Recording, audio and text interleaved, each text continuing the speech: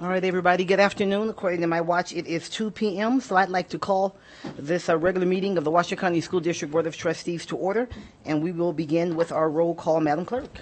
Thank you, Madam President. President Taylor. I'm here. Vice President Nicolette. Good afternoon. I am here. Trustee Church. Here. Trustee Mayberry.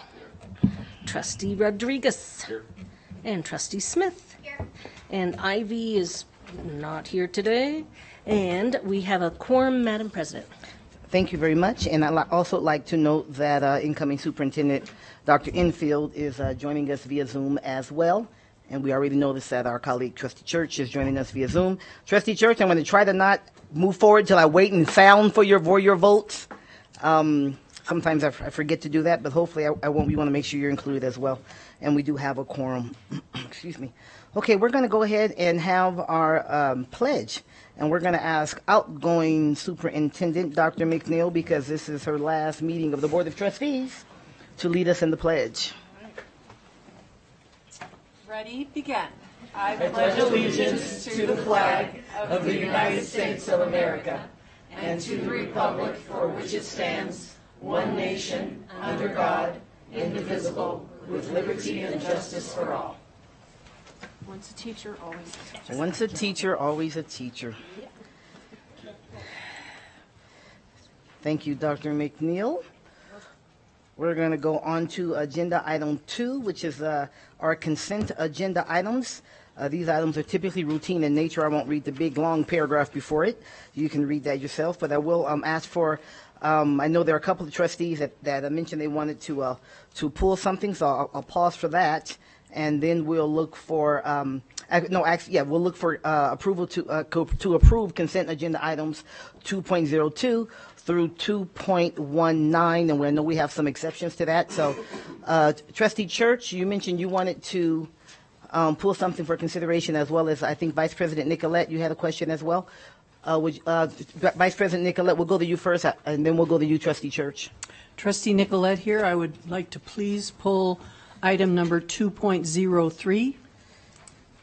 Okay, I'm going to ask staff for that item to please get into position. Trustee Church, you there, sir? Yes, if you can help me out. It's hard to go from screen to screen. It's the, I think it's 2.23, the appointment, reappointment of 2 members to the Capital Facilities Protection Committee.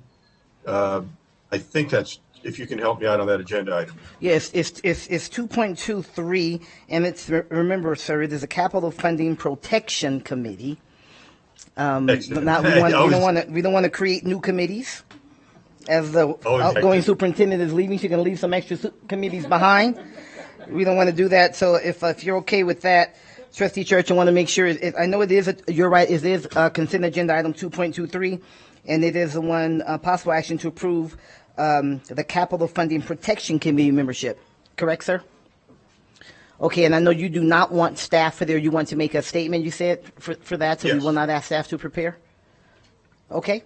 Thank you very much, but I think we do have public comment on this agenda item before I look for a motion to approve the remaining consent agenda items.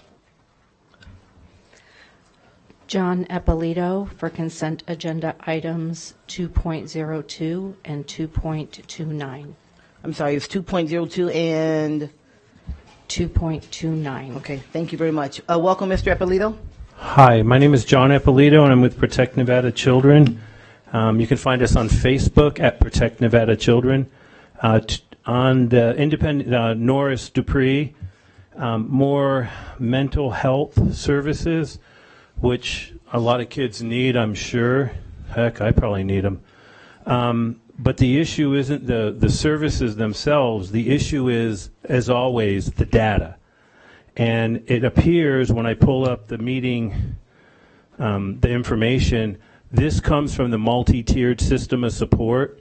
That's that secret tab, one of the secret tabs in Infinite Campus that most parents don't even know exist. So that's where Norris Dupree is getting the data or getting information to get kids in these programs, evidently. So my question is, does Norris's company enter data into Infinite Campus? Do they get any data from Infinite Campus? Those are the two questions I have on 2.02. I don't know that you guys have ever answered those yet, so maybe today will be a first. 2.29, this is the data policy, the change in the data access policy. And I sent an email to the board a couple days ago with a very simple question. What is the purpose of making changes to this policy, the data access policy? I got back an email from Trustee Nicolette with a link to an 8-page different board policy that had nothing to do and didn't even come close to answering my question. So I have no idea why you sent that. I'm guessing staff sent it to you and asked you to send it to me. This isn't a joke, you guys. Become familiar with what's going on with our kids' data and why is there changes to this data policy today. Maybe that's what he's going to talk about. I have no idea. It's very important, and you guys treat it like it's nothing. It's your kids too, Beth. It's not just mine and 64,000 other kids. You guys may not even have any idea what's going on with this policy. I know you certainly didn't answer us, so maybe you know, maybe you don't. Maybe it'll come up now. Maybe you'll just approve it without knowing, like many other things. Right, Joe? Mr. Eppolito, thank you very much. And I'm going to ask you to refrain from personal attacks, if you would, sir. I really appreciate that. Thank you very much. That's in compliance with the Nevada Open Meeting Law as well. Other public comments, JJ? Margaret Martini for consent agenda item 2.22.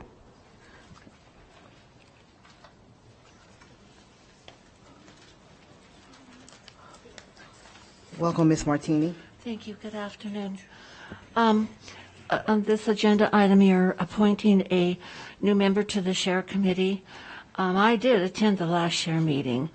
The committee was all of the same mind. There was no diversity. I'm sorry, if I may, this is not the SHARE committee, this is the Safe and Healthy Schools Committee? 2.22.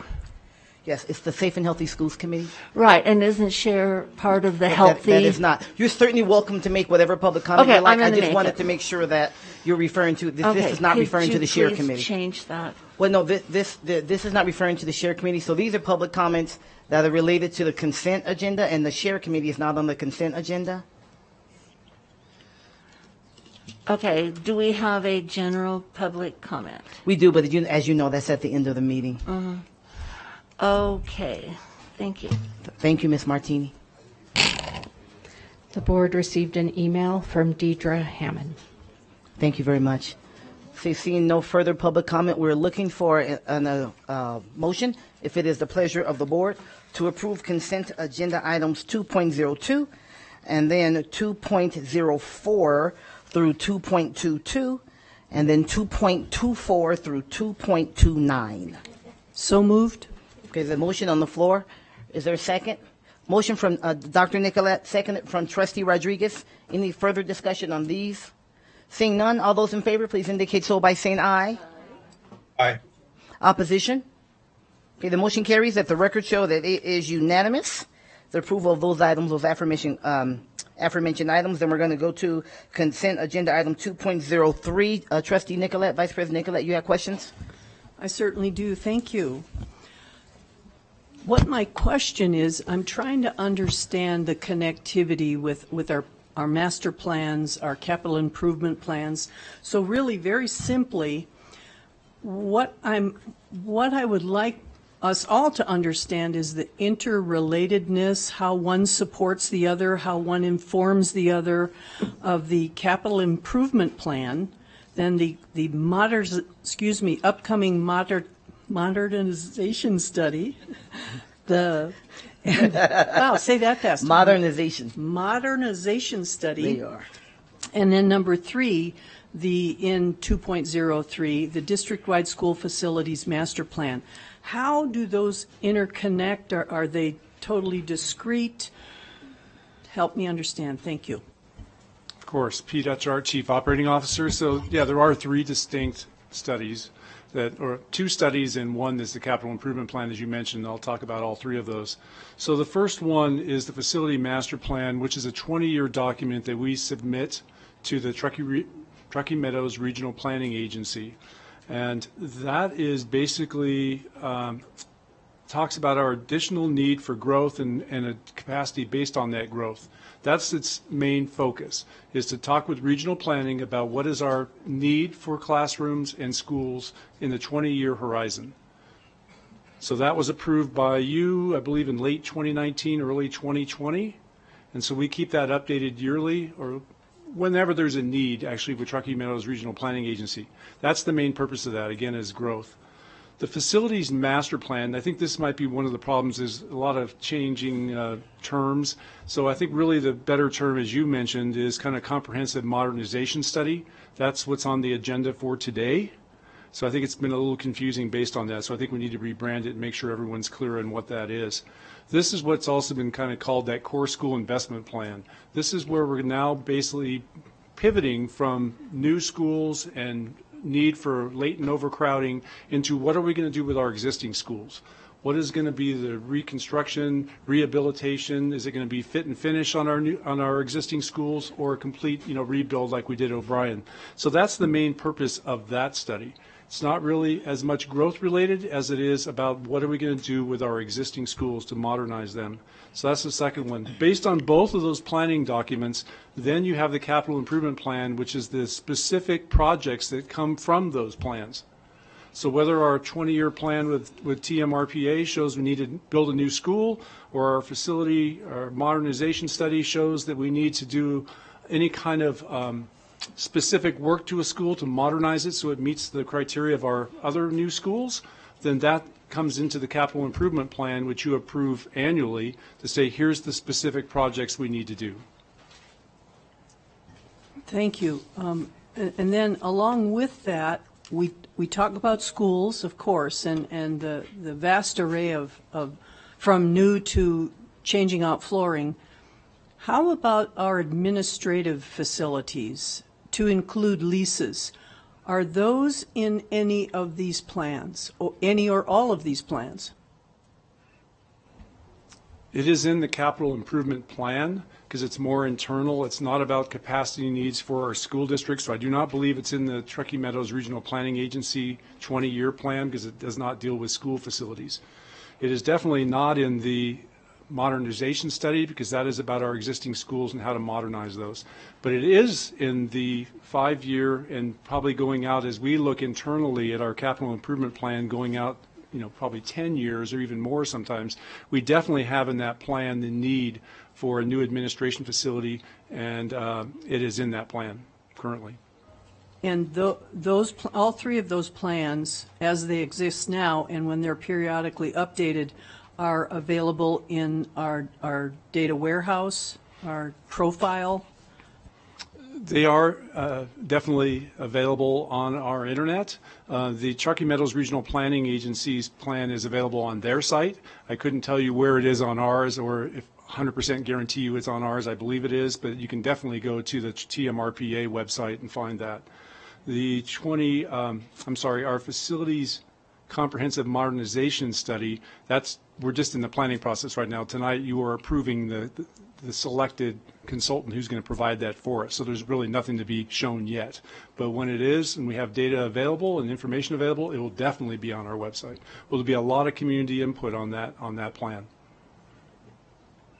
All right, thank you. That helps a lot. It's very complex and there's a lot of documents to review to understand it. I appreciate that, Pete. That take care of your questions? It does. Thank you. Okay, so thank you, Vice President Nicolette. So on agenda item 2.03, the approval of the recommendation to award the consultant for the facilities master plan. That's what's on the agenda at this point, Dr. Nicolette. I move to approve. Thank you very much, Vice President Nicolette. On that specific item, public comment for that specific item? No. Okay, thank you. Okay, there is a motion on the floor to approve consent agenda item 2.03. Is there a second? A second. Seconded by Trustee Mayberry. Any further discussion? Okay, seeing none. All those in favor, please indicate so by saying aye. Aye. Opposition? The motion carries. Let the record show that is unanimous. And then we'll go on to consent agenda item 2.23. And Trustee Church, I believe there's just a statement you said you wanted to make on this item before we move forward. A statement or comments. I don't believe we need staff for this. I generally always oppose just reappointing people. I like the idea of fresh eyes on a target, fresh eyes looking at these issues. However, in this particular case, it's more complicated. Mr. Solero, who I'm sure is a fine individual, has applied for reappointment. He is the assistant county manager for community. I think it's, I don't want to mess up his title, but he is one of the assistant county managers. On that same committee, or the two committees, and I won't misquote the names of them, Mr. Solero serves along with two county commissioners. So he is 1 degree of separation from his bosses on that committee. He reports to the county manager, who then reports to the county commissioners, who sit on that same committee, or the same two committees. So in this case, in general, I'm opposed to reappointments, but in this case, I'm particularly opposed, and I would ask my fellow trustees to send it back to open it up. Thank you. Thank you, Trustee Church. Let's go. Do we have any public comment on this item? Okay, seeing no public comment, I'll bring it back here to the board for consideration of consent agenda item 2.23, or consideration of the comments from our Trustee Church.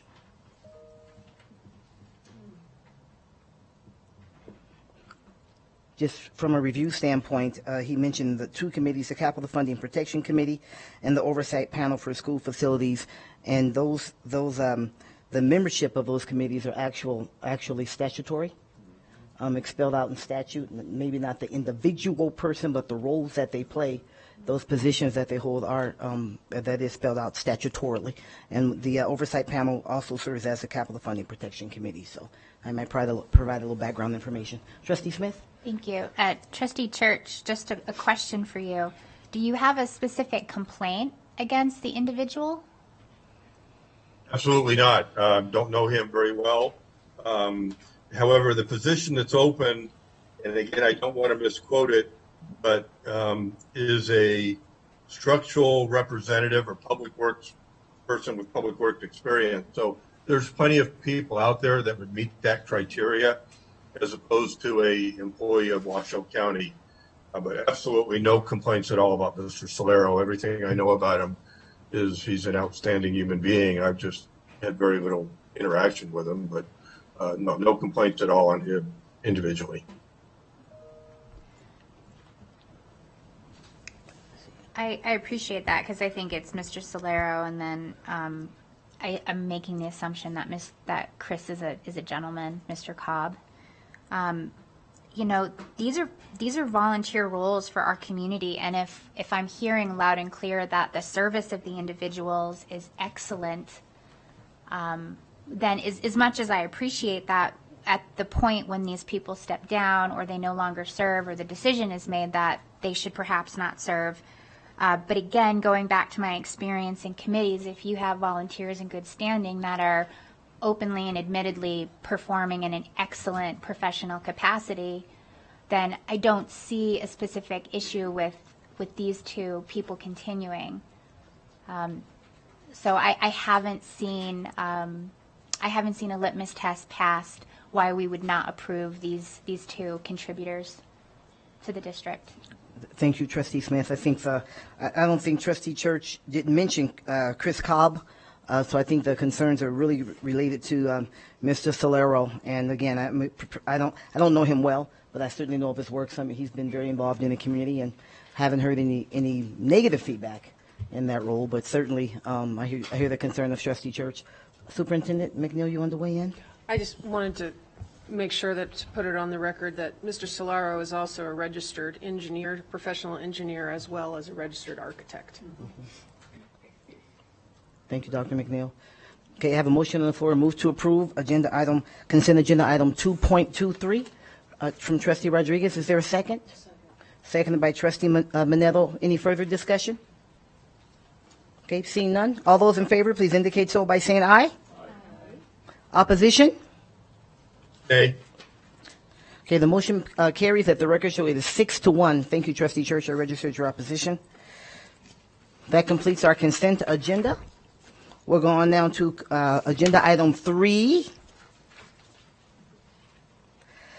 Agenda item 3.01, presentation and discussion on the 2023 Nevada legislative session, election impacts, legislative timelines, possible issues facing education, and future action steps for the Board of Trustees. This is for information and discussion. From no additional commentary, I'll just say welcome, Ms. Anderson. Thank you, President Taylor. Lindsay Anderson, Government Affairs. This item was scheduled a long time ago, kind of on the heels of our primary election season. I know it's hard to already think about the next legislative session, but it's coming very soon and things are happening now. And so the point of this presentation is just to orient you a little bit. Many of you are new to this process, kind of what's coming up in the next 6 months that you need to be watching out for, and a couple of items that you may consider taking action on in the future. So that's kind of what we're here for today. In terms of a timeline, just sort of helps lay out what's coming up. So if the school board, we'll talk about it in a second, elects to sponsor their own piece of legislation for the next legislative session, that has to be done by September 1st. So that's kind of the next key date that's looming ahead. I noticed an error on this slide. The election is actually November 8th. So you guys probably know that better than I. But my son happened to be born on an election day and it was November 4th. And so I often confuse those things. I know it's not always that day, but I apologize. The election's November 8th. Yeah, so want to make that note on there. And then, so right now, a lot is happening in terms of the budget development. So one of the complaints we've always had in the budget development process is the disconnect between our budget development process, which has already happened, and the state's budget development process. I know we're crossing fiscal years a little bit, but it's confusing to try to build your budgets while we're waiting to know what's going to happen at the legislative process. But at the state level, they're already starting to put together state budgets for the future 2 fiscal years. So when we talk about how do we ask for more money or how do we ask for more things, this fall is the time where the state is putting together what the recommended budget's going to be for the next biennium. So those conversations are already happening. And then we don't really get a preview of what gets included in that budget until January, when the governor gives his State of the State address and releases the executive budget. So a lot of guessing, a lot of articles, things like that may happen, but we don't really get to see what's in that budget until January. That's also when the board will develop a legislative platform that will guide your priorities through a legislative session, and then February 6th is when it actually starts. So again, just kind of an orientation on timing. In the past, what we've done is have the board adopt a relatively comprehensive legislative platform. And what that does is give guidance to your superintendent and your staff in terms of what they can and can't support when it comes to bills that are coming out during the legislative session. As you may know, the legislative process does not lend itself particularly well to the board considering these items at school board meetings. It happens very quickly. They, of course, conveniently are not subject to open meeting law, so we don't get the lovely 3 days and time to review materials. Sometimes it happens in minutes. And so this guiding document really gives legislators a feel for what things are important to you and what things you can't support.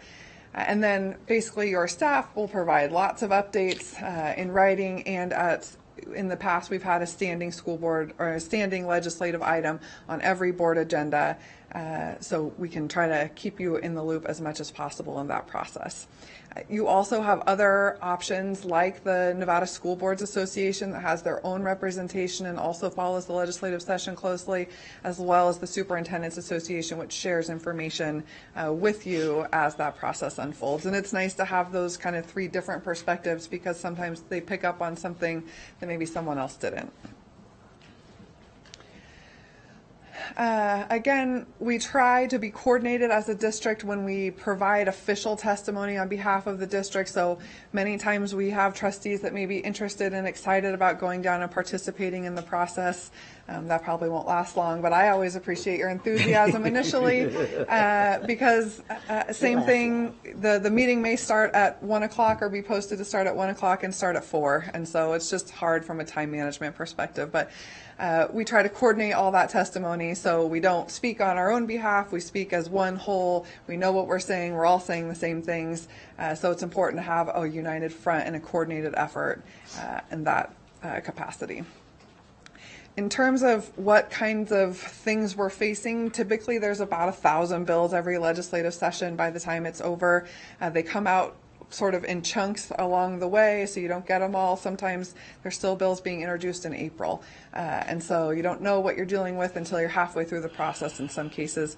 We generally have an interest in about a third, and I only bring that up because it's so much more even than just education, are things that we care about as a large employer, as a large entity, a local government, a lot of things that are outside just the traditional scope of education that ultimately impact the Washoe County School District, where we have to be paying attention and have a seat at the table during that conversation. A lot of bills die, but we joke that they're never really dead. The zombie bills, things like that. Ideas end up in other pieces of legislation as final deals are made in the end of the legislative session, and so nothing's ever over until it's really over. So don't get too comfortable. If you think you might have lost something on a deadline, it can always reinvent itself. But really the deadlines and the timing become the hard part in communicating with the board and allowing the board to really have a lot of discussion about it because the timing is so quick. And there's just not a lot of time to agendize something and discuss and take a position. By the time that's all finished, it's already on to the next committee or the next amendment. So again, the point of these issue areas is not to talk about one in particular, but just that there are many. And again, things that you may not think about that may have an impact on our health insurance plan or risk management or all kinds of things that have nothing to do with being specifically education related. But there's a lot, and it's a lot to manage, and so you'll learn a lot through the process.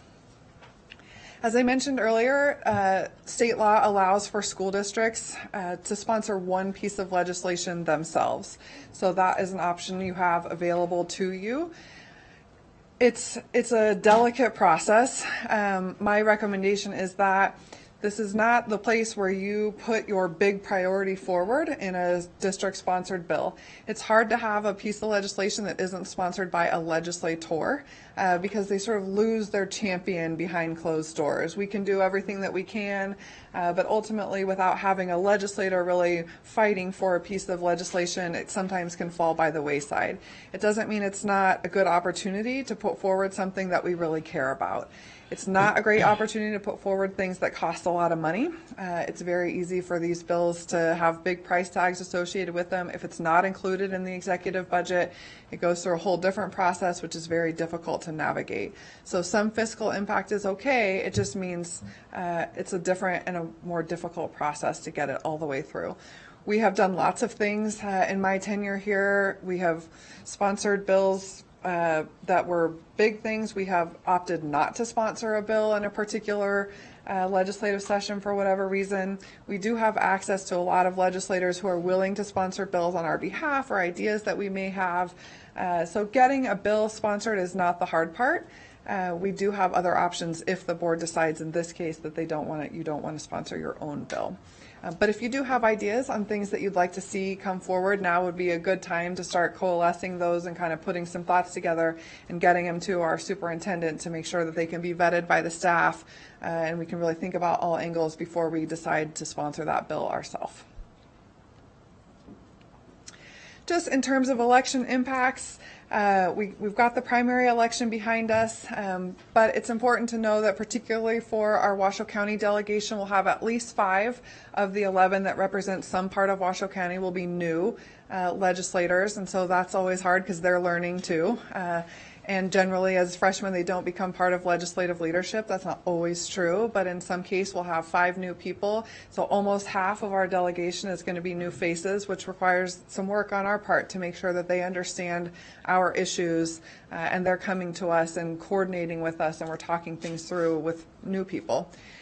It's unclear at this point if we'll have any members of the Washoe delegation as part of their caucus leadership. That's a real important part of the legislative process because the leadership in each caucus has a lot of control over what lives and dies in terms of legislation, and so we're not sure. In the past, we've had really strong leadership from Washoe County. You know all the names of people that have really led for us over the years, and we're not sure if we're going to have that in the future. And so, you know, I know we like to be different and distinct from our friends in Clark County, but frankly, they're the ones driving the bus in this case. And so it's important that we have working relationships with the school district, the school board, and the legislative leaders in Clark County, because in many cases, they are the ones determining our fate in the legislative process. And so I would just encourage us to maintain that strong relationship with all districts, but most of the legislative leadership will likely come from Clark County.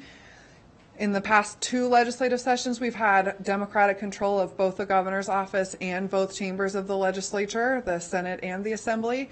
Will that continue? It's unclear.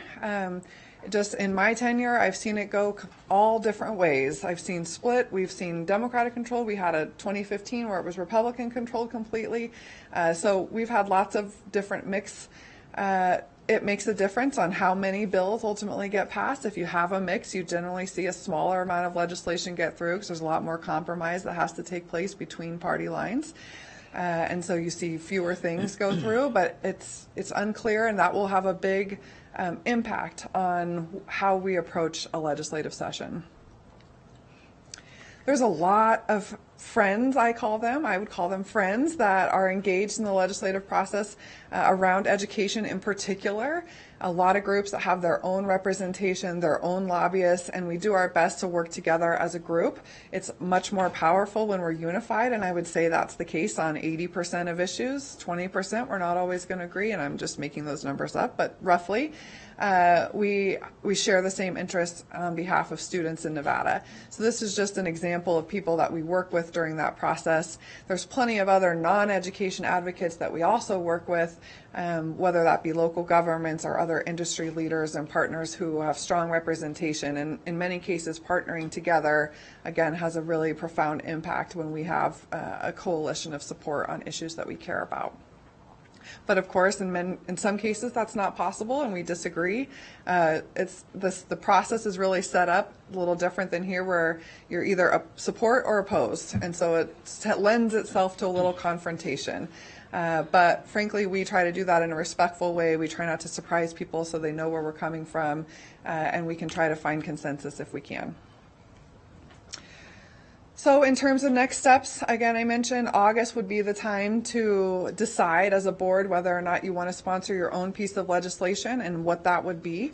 And then the legislative staff will draft it. It would be introduced as a pre-filed bill in the kind of early holiday time frame. The election will have a big impact, and it would be good for you to have an update on that. And then the board platform in January really is the most important time to set that stage for what your priorities are as a board, as a district, and give your legislative team those tools they need to be successful in Carson City. And then really the hardest part, while February through June is a busy time, the hard part really happens after the legislative session when we end up with several hundred new laws to follow, and we have to implement that as a district, and that's where a lot of heavy lifting happens on our staff to make sure we're in compliance with new laws going forward. So that follow-up part is also really important. So those are the kind of next steps that we're facing going into a legislative session. There's no action to be taken today, but you've now been oriented and you've got some work to do. So I think that's the end of my presentation. Okay. Thank you, Ms. Anderson. This is not an action item, so we won't have public comment, but just I do have we'll bring it back here if there's any board discussion. So I saw, according to your timeline, not your timeline, but you know, the timeline that we need to submit, if we're going to do a BDR, right, a bill draft. If we're going to do that, it needs to be in by September 1st. And so that's a conversation that as our incoming superintendent who starts next week, those conversations begin in our meetings with her individually, and then any decision, of course, has to be made here at the board. So that isn't too far away. So we should all have that in the back of our minds and really look at what her recommendations in terms of things we should be looking or things we should avoid in terms of our BDR. Yeah, I would just add, it doesn't have to be drafted. We don't have to do the legal drafting of it. You basically fill out kind of a Word document that says this is what we're after and this is this kind of statute that we want to change or add to. And so the legal drafters will do the hard lifting. It's more of just you need to identify the concept and the place in the law that you would like to change. So that's the work that needs to be done before September 1st. Mm-hmm. Okay, that's helpful. Thank you. Trustee Mayberry? Thank you, Madam President. First, I've known Lindsay for a long time, and I think this is your last time at the dais, so you have a stellar reputation down in the legislature, and you are absolutely amazing what you do. And I know it's a tremendous loss for us. It really is. I hope it wasn't something I said. Are there some high-level concepts that we'll be seeing soon? Because September 1st, yeah, it's not too far away at all.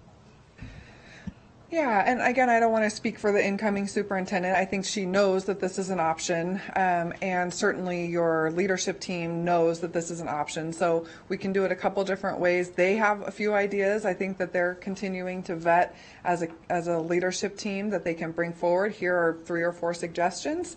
Again, if you all have things, this is the time to add to that list, and then you can pick from kind of a menu. Or if there is agreement among the board, if you want to do one particular thing, we can just bring one suggestion forward with kind of the fully vetted idea. So yes, that's happening right now at the staff level, and we can bring that forward to the board in August. Typically is what we've done in the past. Okay. And then just a follow up, and this isn't, I feel a lot better than I sound, by the way, I apologize. This is a little off topic. This is more of a federal matter, but since you're departing us and Dr. McNeil is departing us, at some point I'd like us as a board to, and we've talked a little bit about it, Madam President, about having a sort of an overview on this new gun legislation at the federal level, and there's some pieces in there that talk about mental health for students and school safety. And so I just want to get that on the record that we can get that before this board here in the weeks to come. Thank you. Yeah, and I would say, Trustee Mayberry, and you mentioned that when you knew the gun legislation was actually just starting to be considered federally, we know when something's passed, it has to kind of make its way down to what does it really mean. Much like you said, the work starts here after the session, and then when those details, and as that becomes available, then I absolutely think we want to have a conversation. How does it impact us? If there are funds for mental health and school safety, as indicated, what does that look like? What does that mean, and how might that show up here in the school district? So certainly need to make sure we keep that on the radar. Yeah, and also I think school nutrition is going to probably have some legislation that will impact us too at the federal level. So those are 2 big areas that I think we're keeping track of. I just saw something about that. Yeah. So yeah, I did. Thank you. I'll have some comments on you leaving. I'm going to make a motion that we deny it, but anyway, Trustee Rodriguez? Thank you, Madam President. With the timeline to ask for PDR, is it for only ones with fiscal note, or could we ask a legislator to sponsor something that maybe doesn't have a fiscal note, or how would that work? So we, as a school district, only get 1. We can certainly ask legislators to sponsor 10 or 20. If we have a list of 5 and we choose 1 and still want to find a home for the other 4, that's perfectly acceptable, and they like to come to us and say, I have extras, or I'm holding a placeholder for you. Okay. So it's easy to ask them. It doesn't necessarily matter if it has a fiscal note or not. It's just the journey it will go on will be impacted if it does. Gotcha. Okay, thank you. Thank you, Ms. Anderson. For those who mentioned, this is Lindsay's. This is sad for us, but I'm excited for you going on to new chapters. And as you're ready to share that, then certainly. But no matter what, whomever gets you, they're gonna get a superstar. Every year I've been on this board, in 7+ now, nothing but just rave reviews and words about how professional you are, how good you are, how smart you are about things that you do in Carson City, and really how blessed we are as a district to have you, and now I will say to have had you. Even so that such that your son was born on election day. I mean, what kind of, that's a government affairs professional right there. Yeah, that is a fiscal note. Yes, it is. That is a fiscal note. But certainly we wish you the best. Man, we're going to miss you here. You've been so good for this district from the minute I joined here, and just your leadership is just truly going to be missed. Truly going to be missed. Yeah, I mean, thank you for those words. It's hard for me. It's emotional for me. I've been here 10 years and 10 months, and I started as a kid that had no experience and knew nothing about education, no background at all, except having gone through Washoe County schools. I had a baby. At the time, I had another baby on election day, but it's been a journey for me. It's been wonderful for my family. And as I said to Dr. McNeil, you're still going to see me. I'm still a parent of kids in school, still incredibly vested in the work that you're doing, and I will be your biggest cheerleader, even if not on your team. Well, we appreciate you, Lindsay. Thank you so much. Let's give Lindsay a hand just for the work. For the work. Thank you. That seems like it isn't enough. It seems like it isn't enough. You've just been amazing, so thank you so much. All righty. We're going to go on to agenda item 4 now. Budget. Budget. All right. This is presentation, discussion, and possible action to adopt Washoe County School District Board Resolutions 22-006, 007, 008, 009, 010, 011, and 012.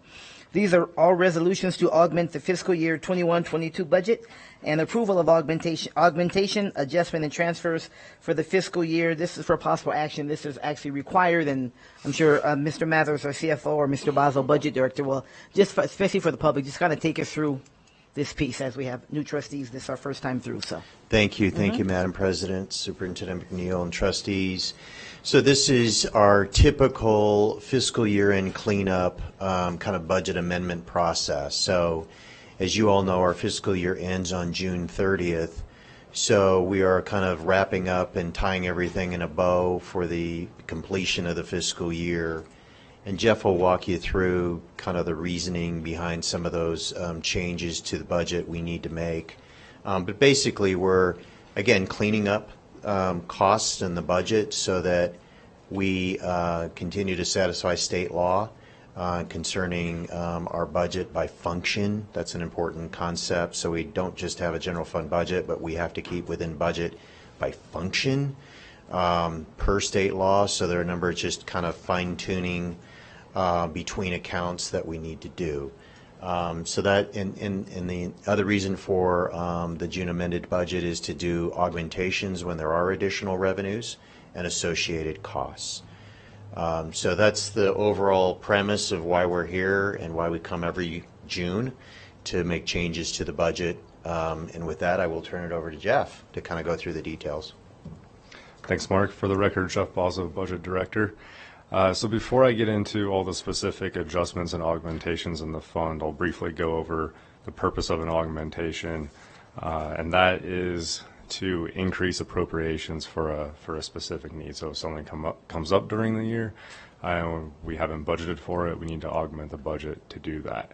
However, in order to augment the budget, we need to have available resources, and for some fund types, that can be opening fund balance, that's more than what was budgeted, additional revenues, or in a capital projects fund, unappropriated ending fund balance.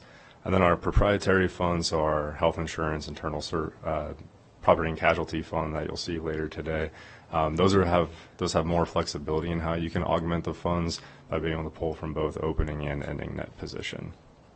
There's also a lot of other NRS and administrative regulations related to how you can augment a budget, but I won't go through all those today.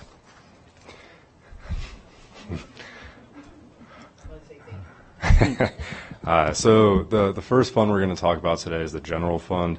This fund does not need an augmentation, but it does need adjustments in the form of cross-functional transfers to stay under budget in each function, as Mark mentioned a few moments ago.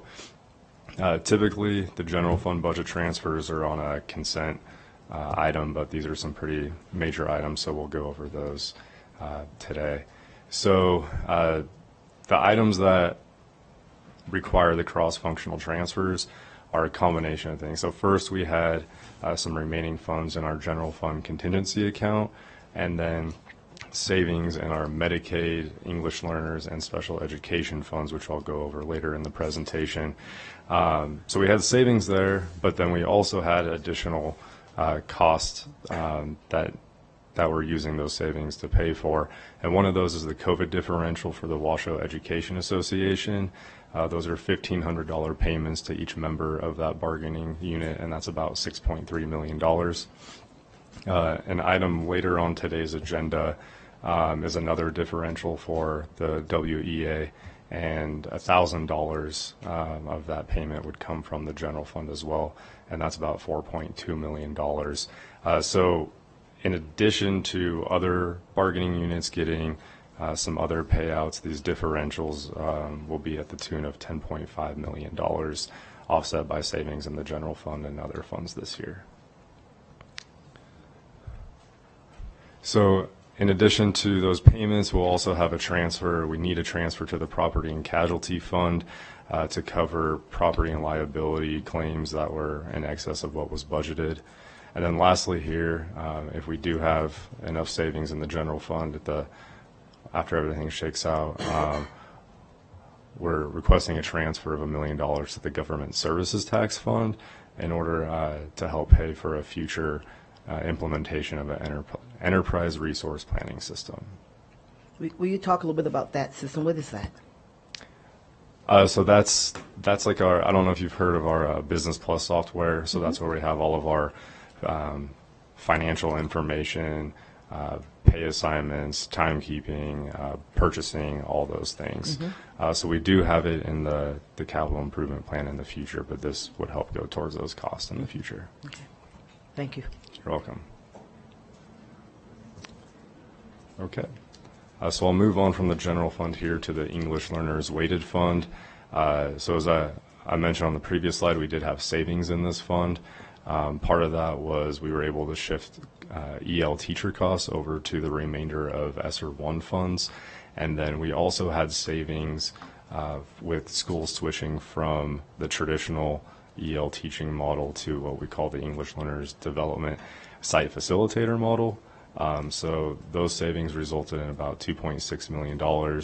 So we'll reduce the transfer from the general fund to this fund by that amount, and then use that to pay for that differential. Same idea here with our special education fund. We had savings. We were able to shift some costs to our federal special education fund, and then we also had higher than anticipated turnover and vacancy savings. So this will reduce appropriations and the transfer in from the general fund to this fund at the tune of $4.1 million.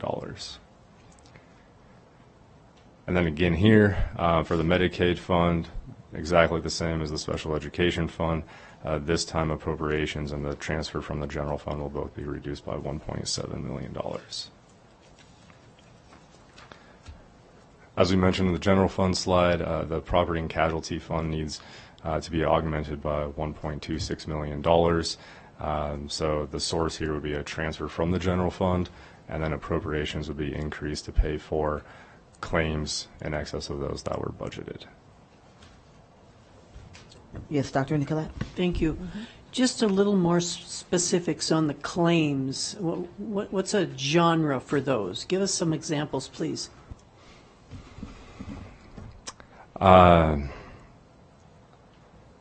So in that fund, when we have a claim that would go against our property insurance, so damaged property or things like that, that's a claim type that would be in this fund. And just to add, this would also include our excess liability coverage for errors and omissions district staff may make where there's a claim from an outside party. part of what this is doing, or a large part of what this is doing, is related to actuarial reports we have done that calculate our incurred but not reported, or IBNR expenses, i.e. future claims.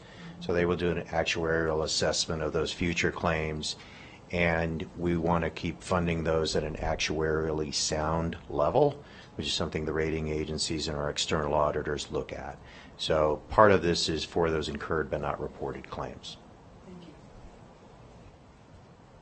Please go ahead. Okay, and next we have the district's health insurance fund.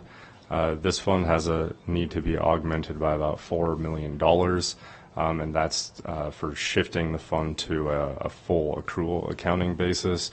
So that's a one-time adjustment of the $4 million that would have been in FY23. We're shifting it back to FY22, and we'll still have a full year's cost in FY23 and all years moving forward. It's just a shift in how we're accounting for it. And that'll require using opening and ending net position in order to augment that fund. So next we have our government services tax fund, and Mark's going to review that fund. Bless you. So this fund, Jeff talked a little bit about. This is a capital fund, and therefore we can access the entire fund balance of the fund. And the fund balance for this fund is roughly $9 million. So we have lots of resources here. But we are shifting $300,000 of, again, building repairs and maintenance costs from our property and casualty fund you just heard about to this fund. And then also, as Jeff mentioned, if we have sufficient savings, we want to start pre-funding the implementation of a new ERP system. Business Plus is nearing 20 years old. It is not on the cutting edge anymore, if it ever was, but it's not on the cutting edge of ERP systems. I don't think it's on any edge if it's 20 years old technology-wise. Yeah. Yeah. So the aged and kind of user unfriendliness of the system really means in so many cases for business and human resources staff there are manual workarounds. And so we've actually commissioned a task force with the approval of the superintendent to look at other systems. So we're starting to work towards a new ERP system. It's currently budgeted in year 3 of the capital improvement program. And so this begins the funding process for that. There's significant costs there, but again, it's really needed because of all the manual interventions and offline manual work we have to do. So again, if we don't have savings to do this, we won't, but we wanted to give ourselves the ability to do something like this if the final results for the fiscal year allow us to. And then on our debt service fund, we issued refunding bonds earlier in the fiscal year, and those saved us a lot of money, but we have to account and record the cost of the proceeds of those refunding bonds and then the uses of the refunding bonds, i.e. to put them in an escrow to take out debt when it's due. So this is just more or less accounting kind of work and transactions to record that refunding that we did. And then lastly, I wanted to mention, kind of embedded in a number of the augmentations or budget adjustments we're doing, is we are seeing really significant inflationary costs now for all goods.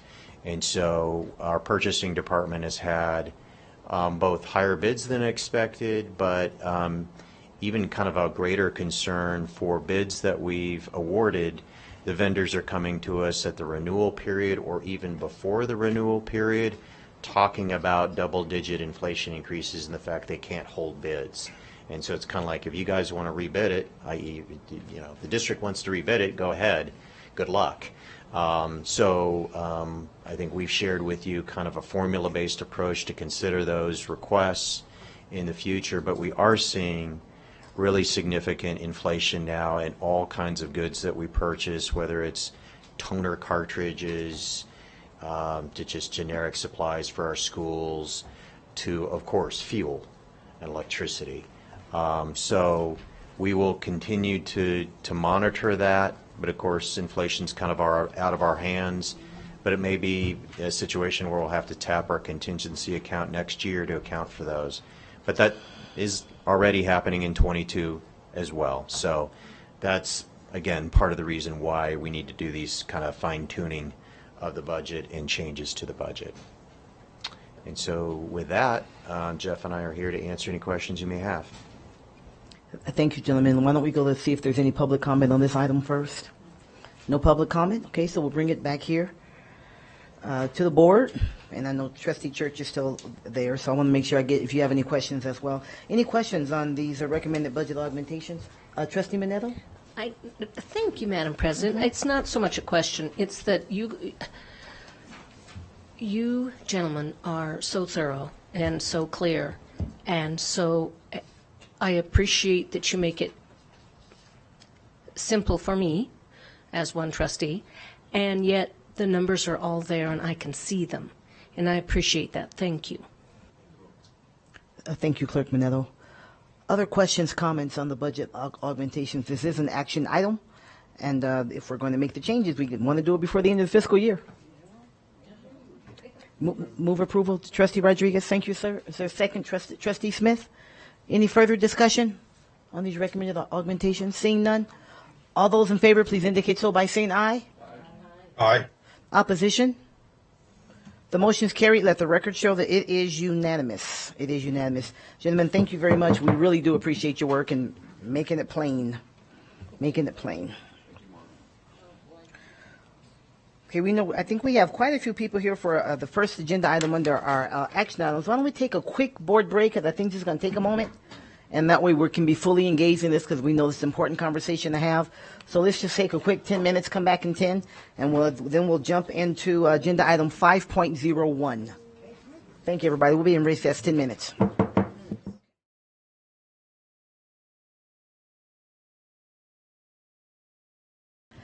All right, everyone, let's go ahead and call our meeting back to order. Thank you for your patience, but this will certainly allow us, we know there are many people here interested in this next agenda item, and we want to be able to give it a full consideration. So thank you very much. We're going to go right to agenda item 5.01, presentation and possible action to consider the charter amendment proposal for Coral Academy of Science Charter School for an additional campus located in Northwest Reno. And of course, this is for action. And we're going to start do we start with you, Dr. Parks? Dr. Parks, our Chief Academic Officer, and joining him is our CFO, Mr. Mathers. And instead of Mr. Searcy, we're going to have our CFO here. Who is here? I mean, our COO, sorry, I just said CFO. We have Pete. Pete's here. Let's go with that. Pete's here. Okay. Yes. Dr. Parks. Thank you, President Taylor. Greetings, Superintendent McNeil and Board of Trustees. For the record, Troy Parks, Chief Academic Officer. First, I want to acknowledge our guests here today from Coral Academy of Science, right behind us. With us, we have Faizi Tandogan, the Executive Director, and Halil Kanbeki, Director of Business and Finance. And as you pointed out, President Taylor, we have our COO. He's not technically a pinch hitter. He's actually a last-minute lineup change. So I want to clarify there. Let the record reflect. Okay. And, of course, we have Mark Mathers, our CFO, also as part of our district team. So a little background. Coral Academy of Science. They are one of our district-sponsored charter schools. And as such, we've had a long-standing positive relationship with them. As part of our agreement, there's a 1.5% sponsorship fee to cover the costs of charter school sponsor. With that, we provide charter administrative liaison in the form of Stacy Cooper. She works to oversee charter schools, and her work comprises of monthly technical assistance team meetings, ongoing site visits. We include them in our district professional learning opportunities and provide assistance around grant writing, MTSS, our BIG, which is our data analysis, Infinite Campus. So most recently of note, you see up there that they're serving 1,300 students approximately. Most recently in the 21-20 school year, they did expand to the Neal Road location. Their emphasis has always been on science, technology, engineering, and math. And as far as academics, they are currently, their high school has been rated as a 5-star school, a 4-star school at the middle school level, and a 4-star school at the elementary level. Interesting note, due to the pandemic, that actually dates back to the 2018-2019 star rankings, because we haven't had any star rankings since the pandemic.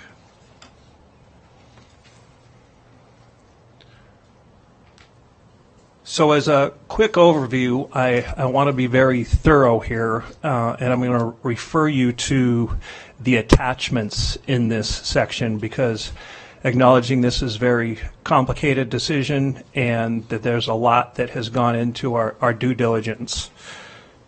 So I'm going to walk you through chronologically, and I'm going to talk about the different attachments that we've provided for you. So if you want to follow along, I would open up your attachment piece right now.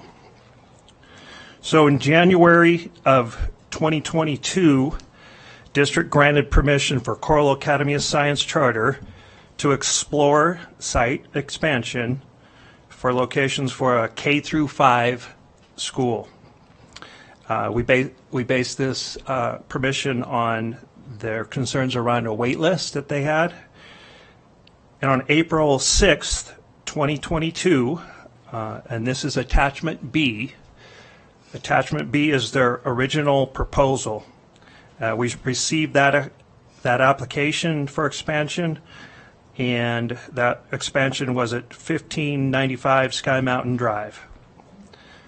Upon receiving that, as the Chief Academic Officer, the charter schools are underneath my purview, so I thought it was very prudent to form a district team, and as a district team, we performed a very thorough review of the proposal for Coral Academy and their expansion. This review included analysis into the performance framework concerning academics, finance, organizational sustainability, and whether the plan to expand was comprehensive and feasible to operate the new facility. Next, I'm going to refer to Attachment C. Attachment C is the letter that we sent, which was based on our due diligence to Coral Academy of Science. And in return, so that letter outlined our major concerns that we had, which we will get into with both Pete and Mark. At that point on June 9th, we received a Coral Academy's Science response, and that is Attachment D. And this was an attempt to address the concerns that we had laid out for them. They also at that time provided a revised Coral expansion, and this was based on the feedback that we had given them. That attachment was sent to you today, and I believe has also been uploaded for public documents. Based on our due diligence, we felt it was very prudent to have a meeting with them to discuss our concerns, and we thought maybe hearing from them and getting in the same room, we could come to some sort of mutual beneficial position. So we had a meeting on June 22nd and went deeper into the areas of concern. Another attachment you're going to hear more about from Mr. Mathers is the Coral Academy of Science 5-year projections. Those are attachments F, G, and H. We're going to refer to the charter agreement, which is going to be attachment J, and then the Coral Academy of Science lease purchase agreement, that will be attachment J. As I mentioned, the performance framework, the first thing we looked at was academics in this request for expansion. And to be clear, none of our concerns are around the academics at Coral Academy of Science. What we have for you that we're going to get into right away is our district analysis, and that is the areas of concern are around facilities, enrollment, and finance, and those will be gone in depth to by both Pete and Mark.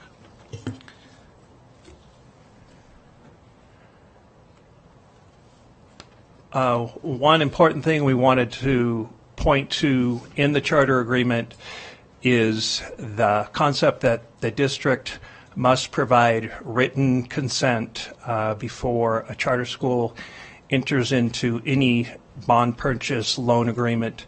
And it's very clear from this part of the contract that it is required to be given in writing and given ahead of time for approval. So now I'm going to turn it over to Pete, and he's going to talk to us about the proposed facility. Thank you. Pete Etchart, Chief Operating Officer. As Dr. Parks mentioned, I'll be talking about facilities and enrollment component of this application. So in the original proposal from the Coral Academy of Science, it illustrated the proposed floor plan including approximately 35 classrooms.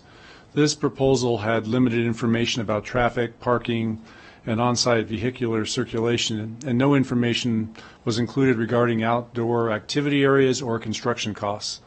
In our original analysis and response, we noted concerns that the classrooms were markedly smaller than Washoe County School District's average classroom sizes, and that nearly a third of the proposed classrooms would not have windows. These concerns were noted in Coral's response.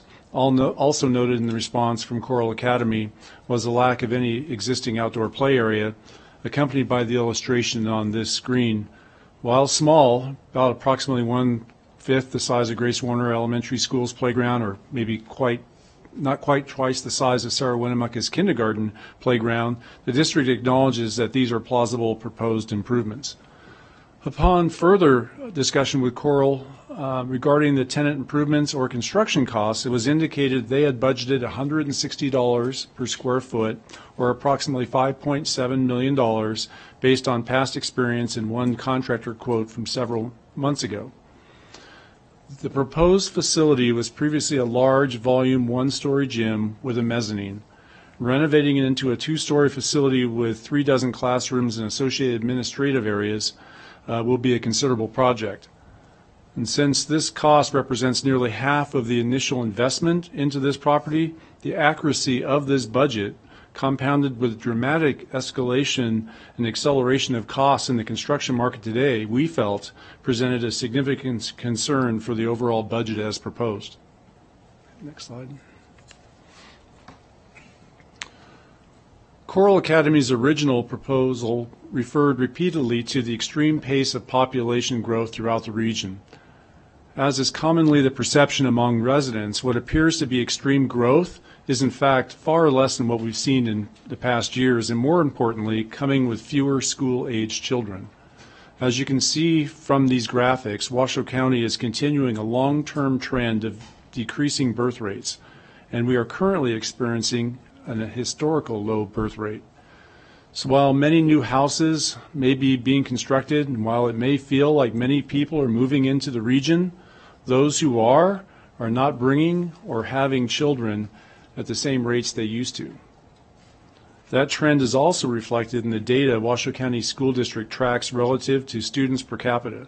While a subdivision of 1,000 homes may look and feel very significant, it is currently only producing approximately 140 elementary school age students today. This is a trend we've experienced since pre-COVID, and one that is also at a historical low rate. Coral Academy provided very limited data in support of their statements of enrolled demand. Upon further discussion with Coral, they clarified that their postcard and social media interest campaigns did not differentiate respondents based on their home address, or whether they could even be current Coral students who would just desire to enroll at a different location. Ultimately, as you will see, this financial school's success depends largely on the achievement of the target enrollment goals. This is a risk which we feel Coral underestimated at this time. So a number of statements were made in Coral Academy's original proposal about relief to existing Washoe County School District schools related to existing or future overcrowding.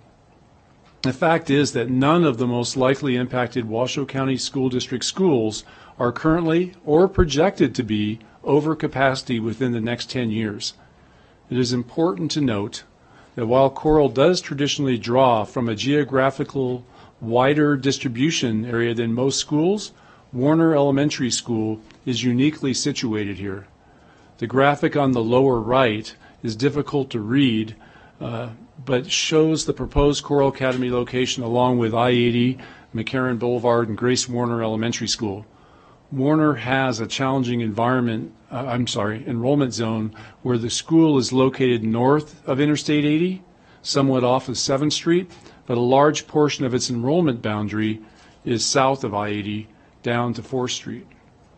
While the proposed location of Coral Academy may feel like a lot of families will say that is a very convenient location for them, it also, we want to make sure that you understand, Warner is currently at about 79% of capacity, and being a relatively small school, we project that even a modest enrollment decline from Coral would result in enrollment falling below 50% and challenge the viability of Warner Elementary School remaining open. Regardless of where the future students at this school and in this area live currently, there is room for them in our existing Washoe County School District schools. Statements in Coral Academy's proposal such as, quote, as Coral Academy is sponsored by Washoe County School District, this would continue to keep the students within the district and not lose them to private schools or non-Washoe County School District sponsored charters. This equates to more overall funding for Washoe County School District, unquote. This, we believe, is kind of misleading. And as your staff report indicates, the district-wide enrollment impact of 653 students, or up to 653 students, would reduce Washoe County School District's base per pupil revenues by approximately $4.77 million per year. And with that, I'm going to turn this over to Mr. Mathers. Thank you, Pete. Mark Mathers, Chief Financial Officer. So a large part of the analysis that we did was of a financial nature. So I'm going to go through this pretty carefully because it is pretty complex. I guess to begin with, a lot of this does rest on kind of professional judgment. We feel like as staff we need to give the board the unfiltered analysis and observations we come up with so that you can make an educated decision here today. But a lot of it is professional judgment, and as I'll talk about at the end, a lot of it's based on one's risk tolerance and how aggressive or conservative one is in the face of uncertainties for the future. So although the numbers are black and white in a lot of respects, the analysis isn't. It is not as easy as just making black or white statements.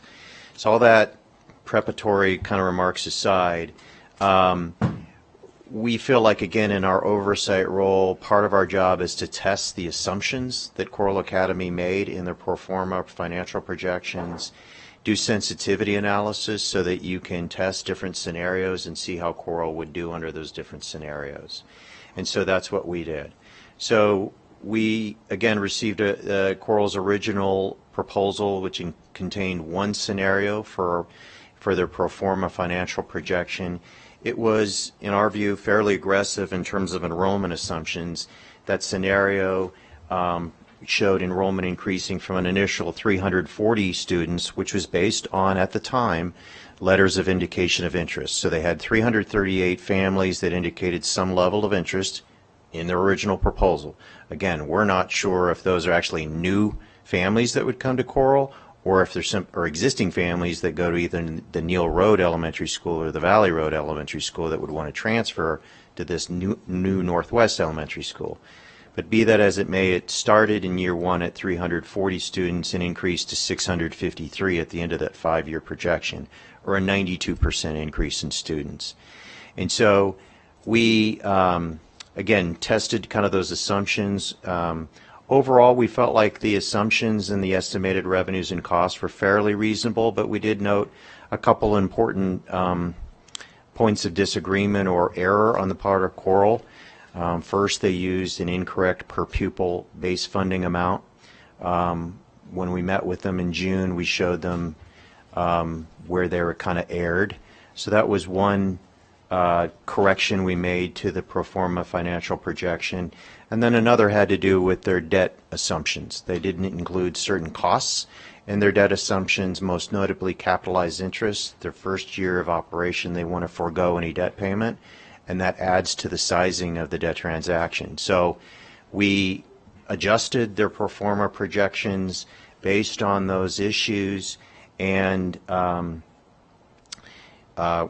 we did two scenarios at that point. We did one using their base scenario, and we showed losses of $100,000 per year in most years. Then we did another scenario that was assumed 10% annual growth of enrollment, still pretty sizable enrollment growth, and there were significant losses, again, based on our changes, losses of roughly $1 million a year. So we expressed those concerns to Coral Academy in the letter that Dr. Parks mentioned of early June, June 3rd. They came back with revised pro forma projections, and maybe not surprisingly, they adjusted forecasted revenues up and forecasted costs down.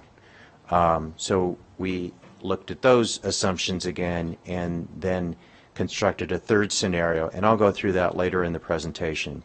But the point of it is we went through various scenarios. Again, the original proposal started off with the original letters of interest of 338 students, and that had issues with the financial results of that proposed expansion when one used adjusted debt service figures and adjusted per pupil funding figures.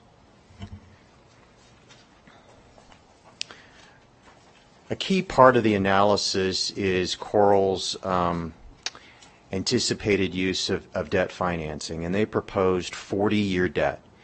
Now, we cannot issue, as the school district, 40-year debt. We're contained by statute to a maximum of 30 years, but they can go out to 40 years by virtue of being a charter school. But we have some concerns about the use of debt that long. One of the primary reasons why you're going to extend debt is to reduce your debt service naturally, right? The longer the period of amortization, the lower the annual debt service costs. So that indicated to us there was a sensitivity about the financial sustainability of the proposal, in that instead of issuing more traditional 20 to 30-year amortization terms like we do, they went out all the way out to 40 years. So that tells us they're sensitive to the annual debt service burden they would have. We would also note that the 24-hour fitness gym that they're interested in procuring was built in 1994, so it's already 28 years old. So by the time this 40-year debt is paid off, that facility will be 68 years old. We expressed some concerns about that. We can express some concerns about IRS safe harbor provisions when it comes to the term of the debt versus the useful life of the facility. They are apprised of that concern, and they acknowledged that concern. But again, we're concerned about the use of long-term debt, especially when we see interest rates rising. Normally, we wouldn't come to you to lock in higher than average interest costs.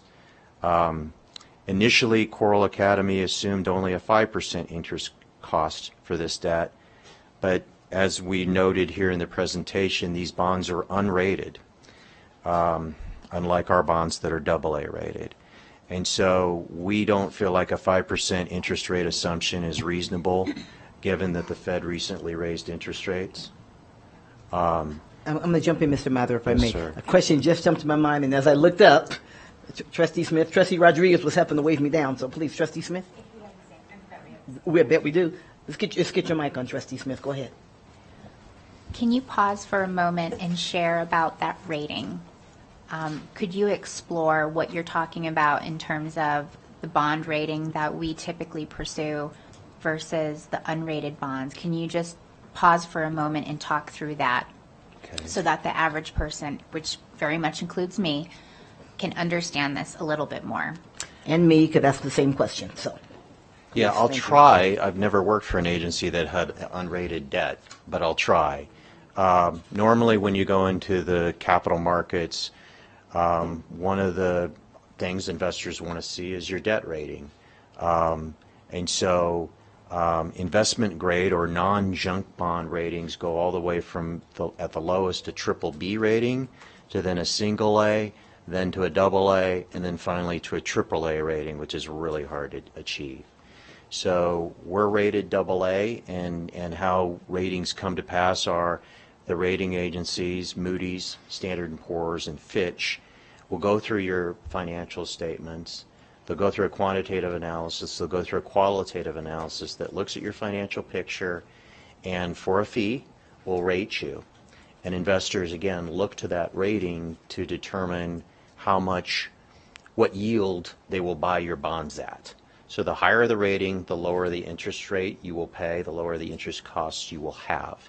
The lower the rating, the higher interest costs you will have. So it's like going for a mortgage, I guess, you know, from a personal standpoint. If your finances are solid, you get a lower, you know, and your score, your credit score is really high, you're going to get a lower rate.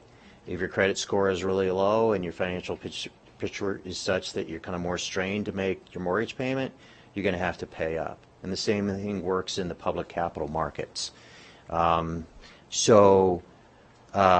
These bonds, you know, according to Coral, are going to be unrated, which means likely that only qualified institutional buyers or sophisticated investors, and that is a term the SEC uses, will be able to buy those bonds. There is a market for high yield municipal bonds, and perhaps those mutual funds would also be buying these bonds, but they're going to pay a higher rate than a single, double, or triple A rated bond of the same size and so forth. So I hope that helps answer your question. Okay. Same question, so thank you. I was going to ask the same thing, so thank you for that. So we believe a 6% interest rate is a more reasonable assumption, and we even believe it could be higher than that. Again, the markets are very volatile right now. The Fed raised the Fed funds rate 0.75 percentage point recently, and there's an expectation they continue to raise interest rates. So that's kind of baked in the cake in terms of interest rates. We would note that Coral issued 8 million of bonds in late 2021, and before that they issued 14.5 million of bonds in 2019. Now, part of the 8 million of bonds in late 2021 might have been a refunding of the 14.5 million, but if I add those up, along with roughly a $15 million transaction they're proposing, that'll be 37.5 million of new debt they've issued in basically 2 years. That's a lot of debt to add on to an institution of this size. And so that's a concern. We understand why Coral would want to own their own properties versus leasing, but as we'll talk about, given some of the uncertainties in the market and the economy, and with our enrollment trends in Washoe County, that causes an element of risk, right? And so we'll talk about that more. So, you know, I don't want to belabor too much this debt financing, but it really is a key issue. It's a key concern of myself and staff. In that, you know, obviously, debt financing, you lock in a long-term obligation for the agency. It's not like a lease that you can walk away from usually after a couple of years. They're going to have this debt for the next 40 years.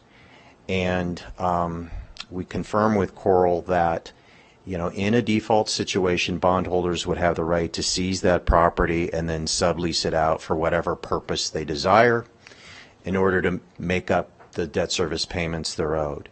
So we all issue long-term debt here. We know about the seriousness of the debt. There is a statutory process we have to go through to issue debt, and that's why I come to you 2 to 3 times, depending on the type of debt, before we can issue debt. So, and then we go to the Debt Management Commission for approval of that debt. And so a debt issuance process can take anywhere from 4 to 9 months. between when I first come to you for that resolution to the time we close the transaction. And as much as I rue the length of that process, there is an aspect to it that is beneficial, and that is it gives you time to work through structuring of the debt. It gives you time to look at what interest rates are doing and assess how much debt you may want to issue and so forth. So there's a long due diligence process that's basically required by state law when it comes to public school district debt. And again, as much as I moan about it, off to the side, there is a purpose to it. There's a point to it. I have to say, I worry about the speed of this transaction.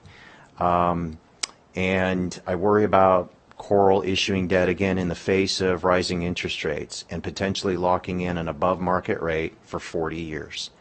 And I don't know what their call provisions of their debt are, but I worry about the nature and structuring of that debt given the limited experience I believe Coral staff has with issuing debt based on our conversations and discussions. More to the point, and we'll talk about locking yourself into long-term debt in the face of potentially falling enrollment countywide and a possible recession or stagflation would also be a concern. It would be a concern I would have if I were coming to you for public school district debt. And we do have those concerns, and we do look at the yield curve and what's a proper amortization period. So, there are those concerns as well. So, in terms of the final modeling we modeled 3 different scenarios, and those are attachments. I think it's F, G, and H that we did. We looked at a base case, Coral's base case of enrollment growing from 340 to 653. Again, that's a 92% increase in enrollment at that school. And in that scenario, based on our adjusted numbers that we did, they would be profitable on all years. So that looks fine. But then we did we looked at, Coral did a lower growth scenario, and again we made some tweaks to that, and we see losses in 3 out of the 5 years. Then we looked at a flat enrollment scenario where enrollment stayed at, say, 340, again in the face of falling enrollment countywide, and what that would look like. And we see their annual projected losses for that school of more than $500,000. And so if you'd like to go through that, any of those scenarios, I know JJ's ready to show you them, but there were attachments in your packet. And so what I would say then, based on those 3 scenarios we ran, is that clearly Coral Academy is banking on great enrollment increases in order to make this a profitable venture. And that, again, goes back to, your risk tolerance and this board's risk tolerance, in that they're banking on growth, and what happens if that growth is not realized. That would give me pause personally. So I have to share that professional opinion with you, and then you can do with that what you want. But from a fairly risk-averse person like myself, it is a concern. So again, when we summarize the risks here, we tried to be fair, believe it or not. Again, to summarize, there are enrollment projection concerns. I think where I'm kind of at, it's taken the district the last year to year and a half to realize that we went from being a growing enrollment district to probably being a falling enrollment district. There was a pivot there that was based on demographic changes, which are based largely on high housing costs. And so, starter families can't afford to live here. Families earning a lower wage can't afford to live in Washoe anymore. They go out to Fallon and Fernley. And we're seeing that nationwide. Their Denver Public Schools is forecasted a 10% decrease in their enrollment over the next 10 years based on the same factors, high housing costs. The California State Demographer has projected 11% enrollment decline statewide over the next 10 years, again, based on the inability for starter families to live in homes, and just declining birth rates in general.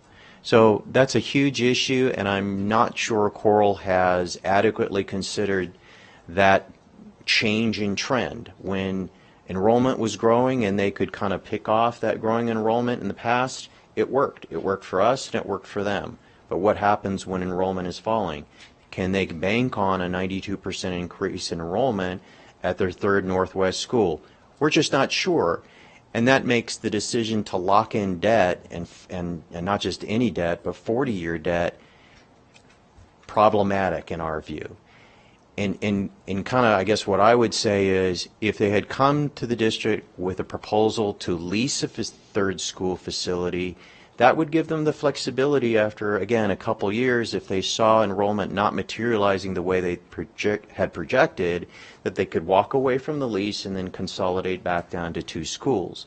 But by locking in debt and having debt for their other facilities, that kind of solidified their costs, the long-term costs, and those are fixed costs that aren't going to change if enrollment falls. And so that, to me, is a key issue here. I've had lots of questions posed to me. Well, they've done okay so far, so what's the problem here? And I guess I'm not a private sector person, but having been through several recessions, what I see a lot of times is really good companies who are doing well until a recession. And they expanded right before the recession hit, and it was just the wrong time. And they didn't survive.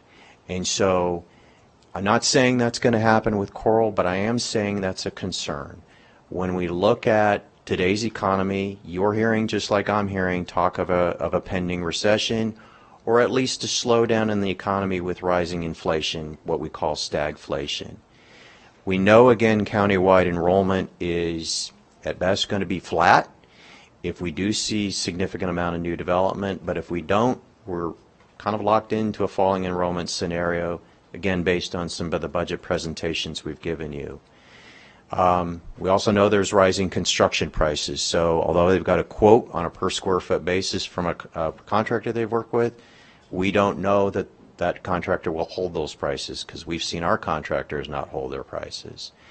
And then the last uncertainty is per pupil state funding, and although I'm hopeful that we will see increases to per pupil state funding, maybe really soon, there's the other side of it, which is our per pupil funding, just like charter per pupil funding, is no longer guaranteed. And so in a recession scenario, we could actually see reductions to all of our per pupil funding, which we didn't model. But if we saw that, that would even be more hurtful to the bottom line of the facility. So again, I'm going to kind of summarize it and turn it over to Dr. Parks, but again, we're not noting any deficiencies in the academic situation of Coral. We just looked at this from a financial perspective, and again, I want to be open and honest with you about the risks that we see, and so that you know that going in. A last kind of important point, I think, that some folks have not realized are our obligations in a closure scenario. So we went through this a little bit with I Can Do Anything charter school several years ago, which was closed. As a sponsor of I Can Do Anything and Coral and other charters, we have certain financial obligations in a closure scenario. And you can see those include other post-employment benefits, if there are any, unemployment insurance claims, any unpaid PERS contributions, and any other unpaid obligations, which is kind of murky as a sponsor who would be responsible for those in a insolvency situation. But our state PEB board has a regulation that explicitly calls out sponsors for being responsible for charter schools' obligations in the areas of OPEB, for example. I've spoken with Nevada PERS system, and they've confirmed we could be on the hook for unpaid PERS contributions. So that's why we have this oversight responsibility, because some of this can come back to us in a worst case scenario. Again, I'm not saying the worst case scenario plays out. I just don't know what will play out over time.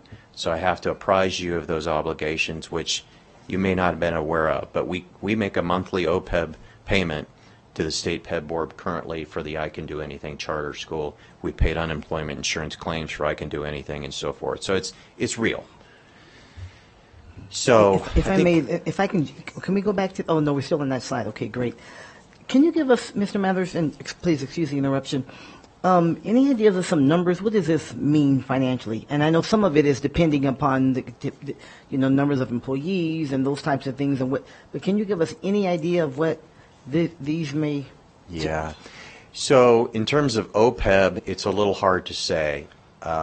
Myself and the chief internal auditor of the district went through their financials, and they don't disclose any OPEB costs. But there was a new GASB on OPEB costs, and okay, speak English. Sorry. Sorry. We're not absolutely sure this time what the level of OPEB liabilities would be, if any, but that doesn't mean that the charter school couldn't create an OPEB liability in the future either. So again, we're talking about 40 years in the future. So that is a possibility, but other post-employment benefits include things like retiree health insurance or any real benefit you provide to a retiree other than their pension.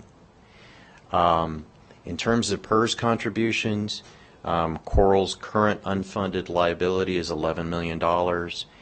They're annually making $1 million in PERS contributions. So if they were to go insolvent and not make PERS contributions for that year, in today's dollars, it might amount to $1 million, but in the future it could be significantly more than that. I don't have any kind of definitive analysis in terms of that unfunded liability of 11. I don't believe we may be responsible completely for that, but again, there can be changes in law or regulations promulgated by the state to mirror the state Ped Board's regulations in that respect. So I that's as good as I can quantify it at this time. Okay, I appreciate that. I know that there are just some unknowns, but I just wanted to kind of get, to the extent that I could, my arms around what that might be. So, Trustee Smith. Thank you, President Taylor. Under the potentially other unpaid obligations, over the course of those 40 years, is there any possibility whatsoever that the district could become responsible for that long-term debt as it being a sponsored charter school? The difficulty is that I have not seen their financing documents to know what security provisions have been provided for their bondholders, nor did I see paperwork for their prior debt transactions. So I can't firsthand share with you the protections bondholders have, but it did come up in our meeting in June with Coral staff. They confirmed again that one of the recourses available to bondholders would be to seize the facility. I believe that's all of the recourse bondholders would have. I don't believe bondholders would be able to come back to the district for those debt service payments.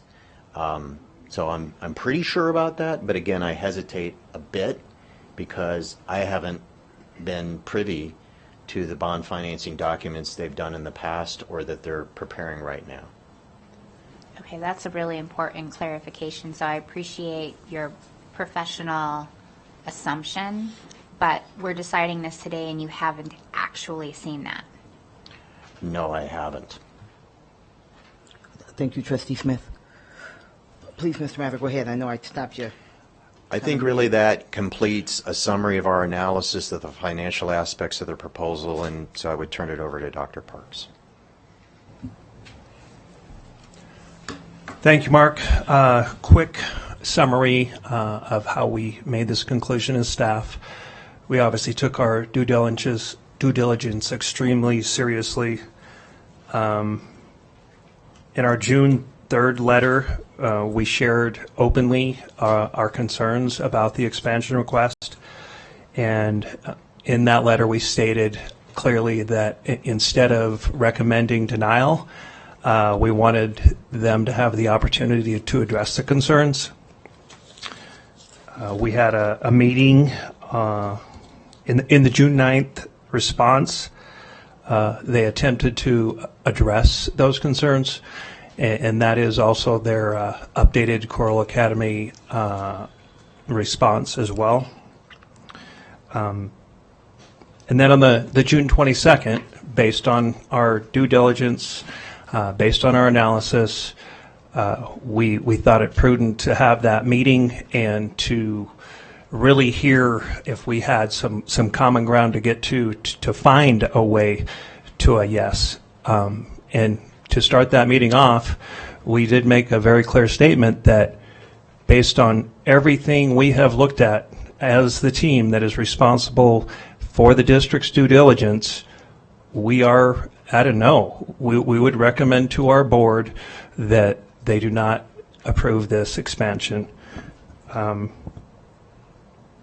So we did consider the possibility of maybe we hold off on this and we bring it to a future board meeting.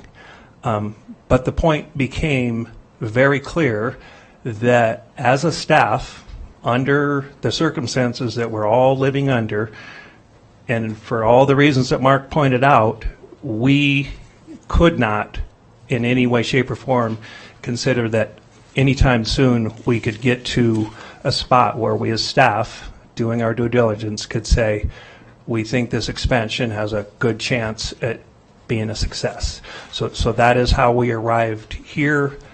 We felt an obligation that once we had decided that's not going to happen anytime soon, we need to bring it forward to our board and give them, as we've laid out, the facts of why we're recommending no expansion. So with that, we'll now go to questions. Well, this is what I'd like to do. Your light came on first, Dr. Nicolette. We'll get to you. Then I really want to hear public comment because that was during the presentation, so I certainly want to acknowledge that. And then I'd like to take a moment to hear public comment. Not quite yet, sir. Just be ready, though. Are you ready? Actually, you're ready. No, that's not a bad thing at all. We just have a question we want to get to here, and then we'll have the public comment from all who's come to make those. We'd like to hear from you, Dr. Nicolette. Oh, yes, thank you.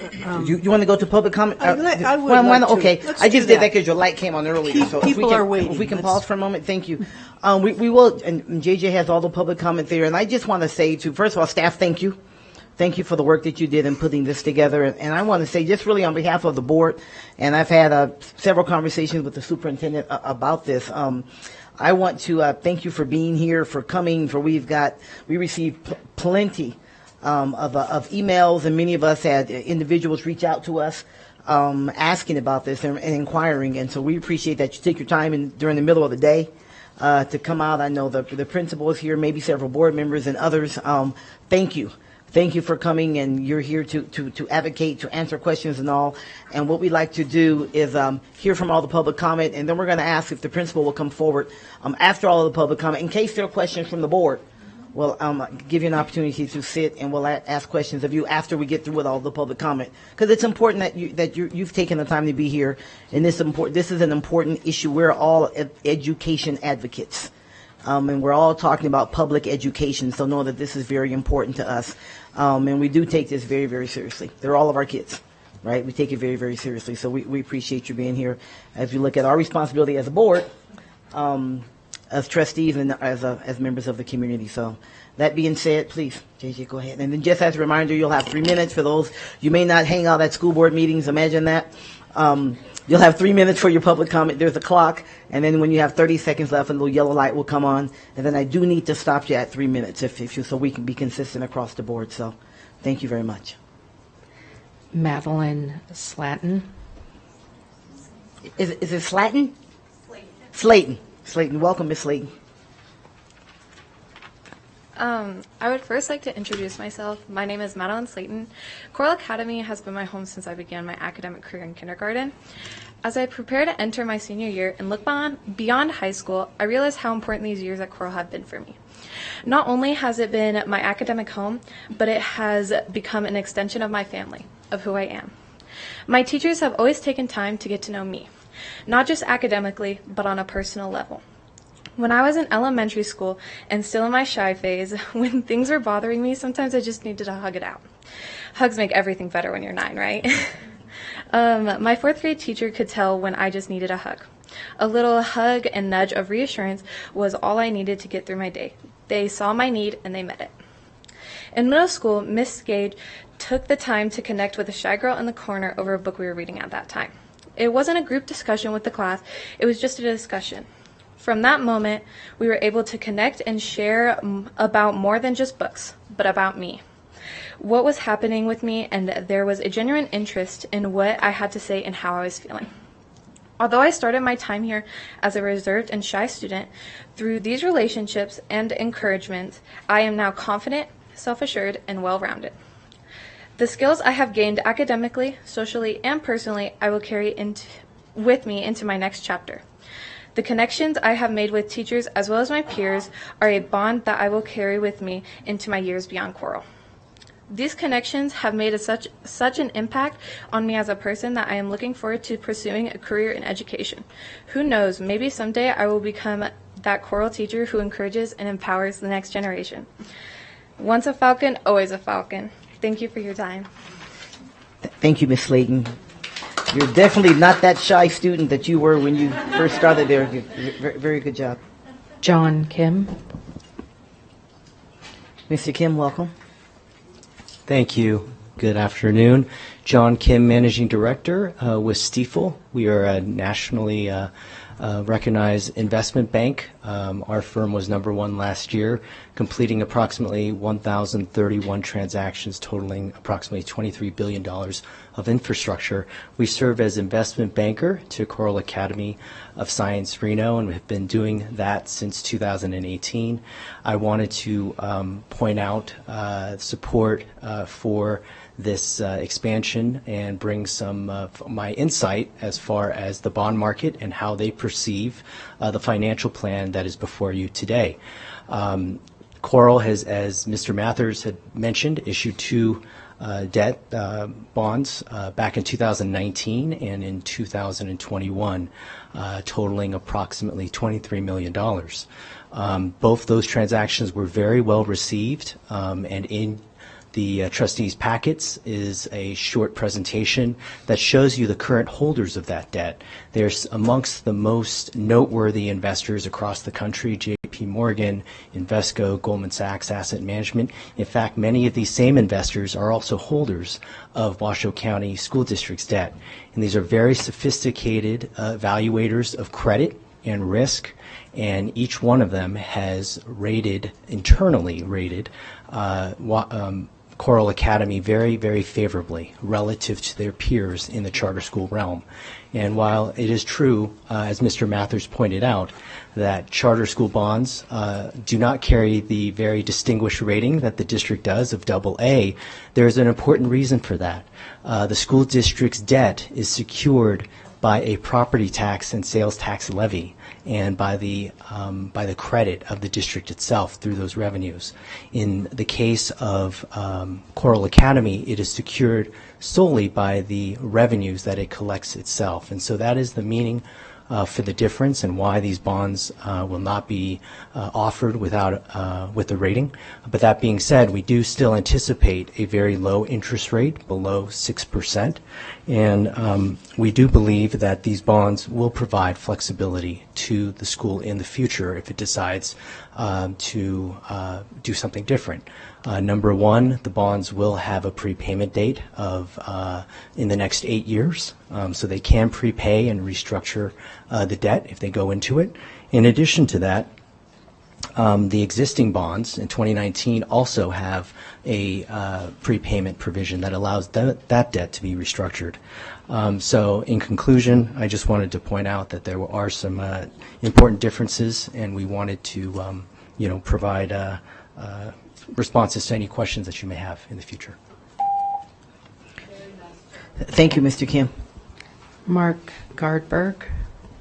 Is it Gardberg, please, sir? Yes, Gardberg. Gardberg. Thank Welcome, you. sir. So I'm the school's counsel, and both John, Kim, and I will be available as well for Q&A. If so, Trustee Smith, to your question, it's non-recourse. So if these bonds, John can talk about this for 2 hours. I can't give the seminar, but no, they would never come back. And in fact, no contract, including the PSA, the purchase and sale agreement, can ever come back to WCSD. So nobody ever wants to hear from the attorney except Lindsay, it sounds like.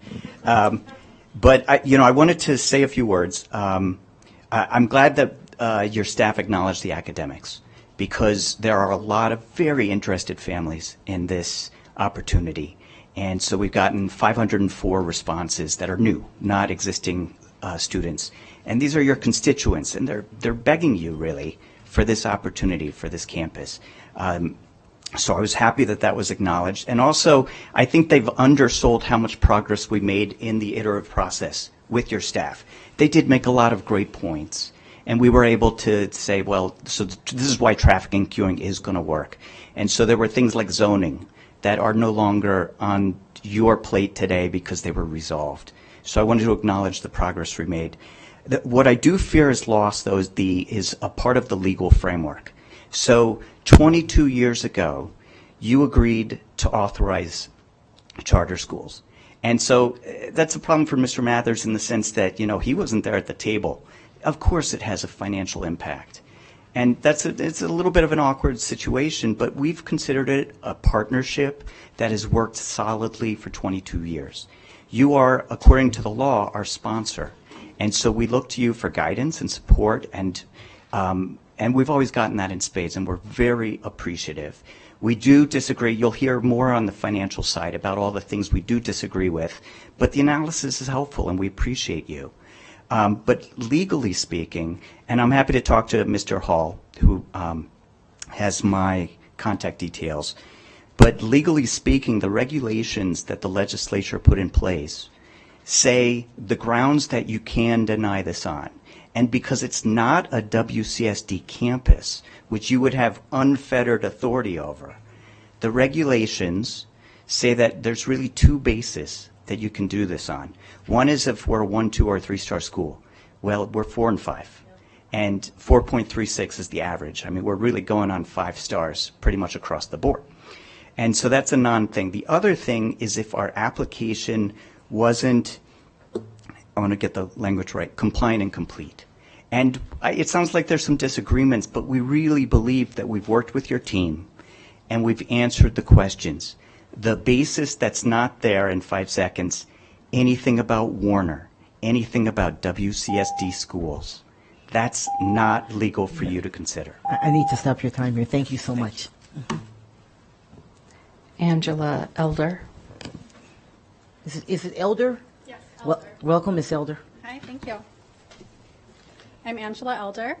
Last summer, I relocated to Reno from Las Vegas after teaching for 8 years. This past year, I taught 3rd grade at our Valley Road campus, and this upcoming year, I will be Dean of Students at our Neal Road campus. Charter schools have unique freedom and flexibility in comparison to public schools. Coral Academy strives to provide a rigorous curriculum focusing on STEM components. Our overall goal is to better prepare students for college and beyond. The freedom to add extra supplementation, as well as the ability to move at a faster pace, allows Coral Academy's rigor to mirror that of most private schools. Coral Academy provides an affordable alternative to private education for families in our Reno and Sparks community. This freedom in the classroom also allows our teachers to be more innovative with their instruction. Not only are we able to use STEM as a basis of our curriculum, but we also get to tailor instruction to the specific needs of our students. Smaller class sizes mean students have more opportunities for one-on-one support as well as differentiated instruction tailored specifically to their needs. Instead of trying to limit the availability of this higher level of public education here in Nevada, we should be striving to create more opportunities for our students to have access to even more public charter schools of their choice.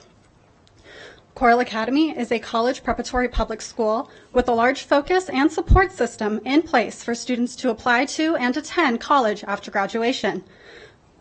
Coral Academy has grown from a small campus of 57 students in 7th and 8th grade to an educational organization consisting of 4 campuses ranging from kindergarten through 12th grade, serving roughly 1,800 students. We have proven to be a reliable academic institution since our establishment in 2000. According to PublicSchoolReview.com, not only does Coral Academy rank in the top 10 for all public schools in Reno, but we rank first amongst all charter schools. Coral Academy has an incredibly strong community consisting of educators, parents, students, and alumni. Coral Academy has been serving our community for the past 22 years without fail, cultivating young scholars to foster a love for learning. With your support, we will continue to serve our community by providing a competitive, educational environment for our students to learn and grow. Thank you, Ms. Elder. Shannon Frabel. Frabel? Trickiest last name on the planet, Frabiel. Fribiel. Frabiel. Welcome, Ms. Shannon. Thank you. Thank you so much. Shannon Frabiel.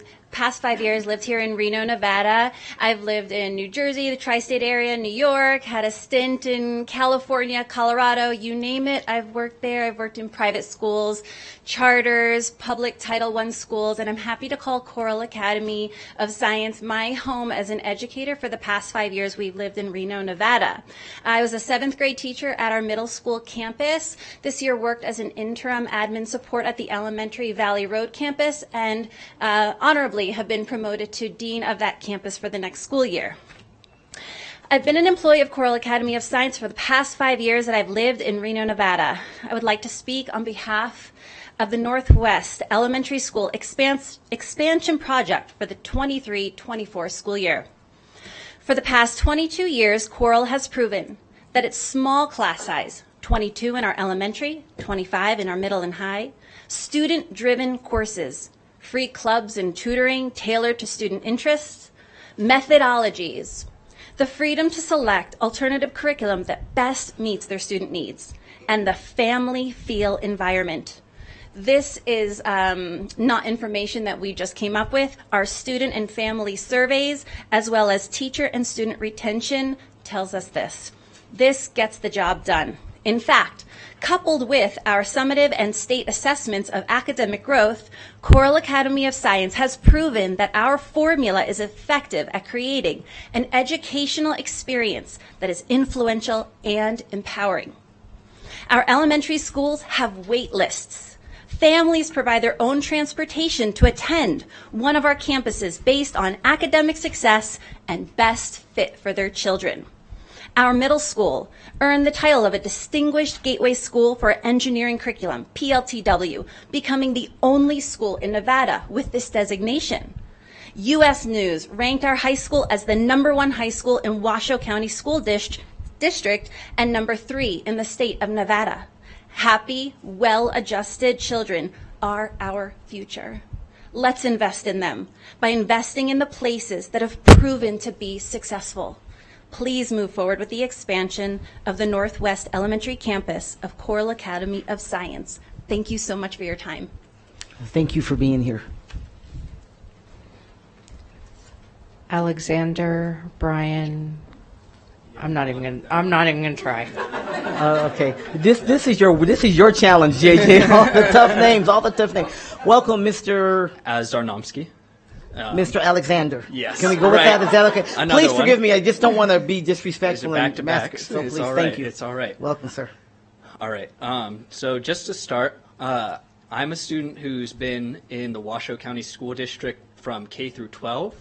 In 3rd grade, I went to Coral Academy, and I went from being an average student to a student who scored in the 90th percentile in every subject, on the maps, on the CRTs, super score 33 on the ACT.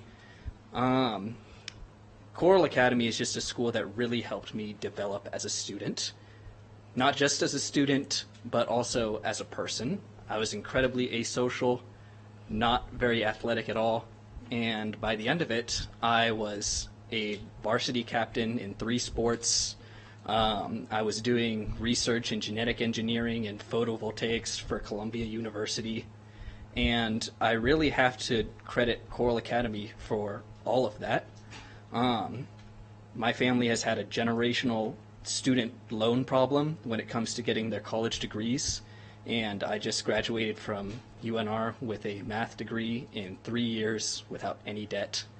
And it is particularly because I was able to go to Coral Academy, take 9 AP classes, and pass every single test thanks to the teachers that I had there. During my time there, one of the classes that I had was AP Chemistry, and in that class, it was me and 3 other students. Things have changed. When I was going there, we had like 3 sections of students. Now there's 5 sections of students in multiple different grade classes. Additionally, there's people coming from all over town trying to get to this one location down in South Reno. I mean, as a coach for the football team, I went and picked up somebody from the McQueen zone today to bring them to practice down in South Reno because they couldn't make it on their own. There is a lot of interest in going to this school in that particular region, and I do not believe that the birth rate or the enrollment rate of the school district itself pertains as closely to Coral Academy as the district schools. People want their kids going to this school and becoming athletes and getting scholarships to colleges and becoming scientists, finding a passion and growing as human beings. And I really do think that there's going to be that significant increase in enrollment that could lead to the profitable outcome that was modeled before. So that's all I have to say. Thank you very much. Thank you for being here. We appreciate it. Michelle Maltezo.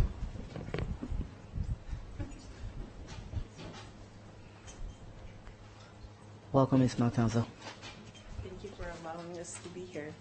I can speak as a parent and an employee at Coral.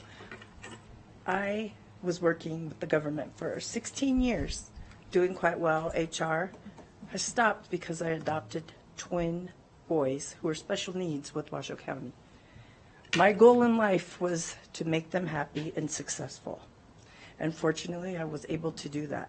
I first had them in Title I schools.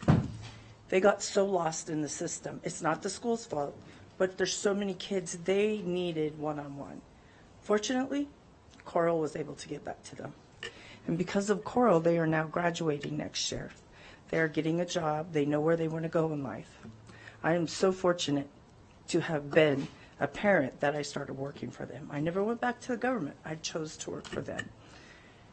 I think that the employees are devoted. They love their students. I still have kids that graduated and all walks of life come to see me. They call me mom. I help them. They said if it wasn't for me, they would have not been able to graduate. And I take that very personal, but it's the school that did that. It was not me. It was because these employees go out of their way for each and every student. Their goal, no matter what, where they come from, what nationality, religion, we don't care about that, is to see these children succeed. Not every child goes to college, but we want to see them succeed, to encourage them, to help them along that way. We're not here to compete against anyone. We are here to be part of the school district. We want to be part of you.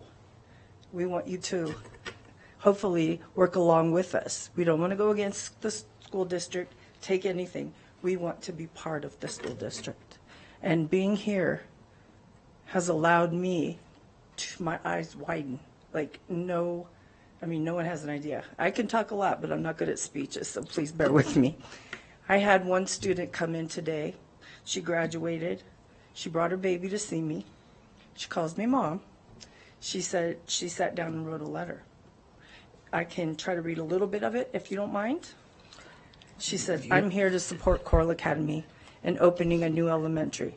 Coral has been a piece of my life, and it was because of them I wouldn't have if it wasn't for them, I wouldn't have graduated. I wouldn't have been the person I am today. I truly thank everyone at Coral Academy of Science that they helped me get my high school diploma. They also taught me that what I needed to be taught. She says, I have experienced the public school until high school. I can say that experience that I had there was personal and caring. So she did submit it, but she's wonderful. I appreciate that. Thank you so much for being here. Steve Avanzino.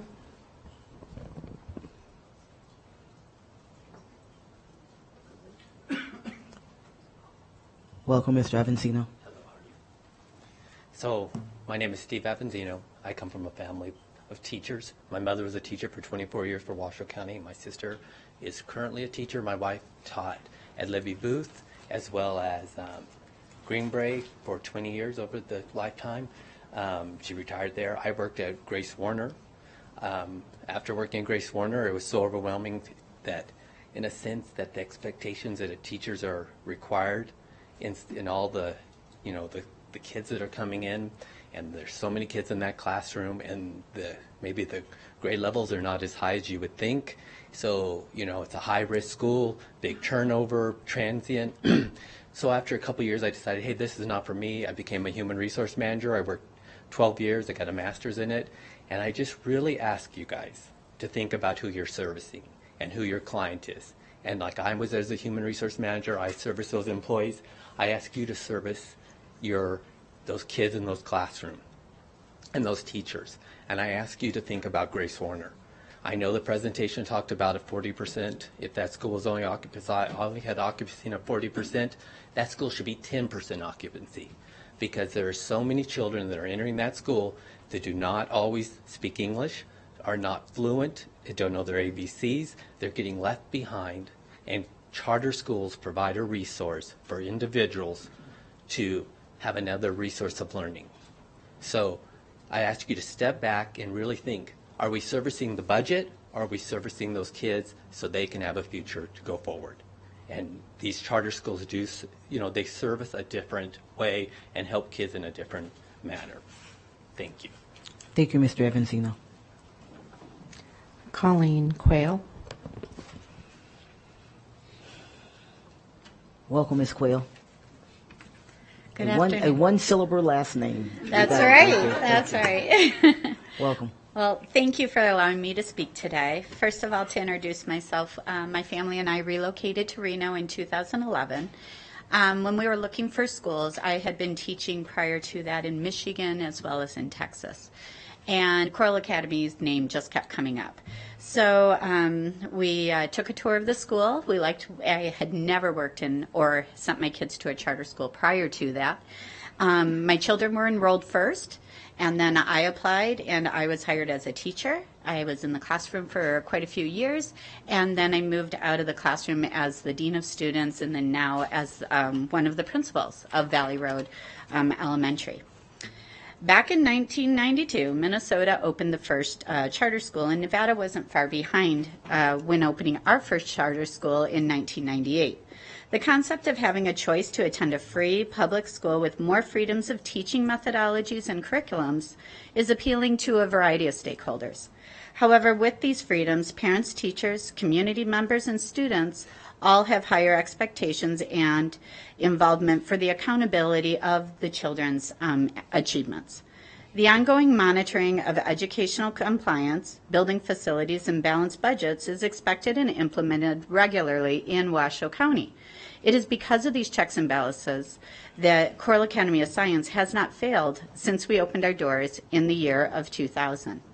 Coral Academy of Science's mission is to provide a safe learning environment supported by a diverse community and a student body that is dedicated to a rigorous college preparatory curriculum. We've been successful because we not only meet but exceed these expectations for all stakeholders involved in our school of choice.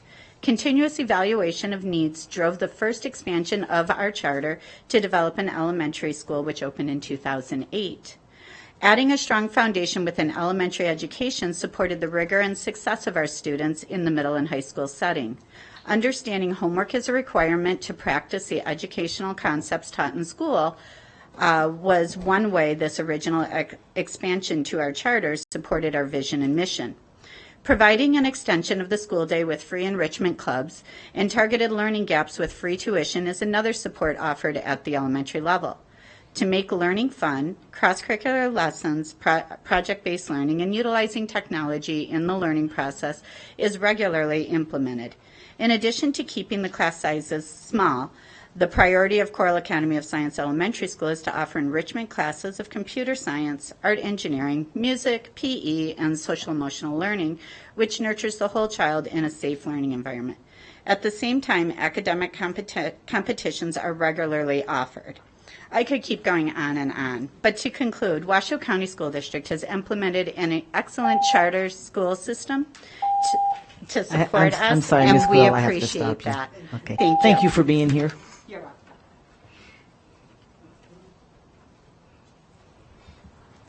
Richie Rodriguez Elkins. Ms. Rodriguez Elkins, Hi, welcome. and thank you. Another weird name, it's Ricky. Thank you. My name is Ricky Rodriguez Elkins, and I was one of the first moms among a very small group of people who helped to bring charter schools here. We fought for 2 legislative sessions in 95 and 97 before we were able to accomplish that goal.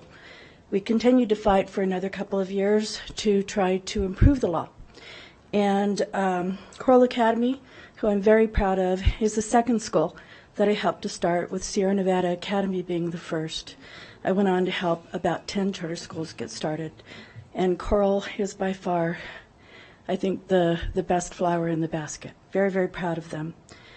Coral Academy has proven itself year after year that they are very successful academically, even nationally recognized.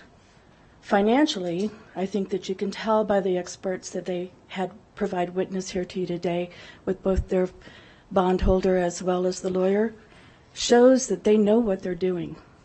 They've survived over 22 years, providing a very successful education and very highly desired schools. And I think they deserve the opportunity to be able to continue that growth.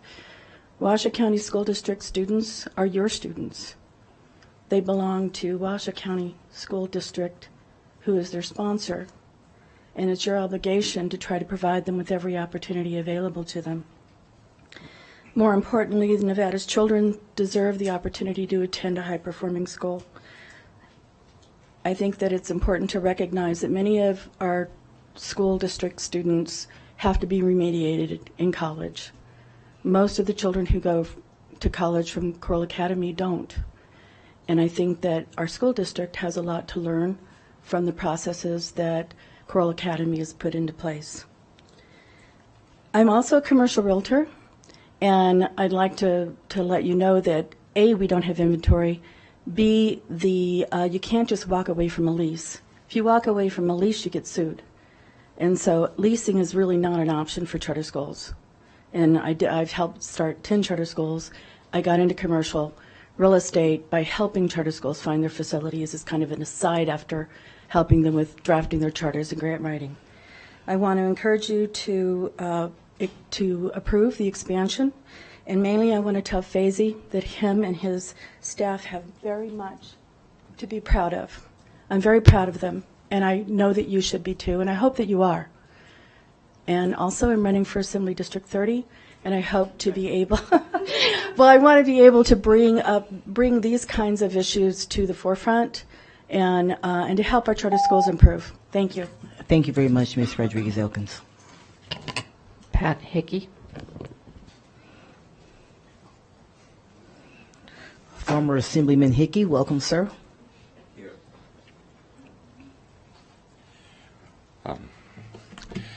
My name is Pat Hickey. I'm here as a private individual today, but I do want to extend thanks to the superintendent for her service. And while I have been in the Assembly, as you're about to enter, Madam President, in fact, I was an original sponsor of the enabling legislation that was bipartisan in 1997. And that was 25 years ago, and 22 years of that time, Coral Academy has been one of your own.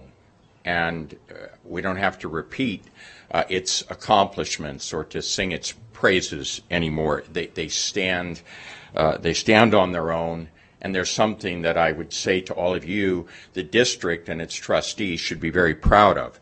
And I want to say, having been a member of the Board of Education and in that house of ill repute you're about to enter, and as a columnist for the Reno paper, I have always been supportive of Washoe County in the way that it's supported its public charter schools that are part of your district schools. That's not been the case with Las Vegas, and we don't need to talk about them.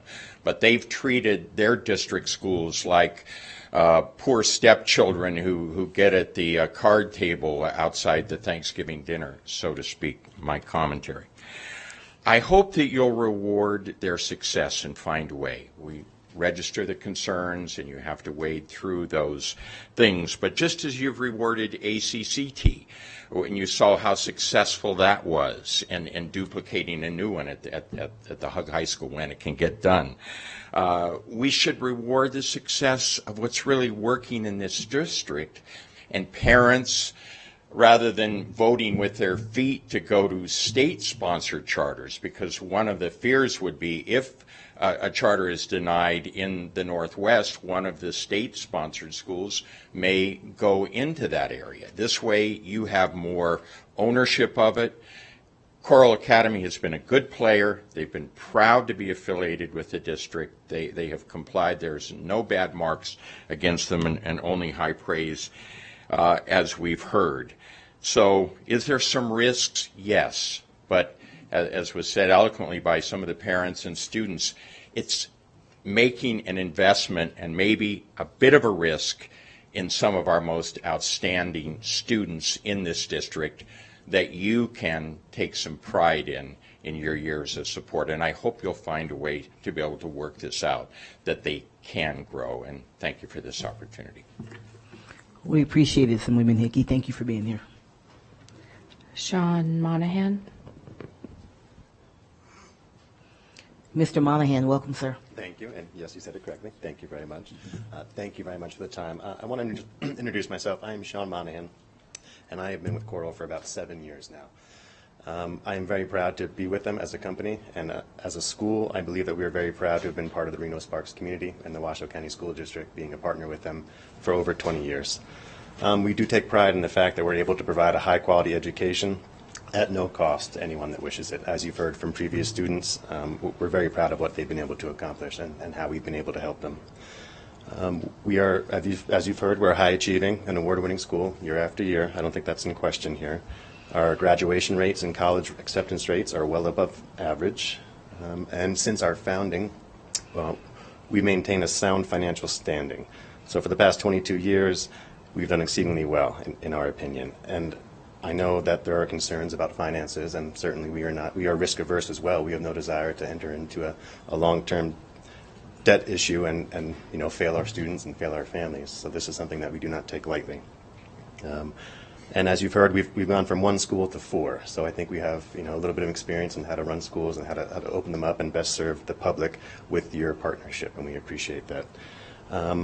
The other concern I wanted to address was the fact that enrollment numbers would drop precipitously at the other 2 elementary schools. If you can look at the maps that we gave in the blue highlighted attachments here, it's kind of difficult to tell, but the students come from all over the region. I mean, in our opinion, we don't think that we would cause such a precipitous drop in enrollment that would cause those schools to be unsustainable in the near future. So, please take a look at that if you're able. I've also been able to see firsthand the difference that a smaller school can make for many students who have struggled in a larger setting. I think you've heard from some of them already this evening. You'll probably hear from more. And I believe that parents should have the right to choose what type of education their child receives. And Coral Academy is a great option for many, I believe. So I humbly request that the board allow Coral Academy to expand into the northwest region of Reno so that we may continue to provide a high-quality education to the Reno Sparks community and be a great partner to Washoe County School District. Thank you very much. Thank you, Mr. Monahan. Tammy Kane.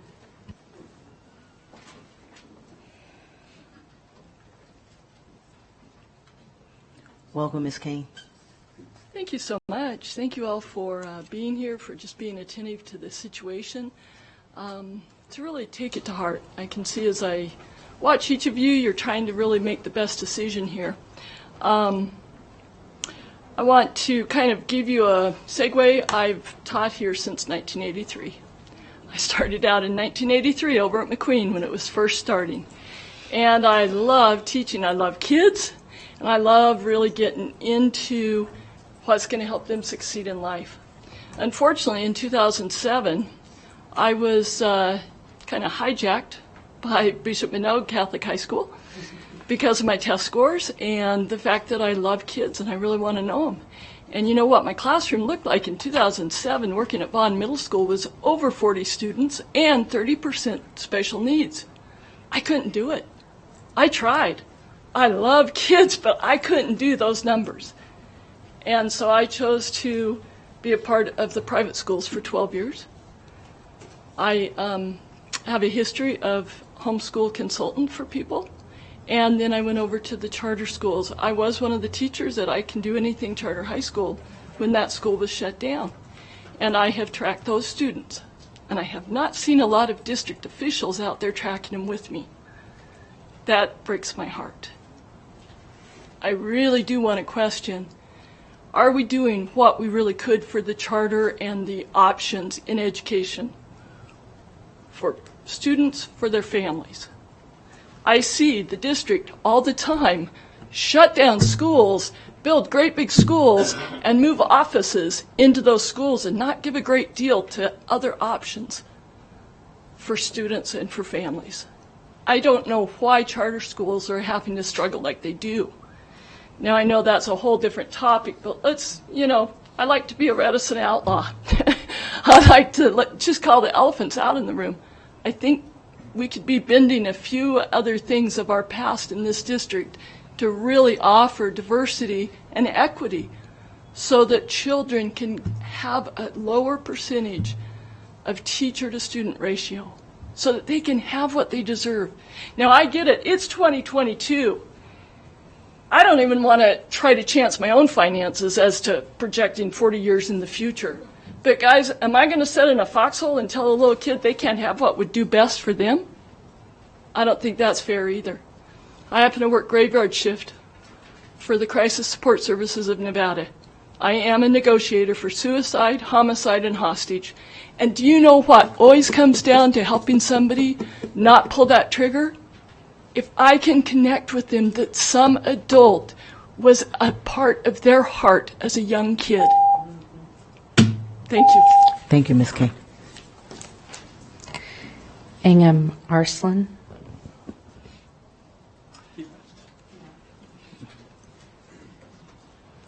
Tom Lenz.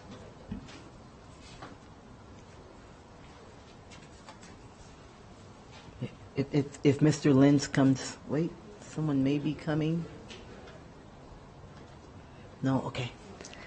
Robert Hager.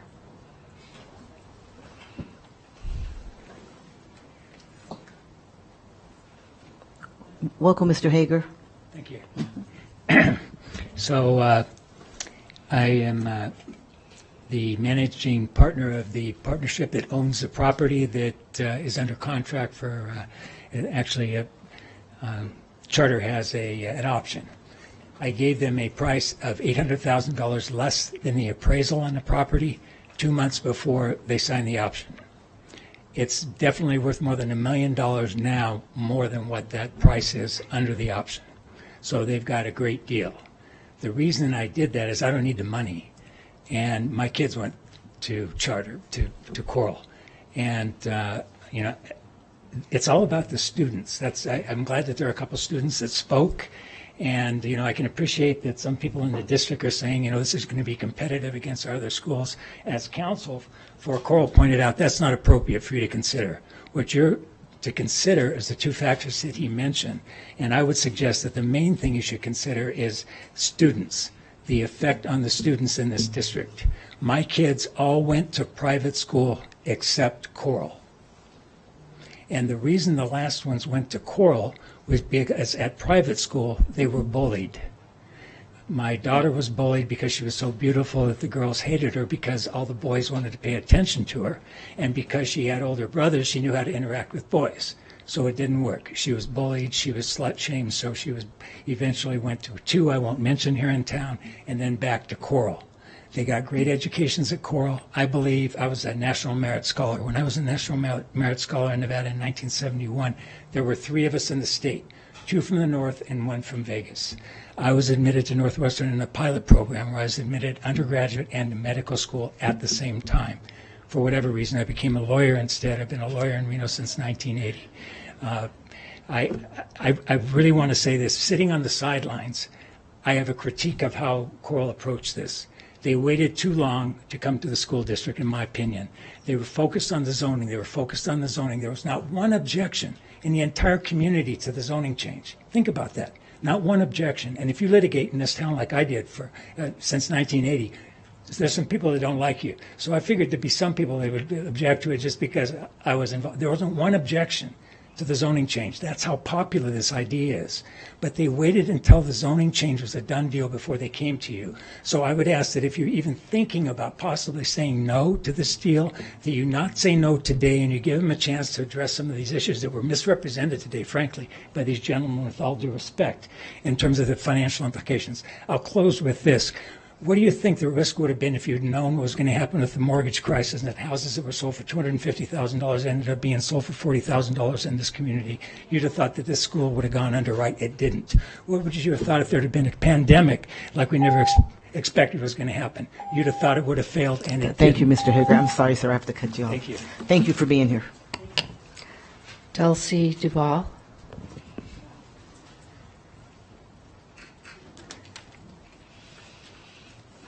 Welcome, Ms. Duval. Thank you for having me. This was a little bit of a surprise coming here, but I'm glad to provide another student perspective. I'm Dulcie Duval. I have attended Coral Academy of Science since kindergarten.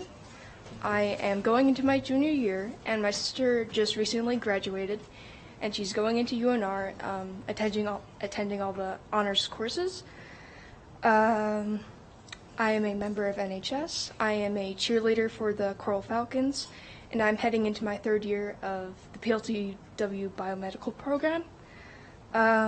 Coral Academy provided me with an environment that assisted my learning and greatly, and I have had a wonderful experience attending this school. The smaller class sizes allow for better teacher-to-student engagement and a closer student body. There are rigorous and engaging programs, connections, and opportunities provided by the courses and by the administration. Coral, it is one of the most impactful school environments that I am aware of. There's plenty of student rigor. There's confidence, and there is academic application within them, and within this graduation, we had a female student get accepted into West Point, and we also had our valedictorian. He's going to be an engineer at UC Berkeley, and I think that's in part by our incredible teachers. I can remember the impacts from like 1st grade, Miss Erdahelli. She taught me how to speak out. 4th grade, Ms. Karpchuk, she taught me humility. What's it called? Freshman year, Mr. Lydon, definitely time management. And this past year, Tammy Kane, she did teach me the beauty of life and, of course, algebra. I believe that the Coral community is truly close, and it provides a unique experience that nurtures students and academic success and skill sets that will prepare them for the real world. Thank you. Thank you, Ms. Duval. Vera Samburova. Oh, I'm sorry. Can you help me? Yeah, that's okay. Vera. Just welcome Miss Sarah then. Yes, Okay, absolutely. That's great. My name is Vera Samburova, and tomorrow will be 15 years in Nevada.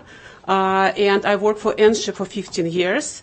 I am an associate research professor at the Desert Research Institute. I'm also the director of the Atmospheric Sciences graduate program. But I'm not talking on behalf of these two institutes. I'm talking as a mom. I have 3 girls. All of them are beautiful also. And they're all going into the Coral Academy. Some of the board members know how needy I am as a mom, right? Yes. And let me tell you that I have 0 complaints about Coral Academy of Sciences. My kids are going there. They're waking up every morning. Mom, we want to go to the school. And I'm also, by working in Nevada higher education system, I'm very, very picky about the education. And when we came to Nevada, we had 0 kids. And now we have 3. If it won't be Coral Academy here, we most likely won't stay in Nevada. And most likely I won't serve for Nevada higher education system. I'm very proud that we have Coral Academy, and I would like to ask you to grant the Coral Academy the campus on the northwest side of Reno. Also, speak about the models. I have absolutely nothing against modeling. At the same time, we have a lot of modelers in atmospheric sciences. You crack one parameter, and your model shows an opposite results. So, no offense, but models should be checked from time to time. So, please grant the Coral Academy this request, and thank you for listening to us today. Thanks. Thank you for being here. Michelle Clement. Is it Clement? Clayman. Clayman. Yeah. Mm-hmm. Welcome. I'm Michelle Clayman. This is Luke, and I'm a parent. He just graduated from kindergarten at Coral Academy. And so when he was in preschool, we struggled with behaviors and got kicked out of 2 pre-kindergarten classes. So we went to a total of 3 different facilities. Nobody seemed like they could help us. Nobody seemed like they could identify it. I know that they were really large preschools, but they were really well-known, good preschools. And when we went to Coral Academy, you know, his basic academics were below average, well below average.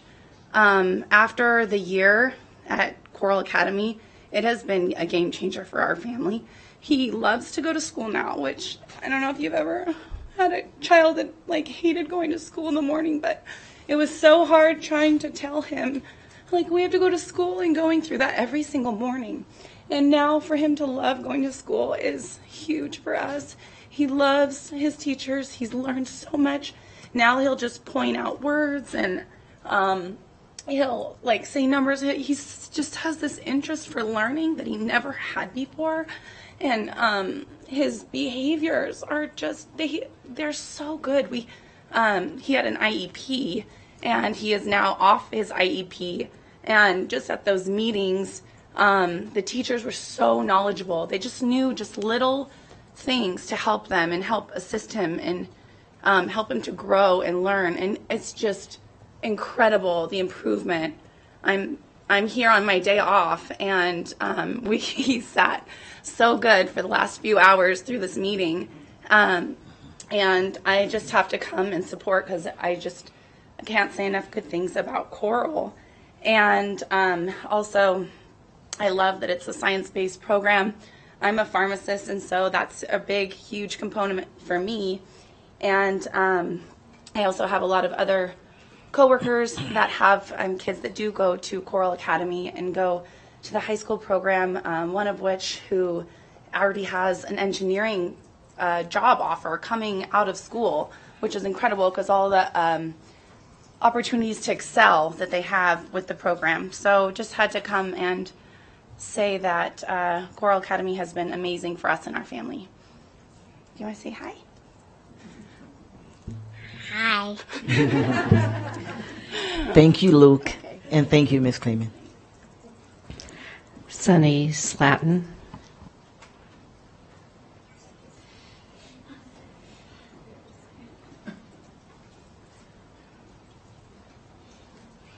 Welcome, Ms. Slatton. Hi, it's Slayton. But Slayton, thank you. I'm sorry. Yeah, no, that's okay. We're doing the best we can. We're really. Thank you, Ms. Slayton. That's okay. Thank you for the opportunity this afternoon. I'm Sunny Slayton. As both a parent of a CAS student and an employee, I have a unique perspective to see both sides of the coin here.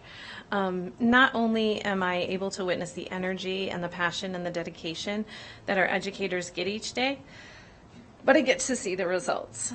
My daughter, the future choral teacher back there, who spoke earlier, I am so proud of her and the confidence and that she has gotten through choral, most of which I can owe to choral. It's not me. It's what she's getting from the teachers. And this is my focus today. I'm here as a mama, not as an employee, but I'm here as a mama. As we all know, choral is a well-oiled machine, and the fruits of their labor are evident. The accolades and the rankings that our school has achieved speak for themselves. What isn't so obvious are the humans that Choral Academy is producing. These young scholars are no doubt academically prepared to meet the challenges this great big world is going to throw at them, but choral is socially and emotionally preparing them to meet these challenges as well. CAS students are truly, truly kind and considerate and honorable individuals, as evidenced by the students we have seen here today. And not to sound cliche, but I'm going to. Choral Academy isn't in it for the income, we are in it for the outcome. And allowing the expansion of Choral Academy of Science is an investment in our future as a whole. And I humbly stand before you today requesting this approval. Thank you for your time. Thank you, Ms. Slayton. Excuse me. Thank you, Ms. Slayton. Lori Feldman.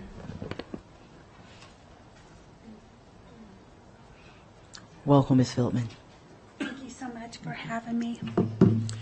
I am a retired school teacher with 28 years of experience.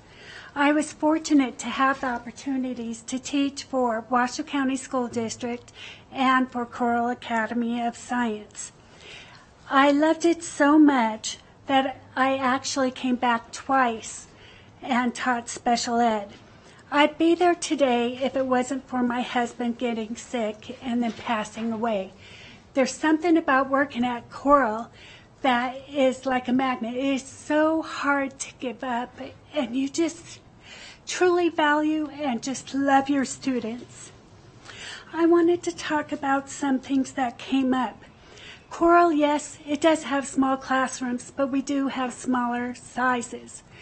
I did have to work smarter when I came from the district and go into a smaller class, but that made me be more organized. Yes, we did have a smaller playground, but we used it. We had gardens for every grade level, and the students got to eat the fruit of their labors. When I worked with Dr. Parks, I worked with your wife at Lemon Valley in 1988. I worked there, and it was, back then, was considered an older school. We didn't even have phones in the classroom, and we were lacking cabinet space. The playground was nothing. We had tether balls. But like Choral, the families got together and we fundraised and we improved our situation. And that is what Choral does. If we are lacking something, we fight, we change it, and we do what's needed to take care of the situation. As for the numbers, when I taught at Ellis Taylor the first year that it was opened, we were told that the numbers wouldn't be much. We even took county commissioners around to show them, no, we think you're wrong. There are a lot of buildings being built and stuff. They said, no, you're not. Well, we had 30 plus students in every classroom.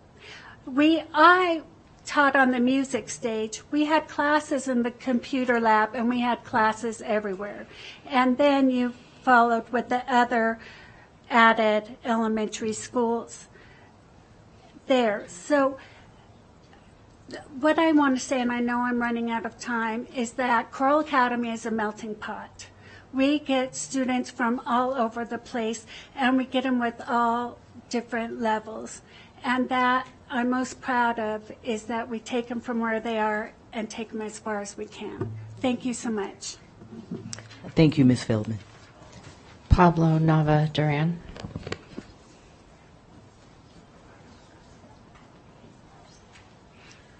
Welcome, Mr. Duran. Hello. So I'm Pablo Nava Duran.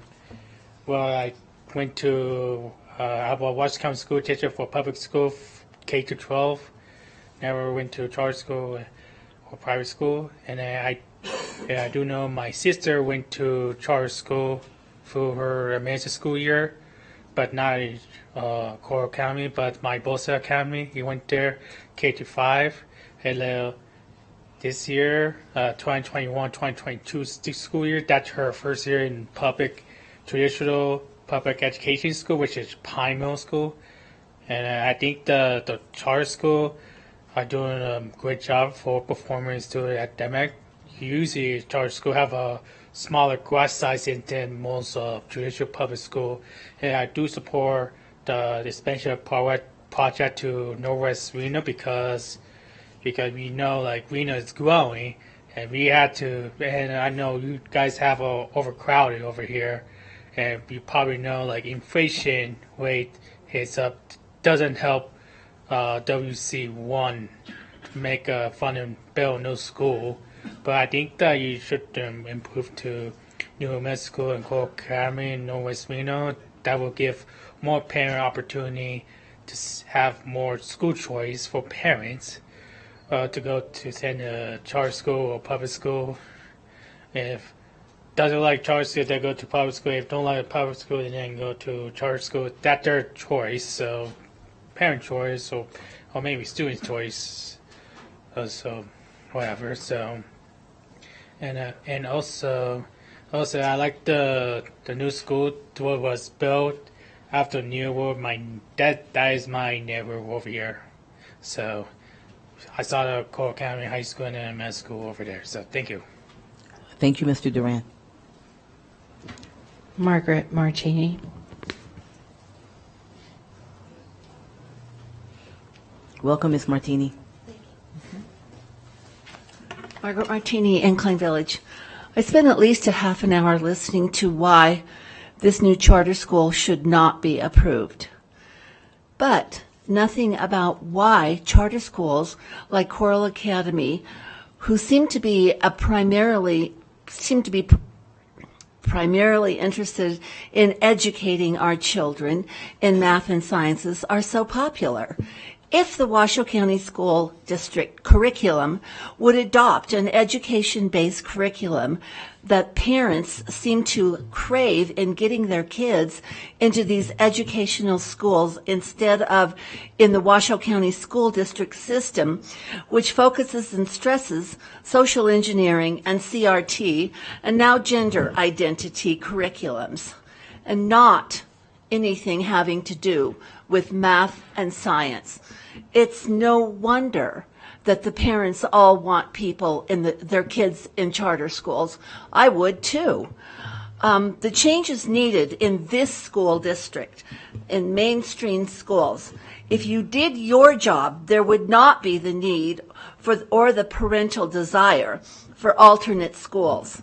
Washoe County School District has a model. Use it. Look and see what's making Coral Academies so popular and so wanted by the parents. It is for the benefit of the students and for the gratefulness of the parents that you should make these changes. Your curriculum, your whole program is failing. It's failed. And the charter schools are blooming. And so to do your job and to be the people that you supposedly were elected to be, you need to step it up and make changes. Thank you. Thank you, Ms. Martini. John Eppolito.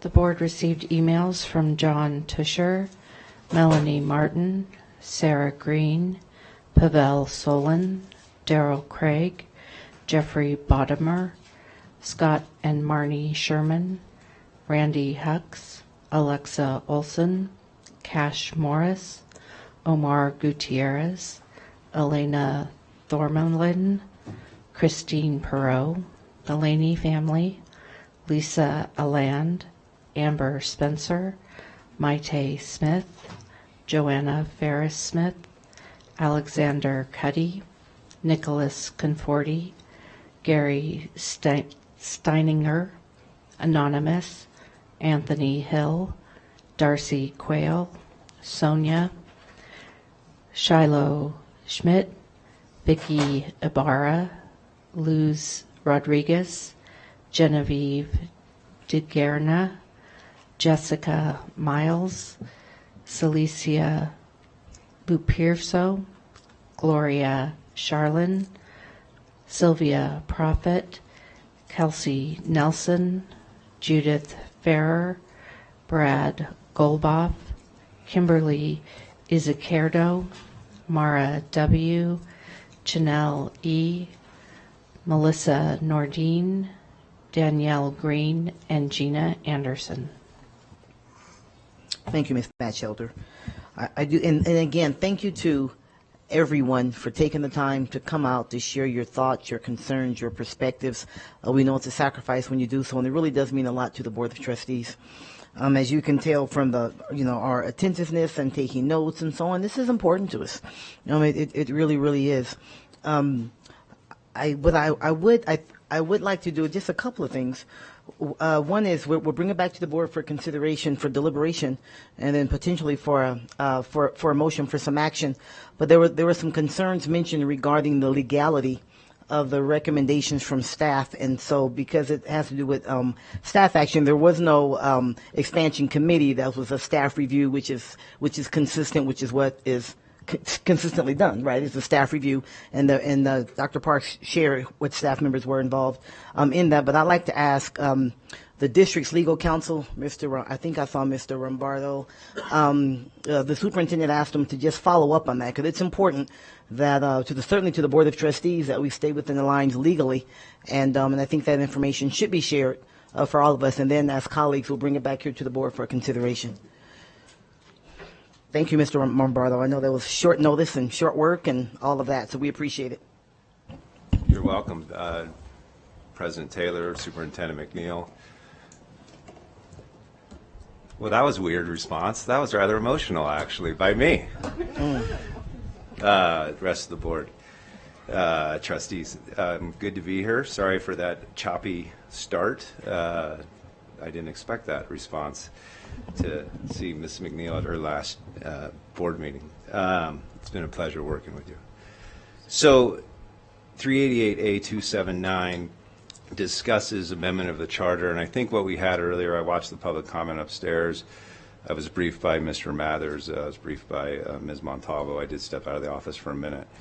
It's my understanding that the board was explained that you can only consider two things. That's really not the case. The statute's abundantly clear. So here's the thing, is you can't make your decision based solely on the impact of schools, our schools, but you can consider that, and you can consider a whole bunch of factors, and you can consider it because, as I understand it, the applicant came out and said, we're trying to reduce overcrowding by putting the school there, and your staff's point was that overcrowding didn't exist.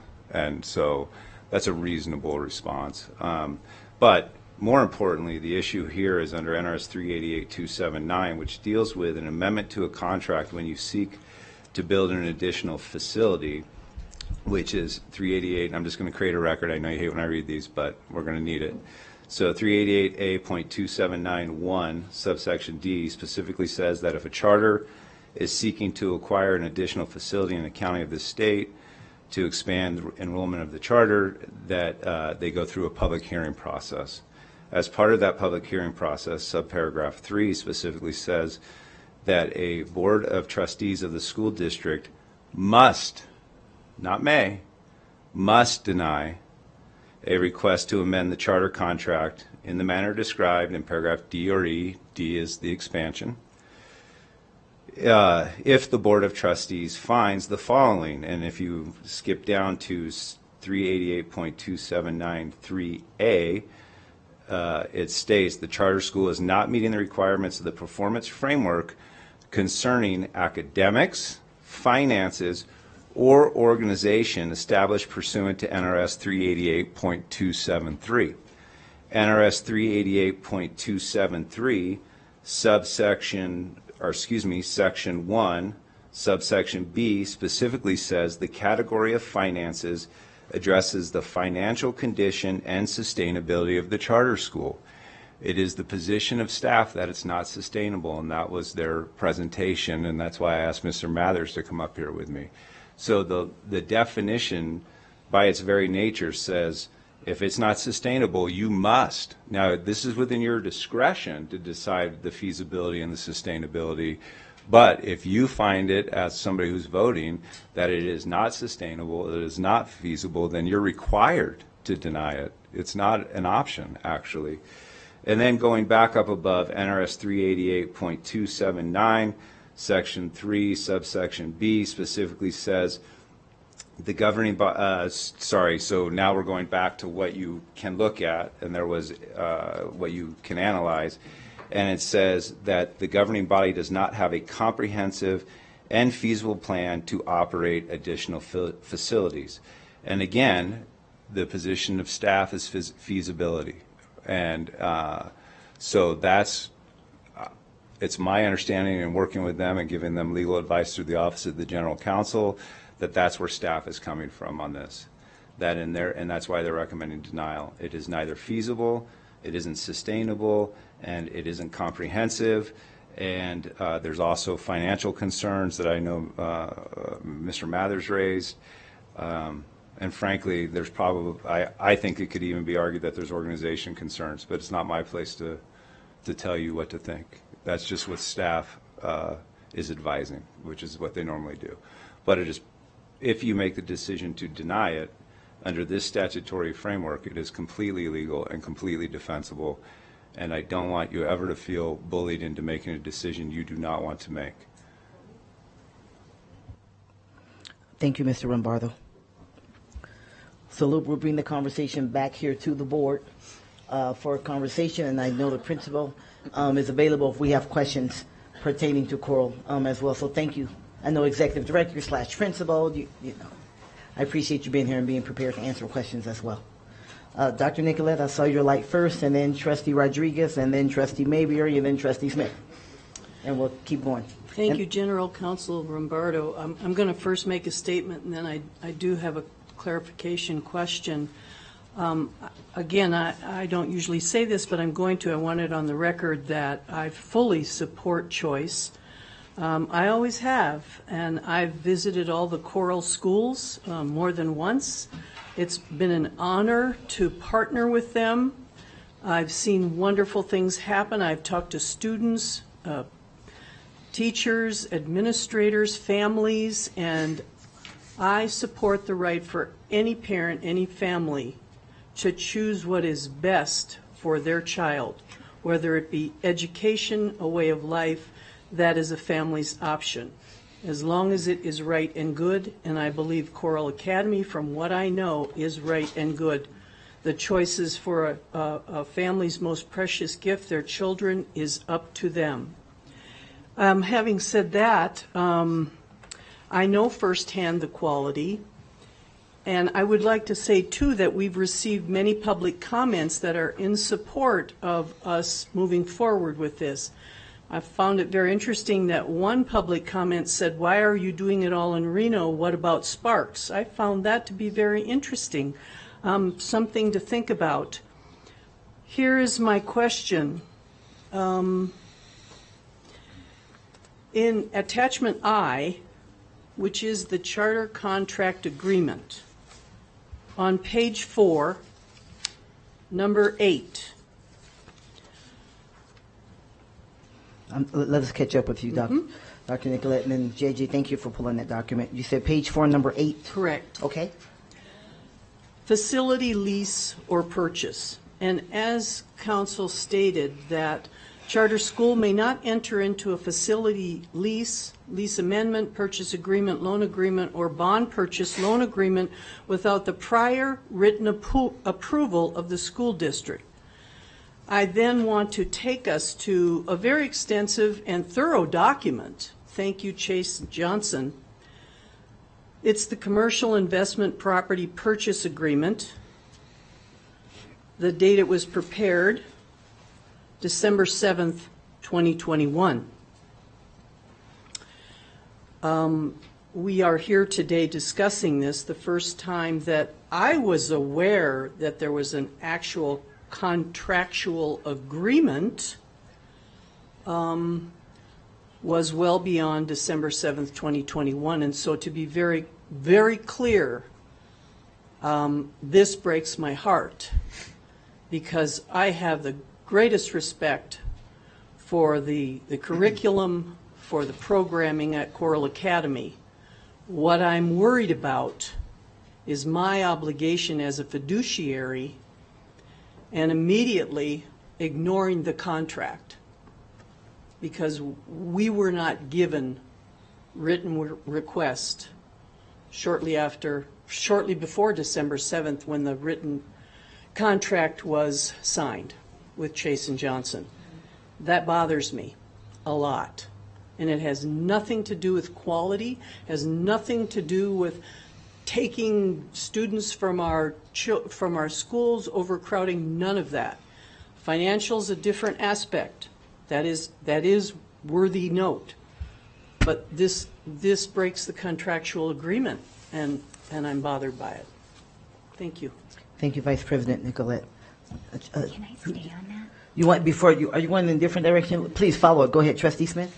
Thank you very much. I also want to state for the record that I'm a very big fan of Coral Academy. I've had friends and colleagues go to the schools, and I think you are a success story. Washoe County is better because you are here, and I'm thrilled to see the growth that you've had. I'm 100% a supporter of yours. So I have a question. I'm not sure who among the group, but it is also around Section 8. I want to preface my question not asking for a specific name, but can anyone from the Coral Academy group clarify if anyone read Section 8 before signing this purchase agreement? I may ask, Mr. Please, Mr. Fuzzy, Principal, please help me with your last name. I've been butchering last names all day, and I want to. Can I stay with Fuzzy? Can I stay with Fezzy? Yeah, Fezzy. Okay, thank you. Well, because again, I certainly want to be. Please, no disrespect meant, but I certainly want to call you by name. If you can address that, I think that's a question that all of us will be interested in, sir. Actually, I can just address this, but we have Mr. John Beckley, Finance Director, and also our legal counsel, because he was helping, so he can. Okay, if that may be best, please, sir. Together, yeah. Mm-hmm. I think, yes, so again, Mark Harper for the record, and so this first came up, I only saw that you had concerns about this morning, so this never came up in the back and forth, and so I'm really glad it's come up so we can address it. There's sort of four aspects. First of all, absolutely, we understand that that's there, and under the letter of the law, we don't believe we've breached it, and this is why. So there is a typo on the first page of the PSA, which I'm embarrassed about. The actual party, and I can give you the site, it's on page 22. The actual party to the contract is a company called CEC, and it's Coral Education Corp., and it's a foundation that works with us. Now, that's not the answer to this, though. That's just a piece of the puzzle, okay? The second thing, and this gets where it gets a little bit technical, so I'm glad you're legal counsel. You have two legal counsel, it looks like, in the room. It's really not a purchase and sale agreement, despite the wording. It's a purchase option. So CEC has been paying really significant amounts of money. I think they're about $140K in. 120. Yes, it's going to escalate. It's going to escalate after the first. Right. And so, but it's a purchase option. And if you look on the top, it's roughly around page 22 and page 23. CEC can walk away. And of course, the seller's in the room, so he can confirm all this, that this is the case. So, and then the other thing that you'll see on page 23 is, although we did alert, as I think it was Dr. Park said, we did sort of get a pre-clearance in January. Everything was always contingent on this board's approval, and that's in black and white, item 4 there. So, and I'll tell you, there's a real practical reason why we do it this way. The sellers, it's a hot market, and we can't wait 3 or 4 months to get a final approval from you guys. And so this is what's important, though. We worked with Dr. Cooper in the past, and she can't bless that, this isn't a violation of Article 8. We all believe that. But she understands we're doing this, and just last year we had another property, and this is the way it worked. And so we, perhaps naively, Trustee Nicolette, believed that this was okay.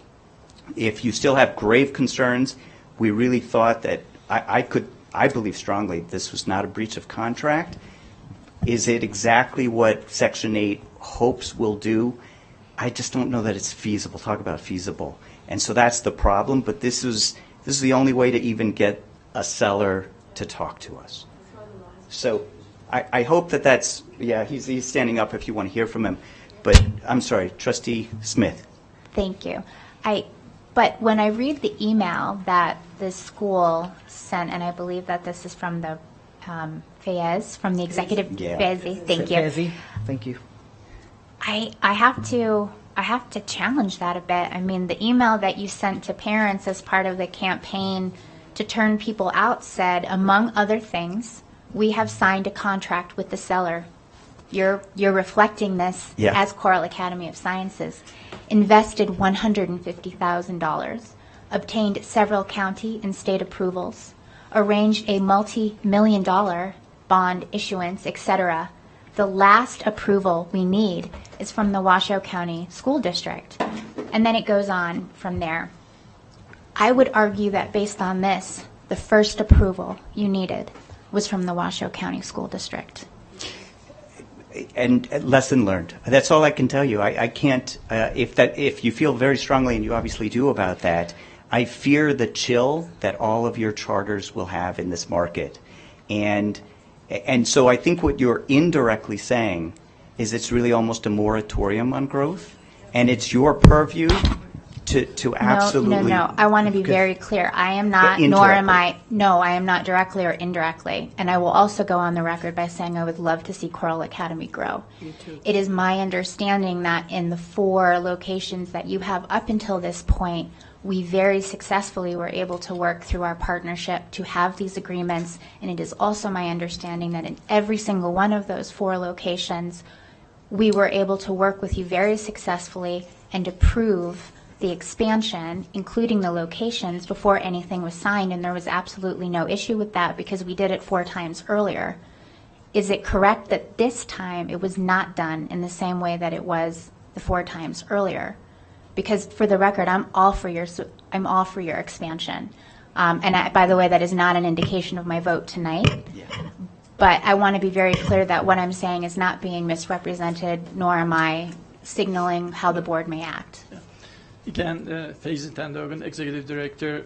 So this was holding agreement. So we were trying to secure this building because this came, and I think December or before December, and we thought that we can quickly just negotiate with the landlord and the realtor through our realtor, and then Coral Education Corporation. It is a separate entity, so it helped to open Coral Academy of Science in the past, but and also help for the bond, 2008 bond, and then so after 2019 bond, so we transfer everything to Coral Academy of Science, and we did the bond issues through Coral Academy of Science, and then Coral Education Corporation is sitting on the side to help to support Coral Academy of Science. It is foundation. So because of that, their board signed this agreement. We did not sign this agreement to support and to spend money for Coral Academy of Science. And then if we, for example, just successfully close bond, let's say after if board of directors approves this project, so we were going to be paying back this how much they spent through bond issuance. So it was going to be easier, and then that was the consultation just we discussed. And it was not Coral Academy of Science agreement, it is Coral Education Corporation. But that's true. A clerical error was made at the beginning of the the paper, the agreement. So somehow we missed this Coral Academy of Science. Even I was very careful about that. Instead of writing Coral Education Corporation Support Company, it was written Choral Academy of Science. We did not catch, but when you look at the signatures of the board members, Choral Education Corporation board members, it says Choral Education Corporation Trustee. Choral Education Corporation Trustee to sign, and it is a support corporation. It is just the agreement between Choral Education Corporation and landlord to support Choral Academy of Science until due diligence period ends. This is ending July 14th. July 14th, and then we were thinking that we can schedule, but we waited a lot. So staff was very busy because of the transition last days of the Washoe County School District responsibilities. We submitted our application, I think April 3rd or 6th, but we got answer response June. We couldn't get. I sent several emails, and then we couldn't make it happen on time. And then I think June 3rd or June 6th, we got response. After that, quickly, we responded back. The staff asked a lot of questions, and we answered. After that, just to quickly, we just respectfully request them, can you schedule this meeting by June 28th or latest July 12th? Otherwise, our holding agreement, it is not lease agreement, just, I don't know these legal or real estate terms. They may know better than me. And just we were trying to hold this building by July 14th, temporary tentative agreement to support Choral Academy of Science by Choral Education Corporation, that they are supporting us. It is just a support entity, foundation or corporation, 501c3 corporation. It sits there on the side. Whenever we need help, just we ask their board of directors to help us. They do their meeting, and then with our legal counsel and their board discuss, and then if they want to help, they help. If they don't want to help, they don't help. Yeah, So I'm going to jump in, Mr. Facey, just because I think we understand the relationship with them. I appreciate and I know you're certainly want us to continue the deliberation. I'd like to, and I feel like we're kind of in the circle here now. But I think you've really clearly explained the relationship between the entities. So thank you for that. Not unless there's a question, sir. If you don't mind, if there's a question from the board, we will. No, actually, that we don't take conversation from the audience. But if there is a question onto your view, we will certainly ask that, and we appreciate your staying available. But you can imagine if people start popping up, and they're, geez, we'll be here till midnight. Been there before. So but we know you're available to answer that question if we need it, and someone certainly may. I appreciate that. It may not be necessary though, sir. So thank you. Okay, if it's necessary, we'll certainly call upon you. No, that's okay. You're just trying to help. But I'm just trying to maintain some order, and if we have those questions, we know you're available to answer, sir, so thank you. Dr. Nicolette, you want to jump in on this issue, or yes. Are we moving forward? Okay, please go ahead. Let me see. Choral Academy of Science, your general counsel brought up a very important point that I want to take another side on. That is that we have, Washoe County School District has seven district-sponsored charter schools. And at what point do we say, okay, you guys, it's fine, but the next one, I'm sorry, you didn't follow the rules, you didn't honor the contract. So for the very reason you mentioned, this is extremely important to me that we ensure that we will have equitable and fair today and in the future dealings with all 7 of our wonderful charter schools. So please know that. I guess I do have a question about how we would move forward, given that I'm going to speak again for myself. I think Choral Academy is a marvelous organization, and I thank you for partnering and for the students and families. I'm glad you partner with us, but we do have a problem, and I'm not quite sure how to move forward, and I would appreciate some input on that. Thank you, Dr. Nicolette. We're going to go with the rest of the questions we have from other trustees, and we certainly we appreciate all of you who remain available to answer questions should we have them. So thank you for that. Trustee Rodriguez? Thank you, Madam President. And I think my question might be more for Mr. Mathers. because honestly what I'm going to be looking at is probably more or less dollars. I'm just trying to understand and clarify, if for whatever reason this school doesn't closes or collapses or whatnot, what's the dollar amount that we could be looking at as a district? Potentially. I know, I love hypotheticals, so do you. Yeah, so Mark Mathers, Chief Financial Officer. So we heard how bondholders wouldn't have recourse. Just as an aside, I heard them say they've closed on the debt transaction. We also heard that in our meeting with them. I don't think that's true. I also heard their revenues are pledged to payment of debt service, which would indicate there's they are, Coral Academy School is financially responsible for the debt. That Section 8 also requires the district's approval of the bond purchase agreement, which we haven't provided.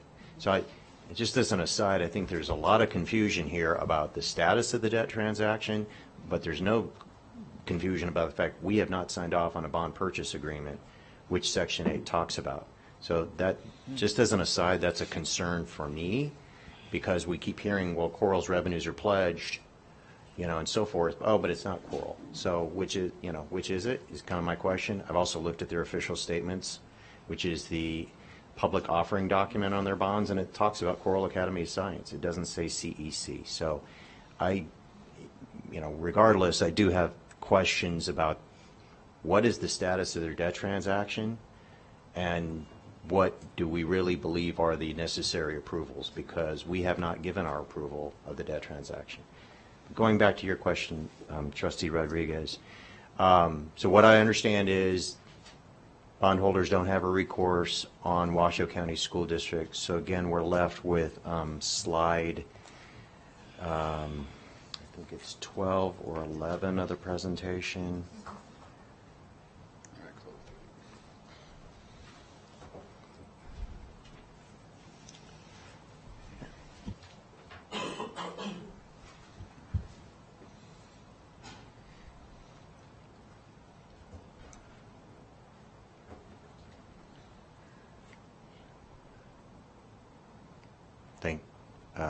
Maybe next slide, 12.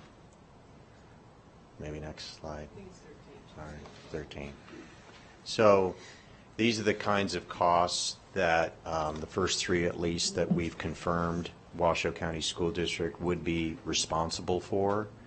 At a minimum, I'm going to say it's close to $1 million that potentially we'd be responsible for. But again, it's very hard for me to quantify, since I'm not sure there's been full disclosure of some of these items. And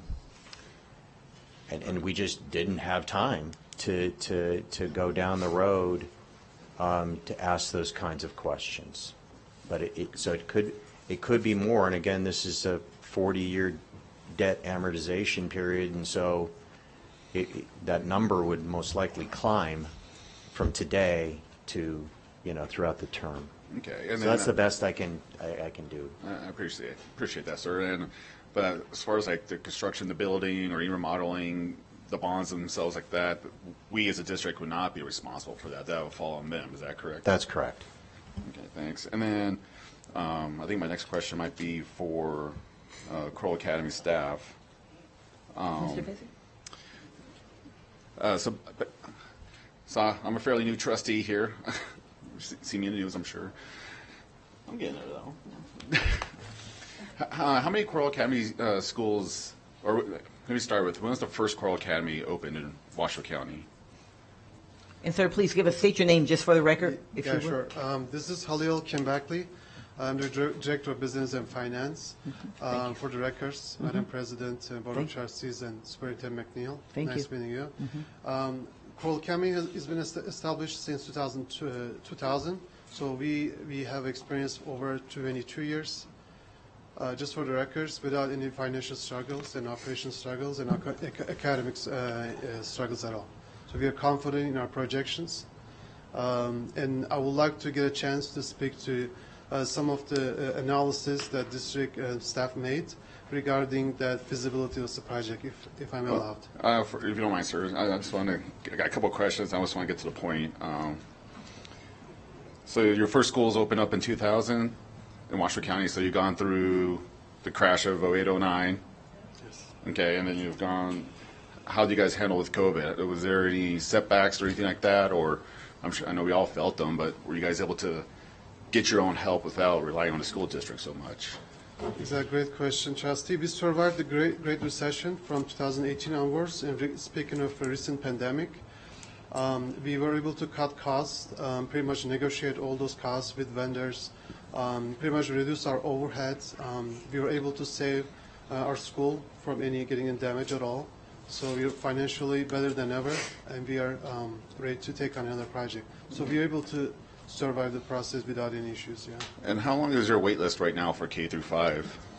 So K through 5, we have a request about 504 students interested in our location, Sky Mountain project, that they would like to start in this project, so they're ready to take on. So we do have also interest at different campuses, including elementary schools, K through 5 for our North Campus and South Elementary School. So that's about, I don't have the exact number with me right now, but I'm pretty sure it's about a couple % over subscribed. Especially in the kindergarten level, we always booked. Okay.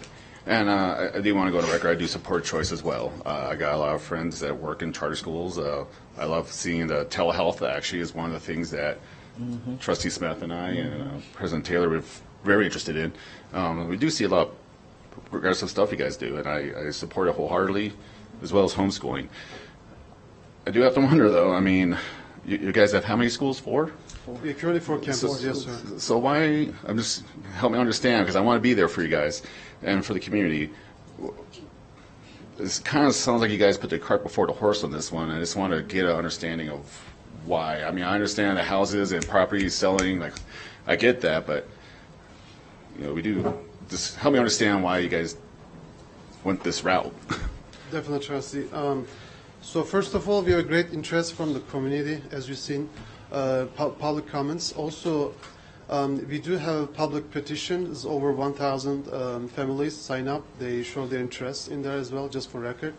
So as we've seen for past 22 years, academically we have excellent track record, and financially we have more than 5 months of cash reserve. The requirement is like 45 days, so imagine 3.68 times more than the basic requirement. In terms of why, pretty much the question is why we add another location, pretty much showing that we do have interest. A lot of our parents are driving from all across the region, not specific to one location. So we pretty much cover as much as all those locations to help our families, also pretty much provide them easy access. So transportation has always been a huge issue, pretty much huge issue in the Reno Sparks area.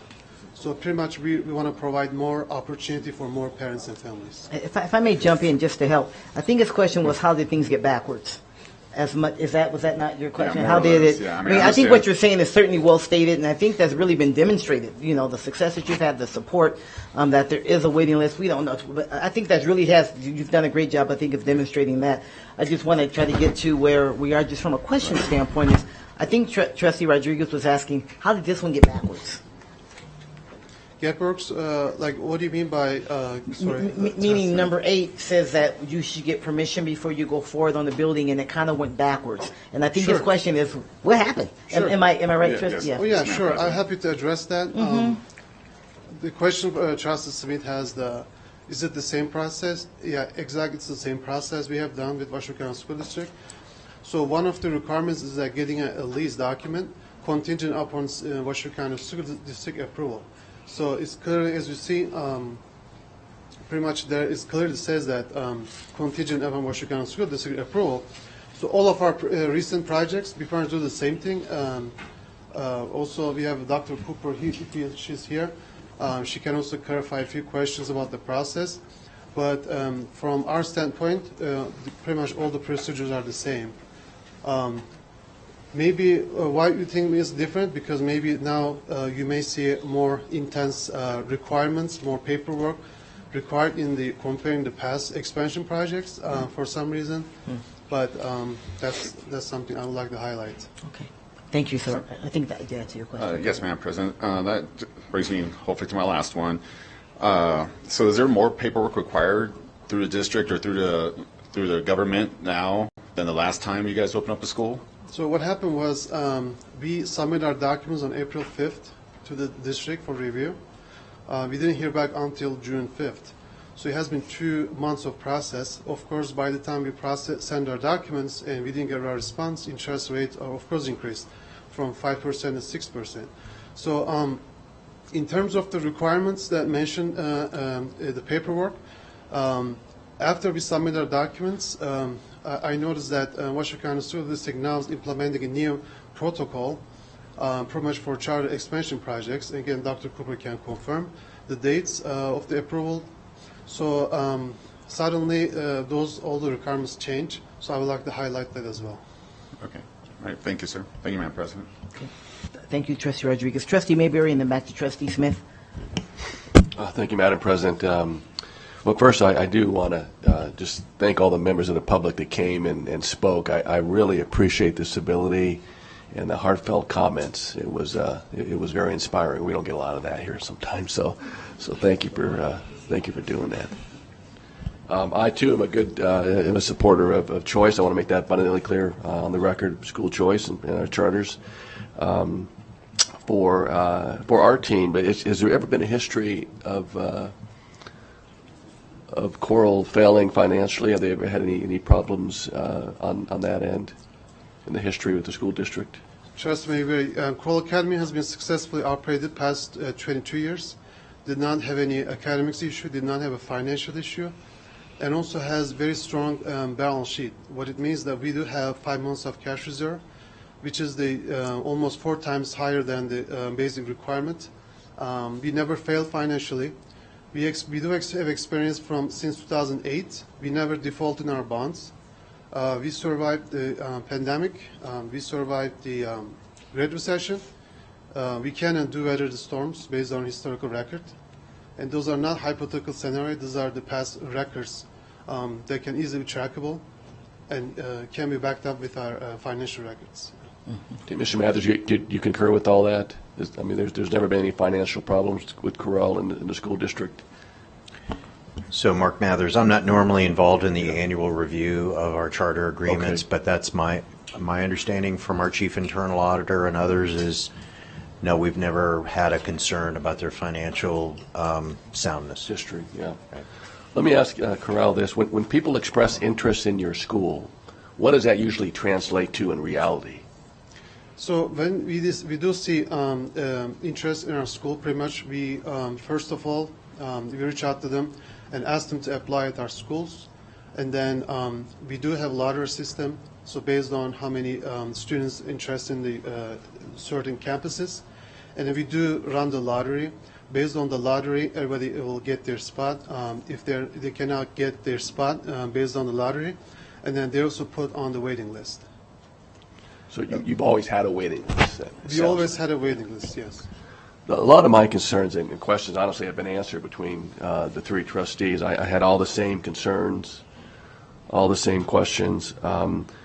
But I think from my perspective, and it just seems like there's a lot of there's some confusion, anyways. I would want to leave the door open if we can, and maybe push this down the road so we can work out some options and continue discussions. That's sort of where I'm landing right now. Thank you. Thank you, Trustee Mayberry. Trustee Smith? Thank you, President Taylor. I would love to see Coral Academy grow. You have such a demonstrated model of success. It's outstanding. It really is. I keep going back to the process, though, and the standard that this could set. Correct me if I'm wrong, and so I'll ask this of the Coral Academy team. The Educational Foundation, or the CEC, entered into this agreement in December, but the first formal conversation about your interest to expand didn't happen until early 2022. Is that correct? Based on the timeline, there was an interest in initial conversation in early 2022, which led to the formal proposal in April. But at that point, the agreement had already been signed for months. So, this is Mark Garberg, General Counsel. So, I fear I somehow buried the lead. I will take to my grave believing we didn't violate Section 8 because it's a purchase option. So nobody was bound. Now, would we lose money? Yes. It's CEC's money. It's not ours. But they're hoping we will pay them back when we close. But tomorrow, they could walk away, and there's no commitment. So, in my mind, what they did was a placeholder. And if you look at Section 8, it talks about a purchase and sale agreement. And I think the lawyers in the room, it sounds technical. And frankly, it's not the kind of thing I would put into asking people to sign a petition because it's so technical. I don't think that it serves the purpose. But the process isn't perhaps ideal. I think that we would agree, and we do want to work with you now. But we didn't violate it. I believe that adamantly. I put my bar license on it. Okay. Now, in terms of the process, I think Dr. Cooper, things have been informal because it's been like, we're the people you put on your brochure. Like if Washoe County's best performing charters, you've heard that enough. You know what I'm talking about. And so that trust perhaps is less formality, but she's been aware, I'm fairly sure, that she's been aware that we've been always looking the last 2 years for opportunities.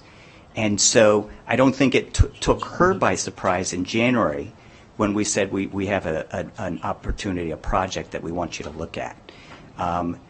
Was the agreement signed by CEC, the purchase option? Yes.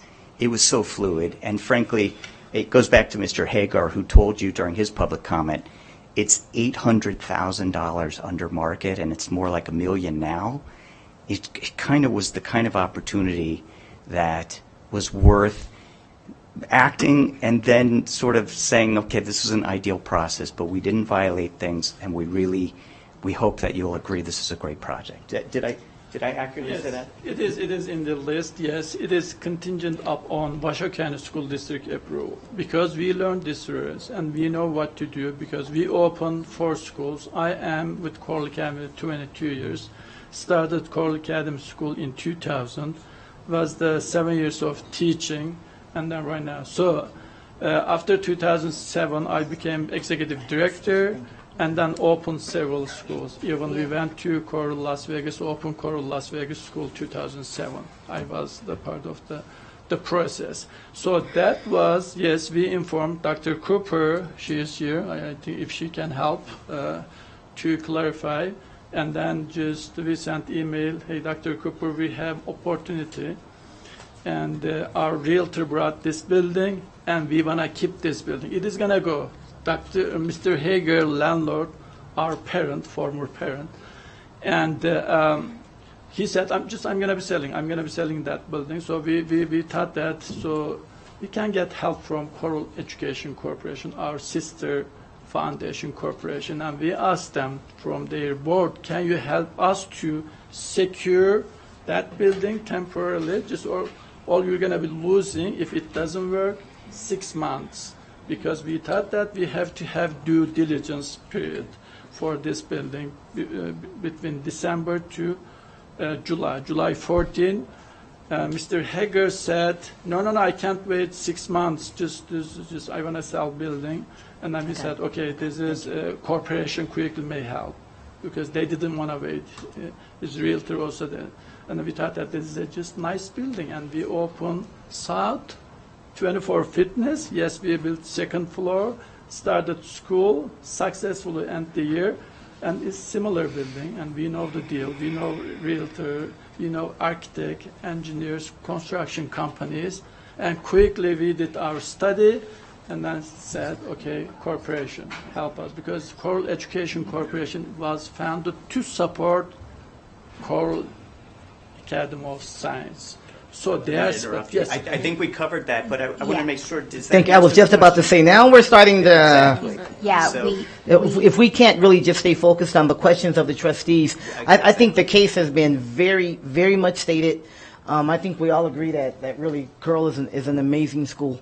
And I think we can all agree that the academics we can certainly not put aside because they don't matter, but put aside because they are established. Right? They absolutely matter, and they are established. I think you hear where the concerns are surrounding that. So if we can keep focused on that piece, I mean, I understand there's a lot of background stuff, but at this point, that part doesn't really matter.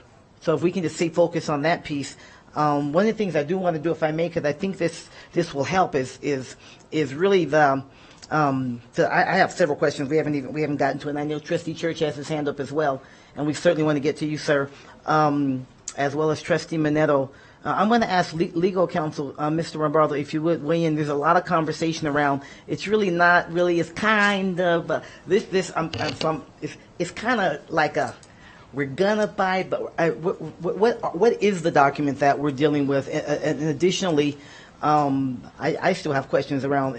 It's not really Coral. It says it's Coral Academy of Science, but it really isn't. You know, we said it, but we don't mean it. I mean, I'm all over all of this, and I even said to someone earlier today, I don't want to say no. Quite honestly, I truly don't want to say no, because I think it's amazing school. But I just want to make sure we get it that it's right. So if you can help us with that, counsel. Sure. I know I put you on the spot, and I apologize for that, but that's okay. If you can. First, in my mind, the separation with the CEC, as I understand it, that's a shell game that could be used by every single charter in this community to expand without your approval, or at least to go out and buy properties, which is exactly what the contract says you're not supposed to do. So what prevents the next charter, to Trustee Nicolette's point, from going out and saying we're going to create a foundation and we're going to use that foundation to purchase properties throughout Washoe, and then we're going to let the school district know, and we're going to have our foundation sell it to our charter school for $1, and that makes it feasible, doesn't it?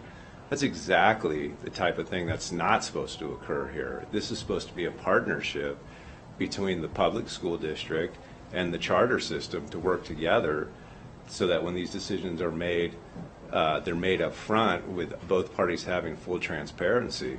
But you now put another a straw person in there, in effect. That, in my mind, runs close to breaching the contract, but it doesn't technically, to their attorney's point. But I think this board can consider that as a concern with regard to, if you choose to, I'm not telling you what to do, it is up to you, but when you look at the criteria of 279, 388A.279, subsection 3A, it specifically says you can address concerns of finances or organization, and you're committed yourself to $10,000 a month or $20,000 a month. So let me rephrase, just let me take one step back, I'm going too fast. So with regard to organization, I think if you read that contract, you should understand that this is supposed to be a cooperative. This is supposed to be, we're walking hand in hand as a collegial body, as in a collegial nature when we have these contracts. This isn't we're going to let our foundation buy so that we don't have to really follow Section 8, right? Because that was the first argument. The first argument is Coral didn't enter into it.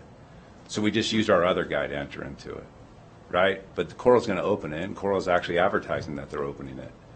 So I think that's a concern on the organization front, in my opinion. That's my opinion. That doesn't have to be your opinion. You get your discretion. The second part is, it is the Office of General Counsel's position that if you read the contract, it is a purchase agreement with an option. So basically, they get to exercise an option to purchase it, and all of the terms are written in there. So they knew darn well what they were getting into. Now, they can walk away, but again, the purpose of paragraph 8 is to be upfront and to be working together. And the fact that when paragraph 8 was written, we didn't think to write option contracts that are basically purchase agreements hidden by an option. I think the board, in its discretion, can determine that it's a purchase agreement with an option, not an option with a purchase agreement. It's all semantics, but it's your discretion, and that's what's important here. I think finally the last thing is there's been a commitment to I believe it's $10,000 a month, $20,000 a month to hold on to this property at undervalue. That none of that's going to the purchase price, as I understand it, as I was briefed by my team. And so that could be a feasibility or sustainability argument for you as well. You're giving up all this money, and yet you don't even have guarantees from us on whether or not you're going to be able to do this. So I think those are all factors that you can consider, but it's the opinion of the Office of General Counsel that's a purchase agreement with an option, and the option is a placeholder, as their attorney said. We agree on that part. But this contract is designed in a nature to work collaboratively, not to work with, we're going to use different entities to kind of move things around. That's not the intent here. We sponsored them. That's what the word sponsor means. I appreciate that, Counsel. Thank you very much. Did you want to share on that? Okay, on that. Yes, please. Okay. Throughout our due diligence, as we met and in many emails and conversations, it was clearly characterized that it was a purchase agreement, and part of the urgency of bringing this to the board today was we were continually told if we don't get a decision, we are going to lose our purchase agreement and we're going to lose our property and lose our money. So all along, I don't know about the semantics between exactly what the contract says, but it has been characterized as we are going to lose this agreement. So I want it on the record that it's always been characterized about how important it was to bring it to the board so we could have a decision so that they wouldn't lose this property. Thank you, Dr. Parks. We're going to go to Trustee Church, and then I have a couple of Trustee Manello, did you have we'll go to Trustee Church, then Trustee Manello, and I have a couple of questions as well. Trustee Church? Thank you very much. Number of comments and questions as I have been listening, even when I was off screen stretching. I can't help but theorize or wonder if the economy was booming and students were moving to Reno and everything was wonderful, would we still be hung up on the semantics of the Section 8? And that's just hypothetical, but I think we all agree in hindsight, shoulda, coulda, they should have notified us. So let's move forward a little bit. I'm extremely concerned, of course, that legal counsel uses the word must, and that's a big duty upon us as trustees. So, Mr. Mathers, I think for you, I heard right, you said there were a number of scenarios, and one of the scenarios was that it was potentially profitable. If they got the students, if everything worked as they planned, this concept is profitable. Is that correct? Yes, if their assumptions are fully realized, it would be profitable. So that kind of takes the must off of me, at least in my opinion, for that. I also see in my mind, and again, if I'm wrong, stop me, anybody, but the risk is relatively minimal. If hypothetically, if my daughter wants to go out and buy a house she can't afford, that's not my problem. If I loan her a down payment, that's my risk. The risk here is a really hypothetical PERS, unpaid monies that would go in. But if they want to enter into this, that's their risk, not ours. And I guess in my opinion, as an investor, right now, if I could lock in at 6% interest, that's pretty good. And again, that property in theory is worth more than when they first entered into the agreement. So I have a question for Coral Academy staff, if I could. And this has not come up, but if I understand right, they own all that other property that they have schools. It's not leased. So if things go bad, what would Coral Academy staff options be if they can't make that payment? Could they address that? Okay, hang on, let's get the microphone on as you would say, and then just make sure you identify yourself again for the record, please, sir. Okay.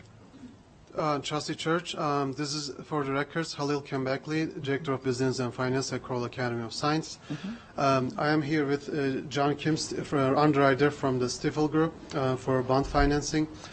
In terms of all of our locations, we do own all of our locations. So we are the owners. In the case something goes bad, we have multiple options, and John Kim here also he can address. Also, when interest rates go lower, we can always refinance, get a lower rates. As also, since we're going to have equity on the property anyways moving forward, so that's something will be good. And also, it's also good for the tax resources.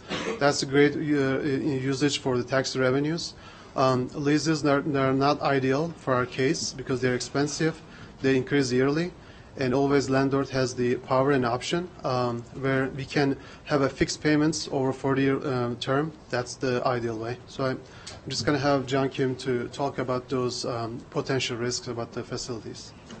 Thank you very much. Mr. Kim, if you can just specifically address the question of Trustee Church, yes, that'd be great. Thank you, sir. Happy to do so. So Trustee Church, as you noted, the bond transaction will be secured in part by real estate collateral, including this particular property, and it is part of the other two transactions, the 2019 and 2021 transaction.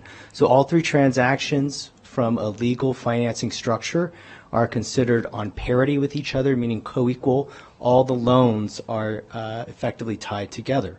So in the case of a situation where there was not enough revenue generated at this facility to make the payment, the remaining schools would be responsible to make the payment on behalf of this particular bond.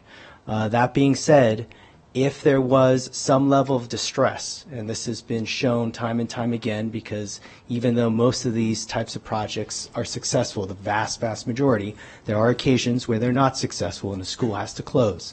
It is in my experience as a bond investment banker, what happens is you have the bond trustee, that is the fiduciary that represents bond holders, okay?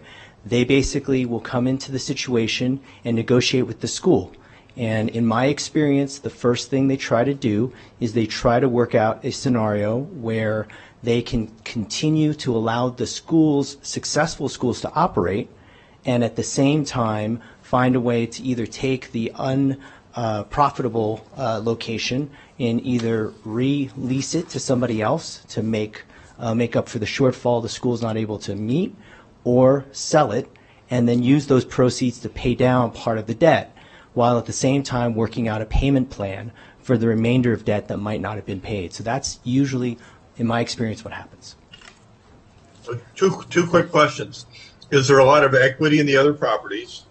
And also, are those other properties, would they be on the hook in case of default, or only this one, the former gymnasium property? Yes, so those other properties, since they were purchased from their landlords as well in the past, they have a lot of value, and they were purchased at very low prices. If I recall, the elementary and middle schools, the purchase price was somewhere close to $6.7 million. I think we can all agree that you probably couldn't get two campus facilities for $6 million these days, so it has a lot of value. Even the high school across the way from the Whole Foods on Neal Road was purchased with approximately $7.7 million, and I think most people would probably agree in today's market that would have a lot more value in the open market. But that being said, to your other question, Trustee Church, these properties are all pledged as collateral together. So technically speaking, if one property doesn't pay, the others are on the hook. Thank you, Mr. Kim. Trustee Church, if I may interrupt, please, Mr. Kim, stay. I just have one more question for you, sir. If I can jump in, because it's the same trail of question, if I may, and thank you again for being here. So as you indicated, ownership of the other buildings, are those owned outright? Yes. Or those, because the other buildings are not financed, there are no payments, they're owned outright. Well, they are owned, but they are also financed. There is financing associated with them.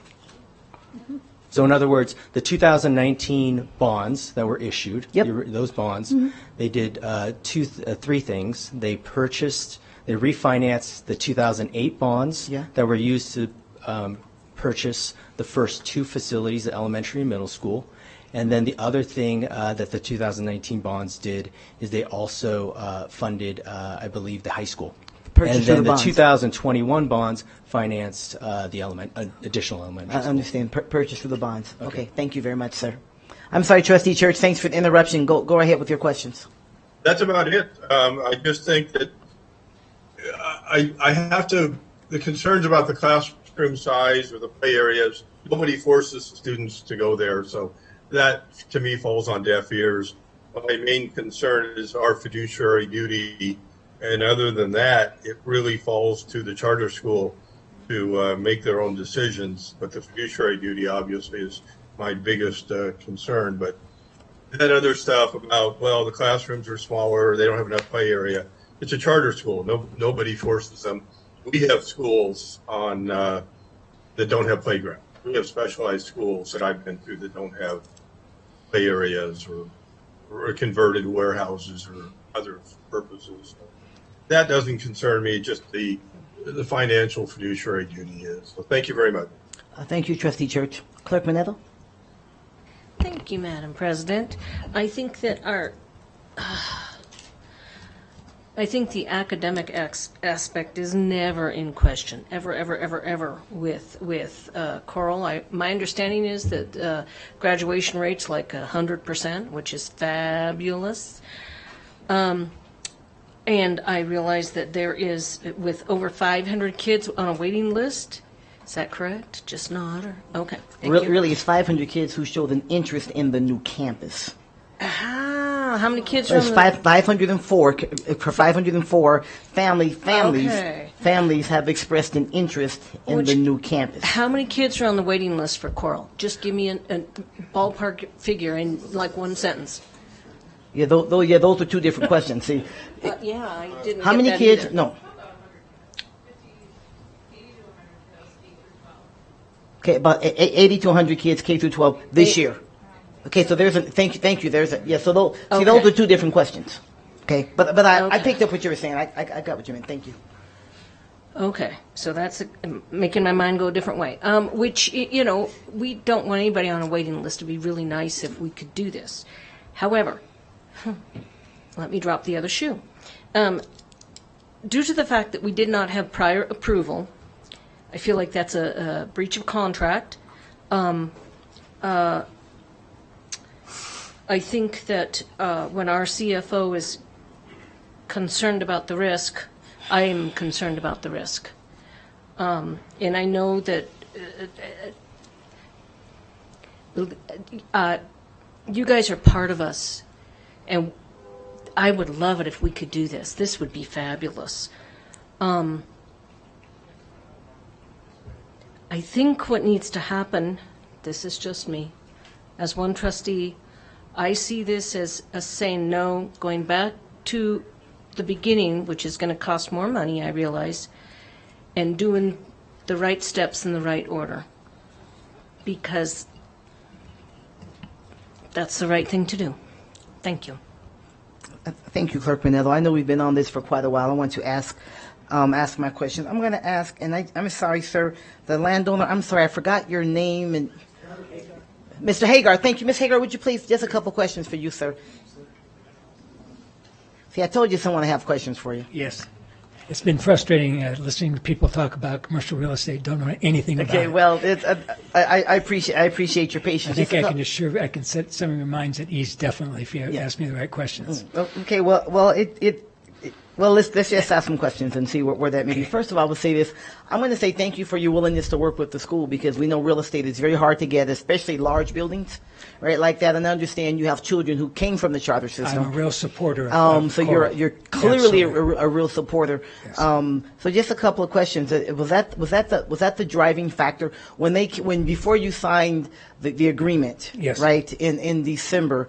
What was the building? You have an appraisal on the building? Yes. What was it at that time? $7 million. At that time, it was 2 months before I signed this agreement at 6.2. And Mr. Facey talked me down. He said, we're a poor public school. I said, okay, all right, yeah, put that hat out there. Put that this hat is out the there. best I can do. And then it was explained to me the circumstances and this notion of an option to buy is what came up. They have an option to purchase the property. Any option sets forth the exact terms. Otherwise, it means nothing. Okay. Right? Okay. If So you pay somebody- wait. Just answer my question. I appreciate it, but now you're trying to get all your other stuff in. This ain't my first meeting, so stay with me. Okay. All right. Okay. So it was appraised at $7 million. Yes. A couple months ahead of time, right? Yes. And the purchase agreement was for 6.2 because he came with his hat out. Yes, Right. Came with his hat. exactly. Right. Which I don't blame you. I do the same thing. I went to Turkey with him in 2002 with my son, who was a student there, and so I know Mr. So that's a Stacy. friendship favor right there. Exactly. Okay. Well, Yeah. I don't need the money, and I'm any willing. way you can get the price down, I don't blame you for that. And again, thank you for that. So your agreement with them, right? Yes. Regardless of whatever we call it, right? The agreement with them was for under market value. Yes. Right. And Yes. you did that in order to be supportive of the school. Yes, exactly. Okay. And so my question of you, sir, now explain. There are some deadlines.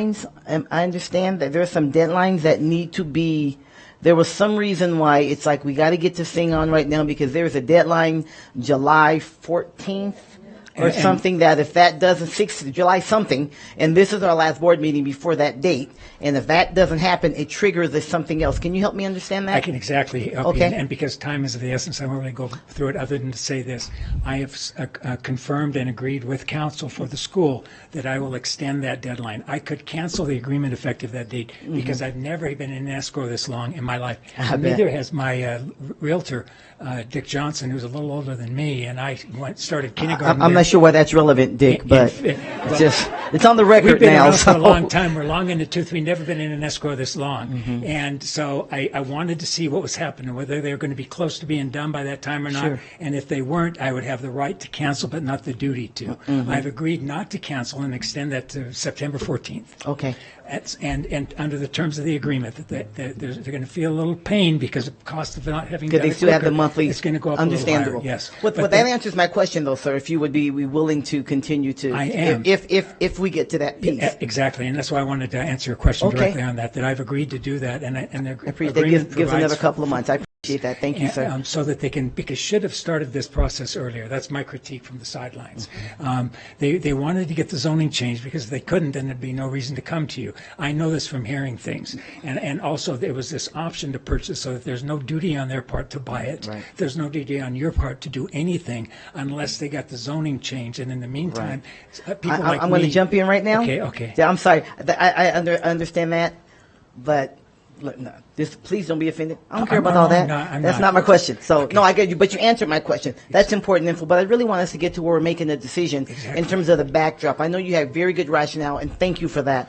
Those are the questions I have for you, sir. Thank you, Mr. Hagan, Thank for you. being here and for providing the information. It makes a difference. From my standpoint,